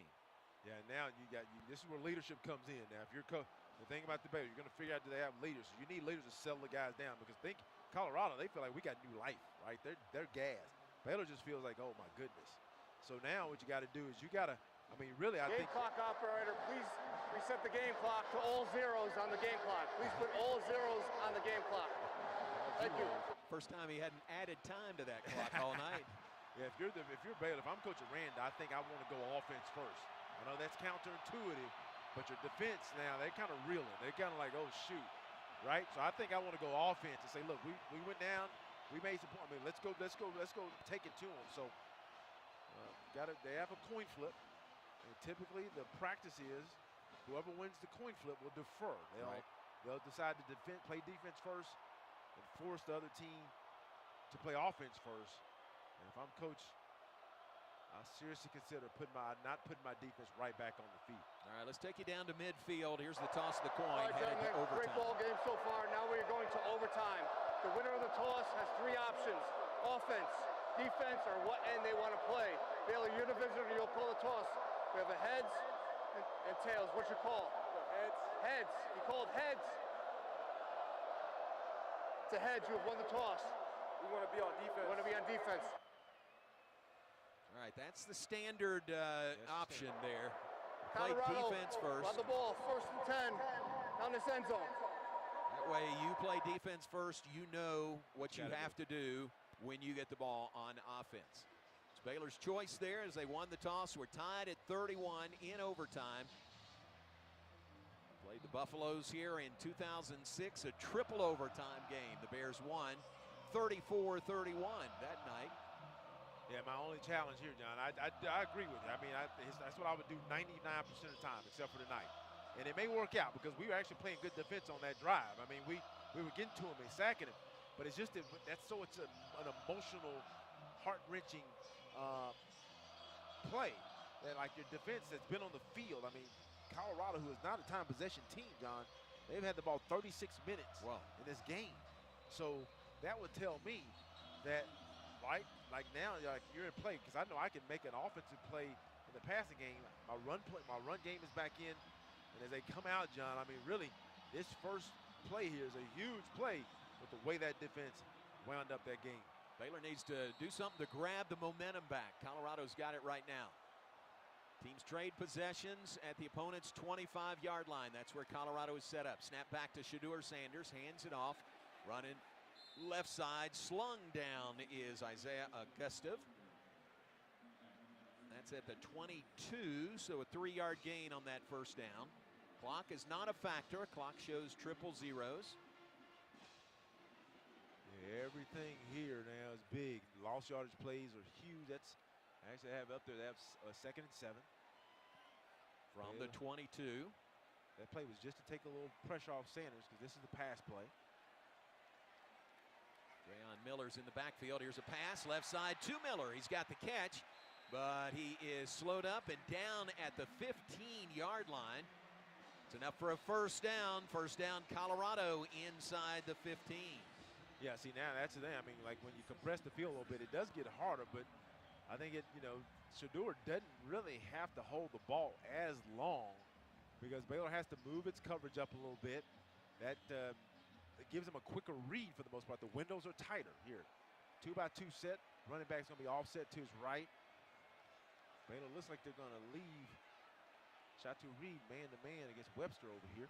Evan Williams made the tackle on that last play. First down at the 14. Sanders fakes the handoff, keeps, runs it inside the 10. He's to the, well, looks like they're going to spot it at the 10. On the run by Shedeur Sanders. They can get a first down at the 4 or inside the 4.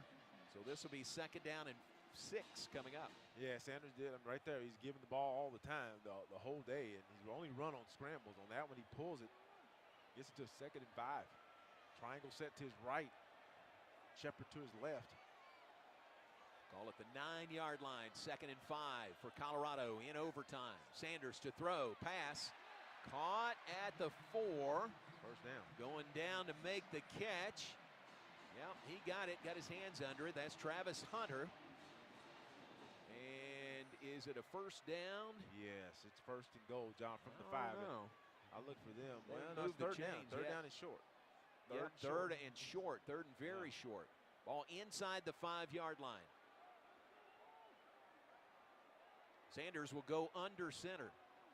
He will keep to get the first down right up the middle. Moves the pile forward, gets to about the 2-yard line, it looks like. So first down for Colorado, 1st and goal, the first possession in overtime, tied at 31. Yeah, now Colorado, now 1st and goal from about the 2. They got all in it. Remember, early in the game, I would probably look for that play. I mean, they'll probably give Travis Hunter, he's compressed down, an opportunity at a fade to try to moss Lorando on that side. Here's the play, handoff to Augustive. He is hit, slowed up. He didn't get there on that play. The entire defensive front for Baylor combined on that tackle. Boy, those are some tired puppies out there. Look at Steve Linton getting up. And they played a lot of snaps tonight, even in cooler weather. Well, they've just been out there a long time. Colorado's subbing on, John. If I'm John, if I'm Coach Aranda, once again, I try to sub in at least one player. Here we go from the 2 again, 2nd down. Sanders fakes the handoff. He's going to keep it. He pushes forward, and he's in. Touchdown, Shadur Sanders. Colorado punches it in. Oh, I'm sorry, he did hand it off. Welch. Hand it off to Micah Welch, and Welch is in for the touchdown. First possession of overtime, Colorado punches it in.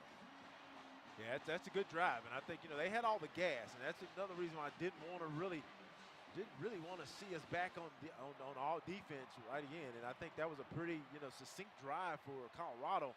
Not much resistance for the Bears after, you know, being on the field quite a bit. So up 6 pending the extra point. Kick is away, and it is good. And Colorado goes up 38-31 on Baylor. First possession of overtime.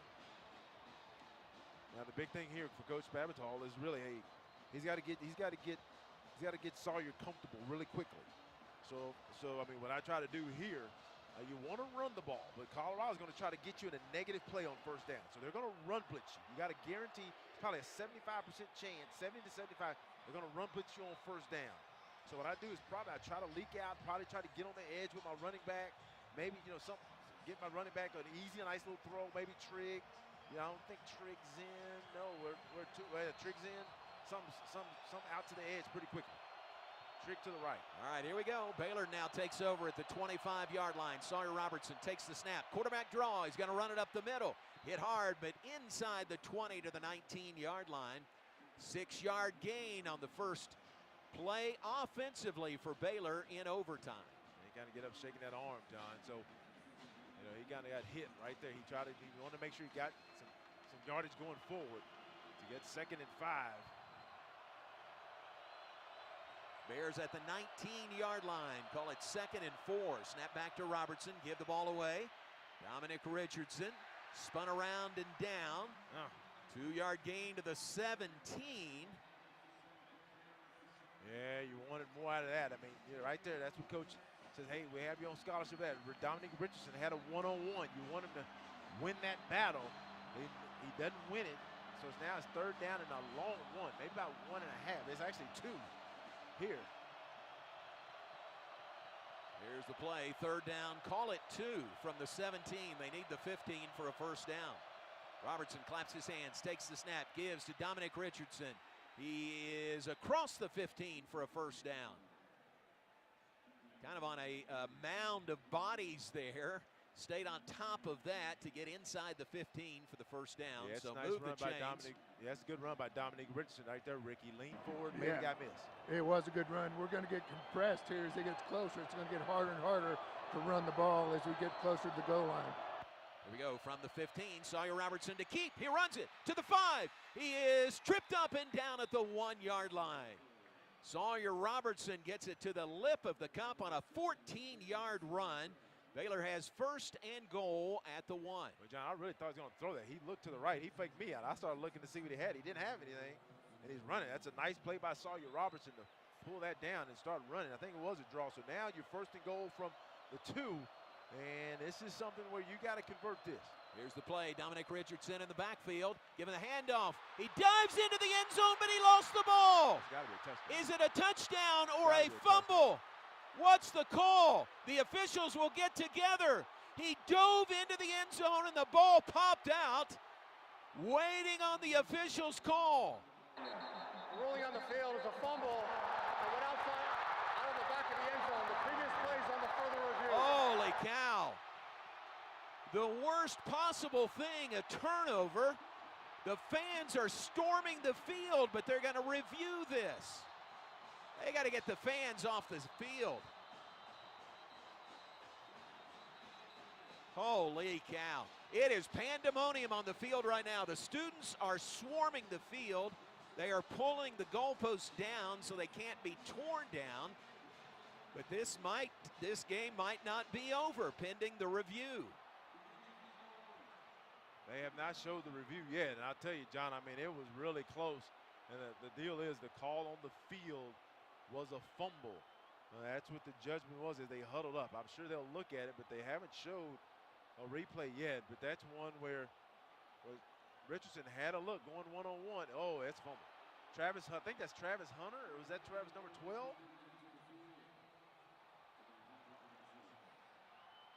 I believe, John, that's going to be upheld unless you just really have a review from the side. But it's a nice zone read, first and goal. Richardson has what he wants. He gets clipped underneath. The ball comes away right immediately, and I don't think he crossed the line. You don't have a side look, so remember the call on the field was a fumble, unfortunately for us Baylor fans, and that means that if there's no conclusive evidence, like if you don't have a shot down that sideline, down that goal line, that call will probably stand. And man, that will be a heart-wrenching loss, and Baylor will be kicking themselves all the way back to Waco to let that one get away, if that is the case. But that was Travis Hunter, too, who made that hit, Ricky. They are still looking at it. The play before that, too, Sawyer was so close to having that ball in for the touchdown. They're looking at this at length, but it's going to be hard to see how they're going to reverse this. Yeah, it is, too, because, I mean, they do have a look, Ricky, that's not exactly down the goal line, but it's close enough. And you can tell where he hits him, that ball looks to be out, before he crosses the goal line. So, unfortunate, here's the call, John. After further review, the ruling on the field stands. The ball game's over. What a heartbreaking loss. Bears did so many good things tonight against Colorado, but in the end, they lose in overtime. Oh, man, and it is getting ugly on the field. I just saw somebody push a student down to the ground. They got to get our guys off the field. You got to get them off the field. They got to get them off the field. Yep. This is not pretty. Well, the Bears lose in overtime to Colorado tonight, 38-31. Buffs punch it in, their first possession of overtime. Bears turn it over. They fumble. Dominic Richardson diving into the end zone, fumbles the ball. And with the turnover, Colorado wins it 38-31. And I think, John, that was the only turnover of the game. It was. Yep, for either team. And that's a heartbreaking one, I tell you. I mean, I've had some bad losses too, so I can feel for the guys. But Baylor can't say they had a number of opportunities. Coach Aranda is going to be sick.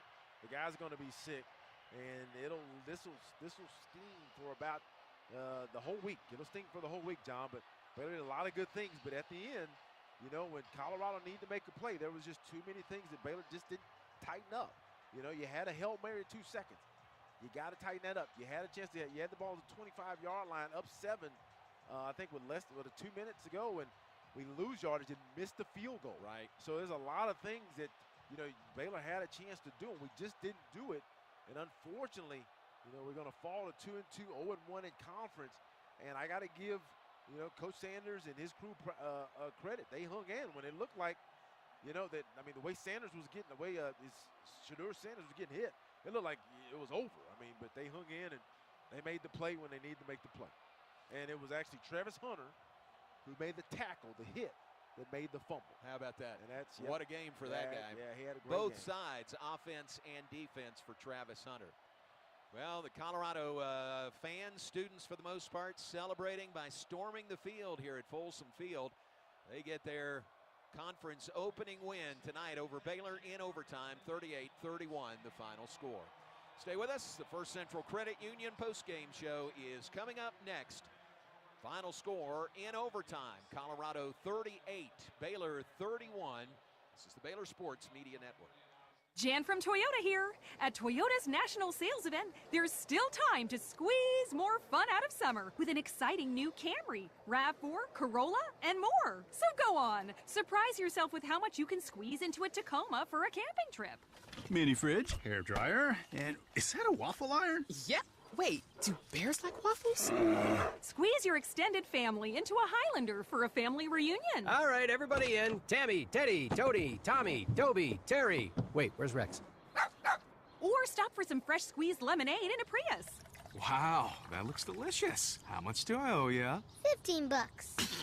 I also accept crypto. Okay, now that's a squeeze.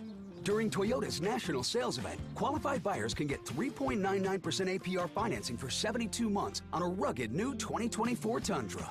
Toyota, let's go places.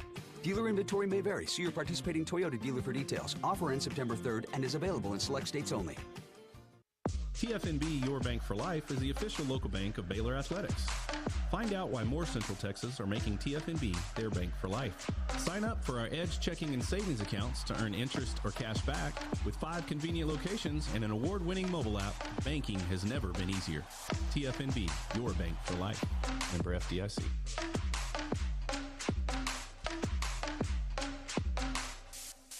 Life moves fast. Your internet should move even faster. Connect, game, study, and do it all with Astound's hypersonic award-winning fiber-powered internet. It's a big deal. Call 1-800-4ASTOUND or go to astound.com to get internet for only $20 a month with a 2-year price lock. Plus, get a $100 Amazon gift card and add 5G unlimited mobile free for 12 months. Because reliable internet and better mobile is a big deal. Go to astound.com today. Restrictions apply. See astound.com for details. This has been live coverage of Baylor football. Now, it's time for the First Central Credit Union postgame show. Brought to you by Texas Farm Bureau Insurance, championship partner of Baylor Athletics. Visit Texas Farm Bureau Insurance online to find a local agent today. Baylor Scott and White Health, the official hospital and healthcare system of Baylor Athletics. Your healthcare, your way. H-E-B, the official grocer of Baylor Athletics. Proudly serving Texans since 1905. TFNB, the official local bank of Baylor Athletics. Premier ER and Urgent Care. Feel better now. Nissan, innovation for excitement. Stay tuned as we break down the game. Listen to highlights, talk with Coach Aranda, players, and more. All coming up on the Baylor Sports Media Network. Baylor falls in overtime tonight to the Colorado Buffs. 38-31 the final score. And we welcome you into the First Central Credit Union postgame show. It's brought to you by the First Central Credit Union. Everything we do for you.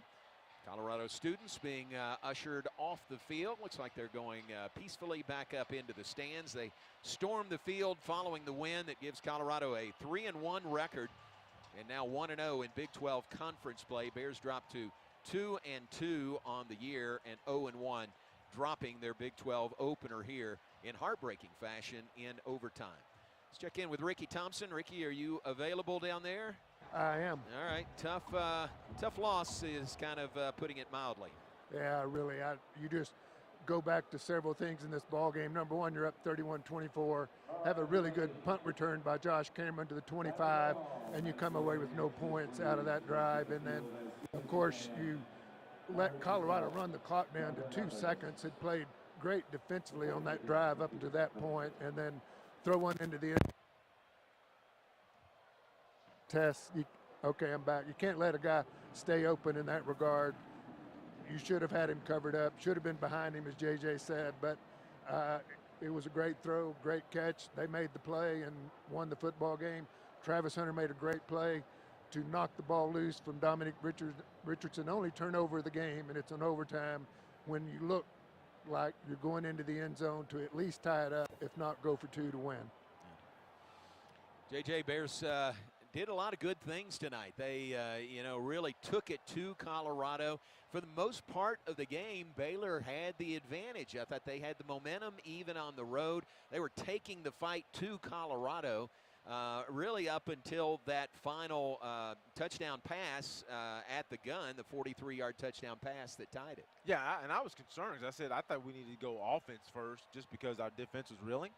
But, I mean, I think overall the game was played pretty well. Now, there's several opportunities in there where Baylor really should have salted this game away, John. Really, you think about it. We keep rehashing, but we had too many opportunities in the last, 3 minutes.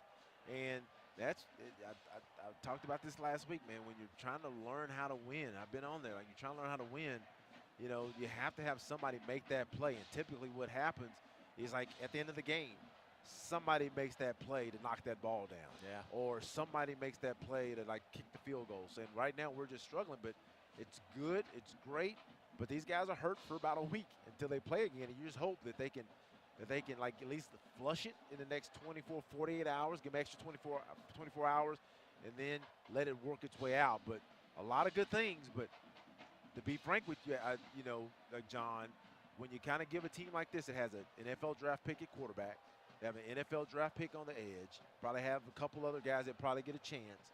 The more chances you give those guys, they're going to make a play eventually. And they did, and they win it. Colorado does, 38-31 over Baylor in overtime. More to come on the First Central Credit Union postgame show. We're brought to you by the Greater Waco Chamber. The Greater Waco Chamber, whether you're a member, business, or considering membership, optimize the opportunity to gather and grow your business with us. Go to wacochamber.com/activate to explore the benefits of membership. And brought to you by Premier ER and Urgent Care, the place to go when you're not sure where to go.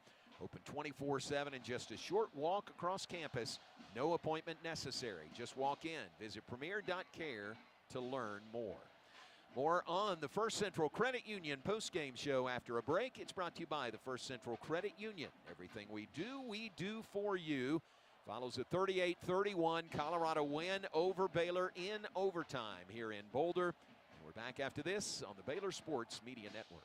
Ask for Kasasa Checking. It's our superpower. First Central Credit Union pays 5% APY on your checking account. There's no penalty in this game. Get great returns while having complete access to your cash. Get in motion with First Central's Reward Checking that refunds ATM fees nationwide. Enjoy an automatic savings feature that pays you too. It's a snap to apply online at firstcentralcu.com. Everything we do for you. Eligibility and qualifications apply. APY annual percentage yield. Member NCUA. Premier ER and Urgent Care has all the convenience of urgent care with all the expertise of an ER, all under one roof. At every visit, be seen by ER-trained staff with on-site lab and CT, X-ray, ultrasound, and EKG. Here, you pay for the appropriate level of care that you receive, and we are in-network with most major insurance providers. Premier ER and Urgent Care has 4 convenient locations serving Texas: San Marcos, Temple, Waco, and Woodway. To learn more, visit www.premier.care. Stay in the game with Q-Collar, the world's first and only equipment proven to help protect the brain. It's backed by advanced research, built for the modern athlete, and designed to protect your most important asset, your brain. Q-Collar is a proud partner of the Baylor Bears. When it's on, it's on. Learn more and collar up at Q30.com. That's Q30.com. Hi, this is John Morris for Green Eye Associates. Let Green Eye Associates Doctors Leanne Green and Avery Platt help you see Waco clearly. Their experienced team enjoys making your eye exam fun, easy, and accurate, providing trustworthy and honest communication about your eyes and eyewear. Visit them on Lake Air Drive or at greeneyeassociates.com to see their services and a wide selection of eyewear made on-site by experts. Green Eye Associates, official optometrist of Baylor Athletics. You're listening to Baylor Football on the Baylor Sports Media Network.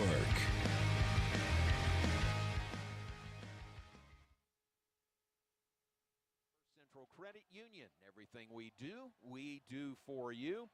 38-31 the final. Colorado over Baylor in overtime tonight. Buffs score a touchdown, their first possession of overtime. Baylor drives down to the 2-yard line and have a first and goal from there, and Dominic Richardson diving in, lost the football, and the fumble ends the game as the Bears unable to score on their possession to tie it and force double overtime. And 38-31 is the final. As we mentioned, the Bears now 2-2 on the season and 0-1 in Big 12 conference play. Field is clearing now. And JJ, about final stats. Do we have, here we go. Let's share some final stats with everyone that add up to this loss, 38-31 in overtime. Well, John, 313 yards for the Baylor offense. Remember, they had a kickoff return of about 100 yards, 432 for Colorado, and Baylor really 148 in the air, really slowed down there in that second half. 165 on the ground. So they got to the 150, 41 for 165. Dominic Richardson 15 carries, 646 yards. Of course, they had that fumble. Sawyer Robertson leading rusher with 9 carries for 82 yards and a score. Bryson Washington 10 for 21 and Pendergrass 4 for 13.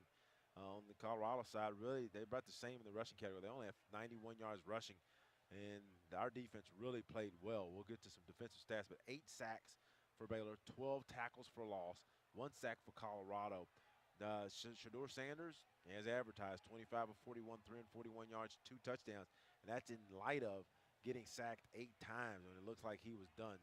Travis Hunter, he's as advertised, 7 catches, 130 yards, his 4th consecutive game over 100 yards, no touchdowns, but he did make the tackle on Dominic Richardson. Monterey Baldwin, 3 for 36 and a score. Hal Presley, 2 catches, 43 yards and a score. And then it's good to see Keytron get some little action there. Keytron Jackson, 2 catches for 30 yards. Really, I think 11 to 21 for Sawyer. You want that number to be up a little better. You want Sawyer to probably be up around 14, 15 of 21. But nevertheless, he played a decent game, I guess you can call it. Protected the ball, and then when he really didn't make the big mistake on the afternoon. Baylor on 3rd down, 7 of 17. The Colorado only 8 of 18. Both teams were 1 or 2 on 4th downs. Colorado here ran 83 plays to Baylor 62. Time of possession, 36 minutes and 8 seconds for Colorado, which is not a big possession team. 23 minutes and 52 seconds for Baylor. Look at that defense. Leading tackler, Matt Jones, 10 total tackles. He had a sack, tackle for loss, had a quarterback hurry. Keaton Thomas, 9 total tackles. He had 3 tackles for loss. He had 2 sacks. Linton, 5 total tackles, 2 sacks as well. Carl Williams IV, 4 tackles. He had a sack. Garmin Randolph, before he went out, only 2 tackles, but 1 of those was a sack. Baylor was they were doing what they needed to do up front, John, but really just couldn't close the game out, when they needed to. And sometimes, really, when you get down to the end, you need somebody to make a big play. And at the end, Colorado hung in long enough to make the play. So, I mean, you don't want to hear that, but if you look at the 4th down, like first downs, Baylor did get to 16 first down. Colorado had 24 first downs on the afternoon. And you look at the stat line, you got to throw in that kickoff return to make sure you get a chance to see it. But, really, I think at that last play, Coach Aranda go back, and really I think you also look at the design. One of the Baylor outside defenders on the right, for some reason he comes inside and lets Shedeur outside, which his responsibility has to be outside, not to let him extend it. But too many errors, and it's not just one guy. We'll look at the fumble of Dominic Richardson, and yeah, that was not a good play. He'll tell you. It's one that, man, you just can't do on first down and goal from the 2. But it's so many things we did the lost yardage play with Sawyer when we were at field goal range. It knocked us back another few yards, and we missed the 42-yard field goal. And, man, I tell you, and I think even on the secondary, they'll tell you they should play forward. But, John, this is why we love college football, man. When it looks like it's baked, we just happen to be on the bad end this time. It's never baked. I think this is the Big 12, too. I think we're going to see a lot of games that come down to final possessions all year in the Big 12. Let's pause here 10 seconds for station identification. Back in 10 seconds on the Baylor Sports Media Network. From the Allen Samuels Dodge Chrysler Jeep Ram Studios, this is KRZI Waco, K222DC Waco, K265DV Temple, ESPN Central Texas. 38-31 the final. Colorado over Baylor in overtime in the rain here in Boulder, Colorado tonight. More in the First Central Credit Union postgame show in a moment. Brought to you by the First Central Credit Union. Everything we do for you. You're on the Baylor Sports Media Network.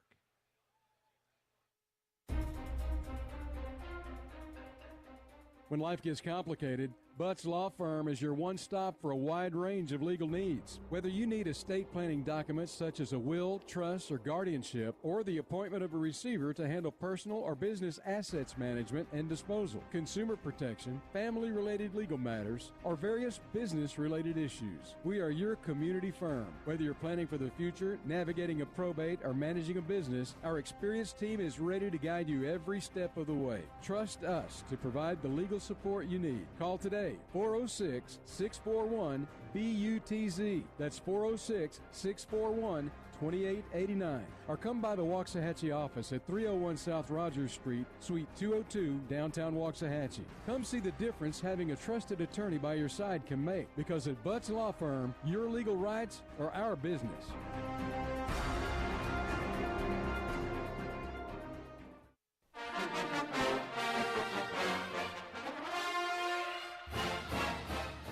Have you gone gold yet? Go gold with Baylor Athletics this season and be the gold factor across each of our sports.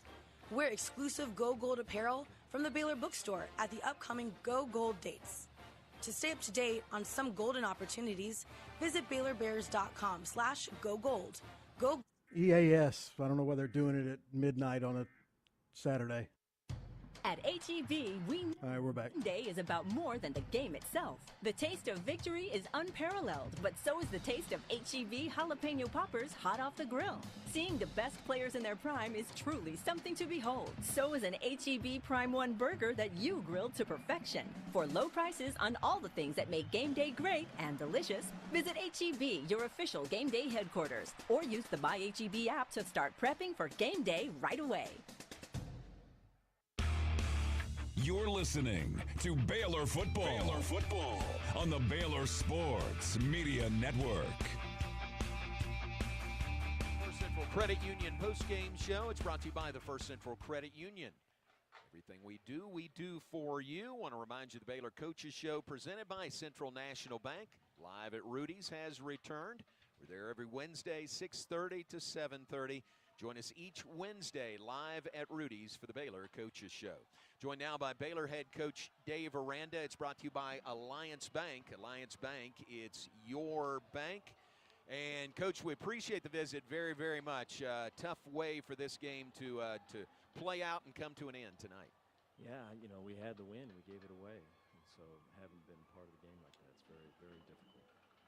Had the lead that last play. Walk us through that last play in regulation, the touchdown pass by Colorado that tied it. Yeah, that's we call that that's our victory cigar play, and you know, we had an injury to an outside linebacker, and you know, there's supposed to be someone lined up to the quarterback's hand, and he would work an up and under because there's an edge rush outside of him. And then away from the quarterback, there's someone that works a contain rush. And so, you know, we work that every Thursday throughout the week. And, you know, we had a timeout, and so we had the drawings of it. And here's how we're lined up. Here's what we're doing. And we had guys go to the wrong side. And so a guy that was supposed to be contained went underneath, and a guy that was supposed to be up and under went contained. And so it's just inexcusable. You know, I take responsibility for it. For that to happen is, I've never seen that before. And Coach, of course, gut wrench, as Coach, as John said. But talk me through the defensive performance overall. I know you really got after the quarterback. You said 10 sacks. We should have it going in. You ended up with 8. But kind of what was your assessment? We got to make more plays when the ball's in the air. I think that I think that, and then I think we've got to be able to tackle. I think when there's very few I felt outside of maybe the first 2 drives where the quarterback's getting back, and the ball's out on time. I don't think there was a lot of that. I think there was a lot of, the rush is spilling him out this way, or his eyes come down, and it's just street ball. And we lost at street ball. We couldn't tackle during street ball, and we couldn't make plays when the ball was in the air off of street ball. And so, and this is giving credit to them offensively. They're skilled players, and I think they're at big holes down at distance-wise, and they're able to convert and make the plays that we didn't make. So all the credit goes to them. I just think that we have to tackle better and keep edges when we're inside pressuring better, and front-wise, and then secondary-wise. For all the pressure that we got, we didn't get a pick. We've got to be able to make plays when the ball's in the air. It's a huge miss by us. Coach, last one here for me. I mean, what's your assessment of Sawyer and the offense? It looks like your backs didn't really get going till late, but you did have some success on offense. Yeah, I thought they battled. I thought, it's a tough environment, and I thought that they played really hard. I thought they executed down the stretch. There's times that we needed them, and they were able to make big plays. I wish, we would have held on to the ball there at the end. But I thought there was continued growth for Sawyer, and I think there's a lot of promise in what he can do. Coach, tough loss, but it's your conference opener. You got a lot of football ahead of you, including BYU coming into Waco next Saturday. Yeah, a lot of respect for them. They're playing well right now, and so I know that it's going to be a tough game. They're going to come in with a lot of momentum. We have to bounce back. Thanks for the visit. We appreciate it. Coach. Thank you. All right, Coach Dave Aranda with us. Postgame, it's brought to you by Alliance Bank. Alliance Bank, it's your bank. Bears fall to Colorado tonight, 38-31 the final score in overtime. Let's see if Ricky can be back with us and wrap things up for you, Ricky. I'm here. In the rain down there, and just a tough loss. I can't imagine kind of what's going on in the Baylor locker room right now. Yeah, and we're out here raining as hard as it's rained all night, and not good timing, I'll tell you. But this is one that you'll look back on and will make you sick. And you had every opportunity to win this game, but give Colorado credit on the other side. They made the plays at the end to win it, and the Bears didn't. But you could just go back to series after series. The punt return back to the 25. You get no points out of that. Then you get the ball game in your hands with 2 seconds to go. Give up the throw there. After they had dropped the prior pass, remember, at the 2-yard line, hit the receiver right in the numbers and dropped it at the 2. So you're thinking, got a break on that one. Then they come back and hit the last one. But you'll either learn from this one or you'll carry it forward. And I think this team will learn from it, come back next week against BYU. Did a lot of good things tonight. Defensively, really pressured Sanders all night. I don't know what, 7 sacks, y'all were saying, but did a great job in that regard, but just needed one more play somewhere, one less fumble, only 1 turnover, but what a critical time for that turnover. So don't have any choice now but to come back and try to beat BYU next week. Yeah, John, I think about details. Really, that's what it boils down to. It's not that Colorado was perfect, because they really fought through some things, but Coach Aranda now, that's what he's talking about, details. What he's saying, the guy to the field came under. That's the outside. Yeah. That was the outside linebacker. He is actually standing. I mean, goodness, he was standing a couple yards outside the actual tackle, and for some reason he comes inside, and that lets Sanders go outside and buy that extra time to let him get down there. You want him to step up and hopefully cross the line. So that's a detail. And then of course, on the punt return, I mean, the lost yardage play, I mean, maybe that's a different call, but we missed a block. That's a detail. And then not only the rush, but then playing the ball. I mean, that's a detail. And unfortunately, Baylor's on the wrong end of it, but you hope What I'm hoping is that they learn from it and say, man, gosh, man, it's the small stuff, and they fix it. And that's what they have a chance. The good news about it is, like, you get to come back next week and try it again at home. Always amazing, isn't it? The small things, the smallest things sometimes make the difference in winning or losing a game, and I think we saw that tonight. Yeah, I mean, you just don't know which play it's going to be, and at the very end, it's really an even game. No turnovers, clean. Dominique's probably going to go in. Eventually, we're going to score it up and go to second overtime. But man, Travis Hunter, who's 170 pounds, soaking wet, he's got this guy 200 coming at him, and what does he do? He gets down there, he go, hey, look, I want to win. And that's a detail, because, like, typically, you're kind of just really probably fanning at that thing or just diving in the turf, but he wants to win. And that's where Baylor, I think we're trying to look for the players and look for the times in the game where our guys will step up, and we're still learning. And, we're close, man. That's the sad thing. You're really close, and you just hope they can push through. All right, Rick, come on up, warm up and dry off, and we'll pack things up from here. Let's take a break. When we come back, check of scores around the Big 12 one final time. One game still in progress. We'll give you all the other finals, including ours from here in Boulder. Bears fall in overtime, 38-31 to the Colorado Buffaloes. Back with more on the First Central Credit Union postgame show in a moment. Brought to you by the First Central Credit Union. Everything we do for you. This is the Baylor Sports Media Network. Jan from Toyota here. At Toyota's national sales event, there's still time to squeeze more fun out of right back. An exciting new Camry, RAV4, Corolla, and more. So go on. Surprise yourself with how much you can squeeze into a Tacoma for a camping trip. Mini fridge, hair dryer, and is that a waffle iron? Yeah. Wait, do bears like waffles? Squeeze your extended family into a Highlander for a family reunion. All right, everybody in. Tammy, Teddy, Tody, Tommy, Toby, Terry. Wait, where's Rex? Or stop for some fresh squeezed lemonade in a Prius. Wow, that looks delicious. How much do I owe ya? $15. I also accept crypto. Okay, now that's a squeeze. During Toyota's national sales event, qualified buyers can get 3.99% APR financing for 72 months on a rugged new 2024 Tundra. Toyota, let's go places. Dealer inventory may vary. See your participating Toyota dealer for details. Offer ends September 3rd and is available in select states only. Stay in the game with Q-Collar, the world's first and only equipment proven to help protect the brain.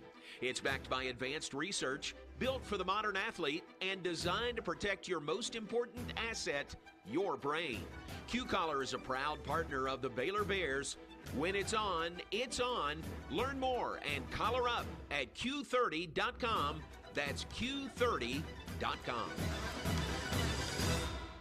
First Central Credit Union is opening doors to home ownership. First Central's open door mortgage loans up to 95% of the appraised home value with low closing costs, no points, low origination fees, flexible terms, and competitive rates. Consider refinancing your mortgage or securing land for building. We loan up to 75% of the appraised value of land. Apply online at firstcentralcu.com. Everything we do for you. Some restrictions apply. Equal housing lender. Member NCUA. You're listening to Baylor Football on the Baylor Sports Media Network.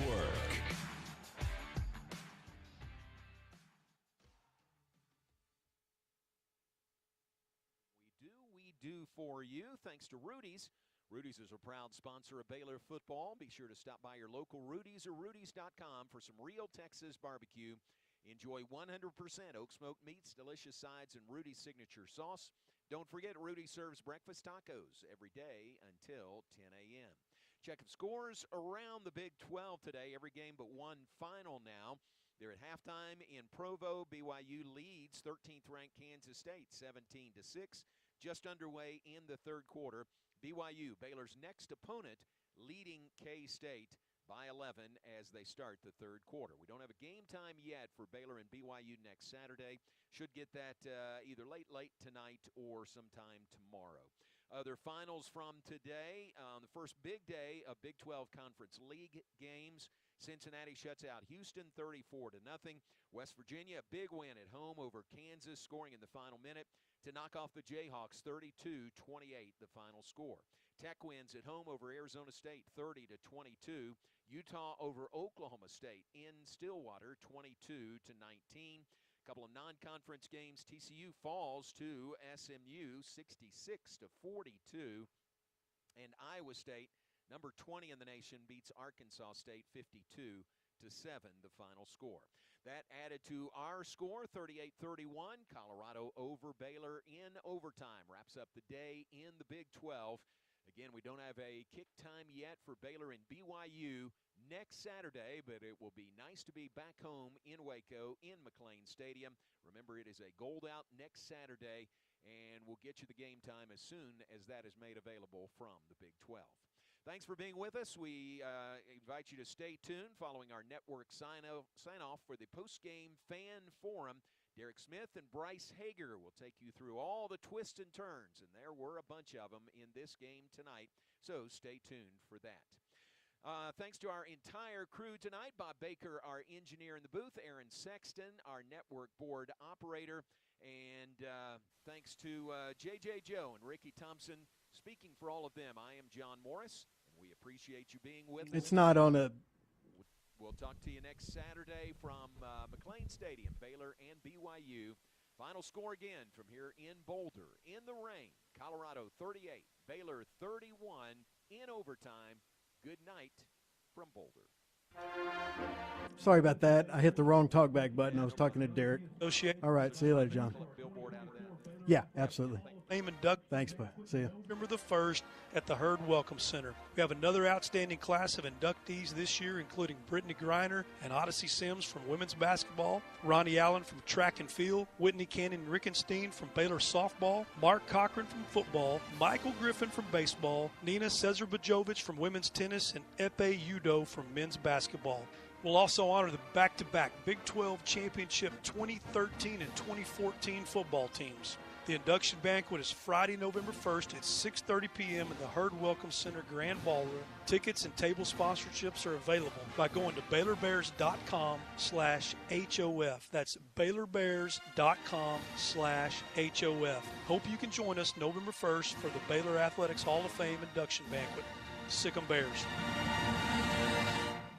Come see why Green Eye Associates is voted best in Waco year after year. Enjoy exceptional service and care from Dr. Leanne Green alongside her dedicated optometrist and staff. Receive trustworthy insights on your eye health. Enjoy the impressive variety of contacts and eyewear, and work with the most experienced optical team in Waco. Don't miss the new state-of-the-art dry eye therapies that rejuvenate the eyes and face with safe, non-invasive treatments to restore comfort and quality of life. Green Eye Associates, official optometrist of Baylor Athletics. It's Ram Power Days at Allen Samuels in Waco. Get the 2025 Ram 1500 Laramie Crew Cab with an incredible $15,000 off MSRP. Or drive away in a 2024 Ram 2500 Tradesman Crew Cab with $10,000 off MSRP. A great selection with over 350 new to choose from. But hurry, these deals won't last long. Hurry into Allen Samuels in Waco today. First responders get an extra $500 off. Come by. Let's be friends.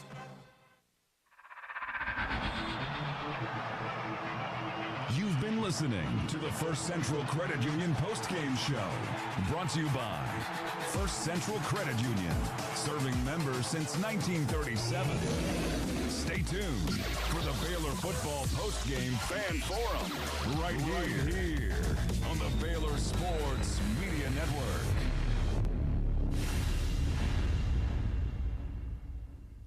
Jan from Toyota here. At Toyota's national sales event, there's still time to squeeze more fun out of summer with an exciting new Camry, RAV4, Corolla, and more. So go on, surprise yourself with how much you can squeeze into a Tacoma for a camping trip. Mini fridge, hair dryer, and is that a waffle iron? Yep. Wait, do bears like waffles? Squeeze your extended family into a Highlander for a family reunion. All right, everybody in. Tammy, Teddy, Toady, Tommy, Toby, Terry. Wait, where's Rex? Or stop for some fresh squeezed lemonade in a Prius. Wow, that looks delicious. How much do I owe ya? $15. I also accept crypto. Okay, now that's a squeeze. During Toyota's national sales event, qualified buyers can get 3.99% APR financing for 72 months on a rugged new 2024 Tundra. Toyota, let's go places. Dealer inventory may vary. See your participating Toyota dealer for details. Offer ends September 3rd and is available in select states only.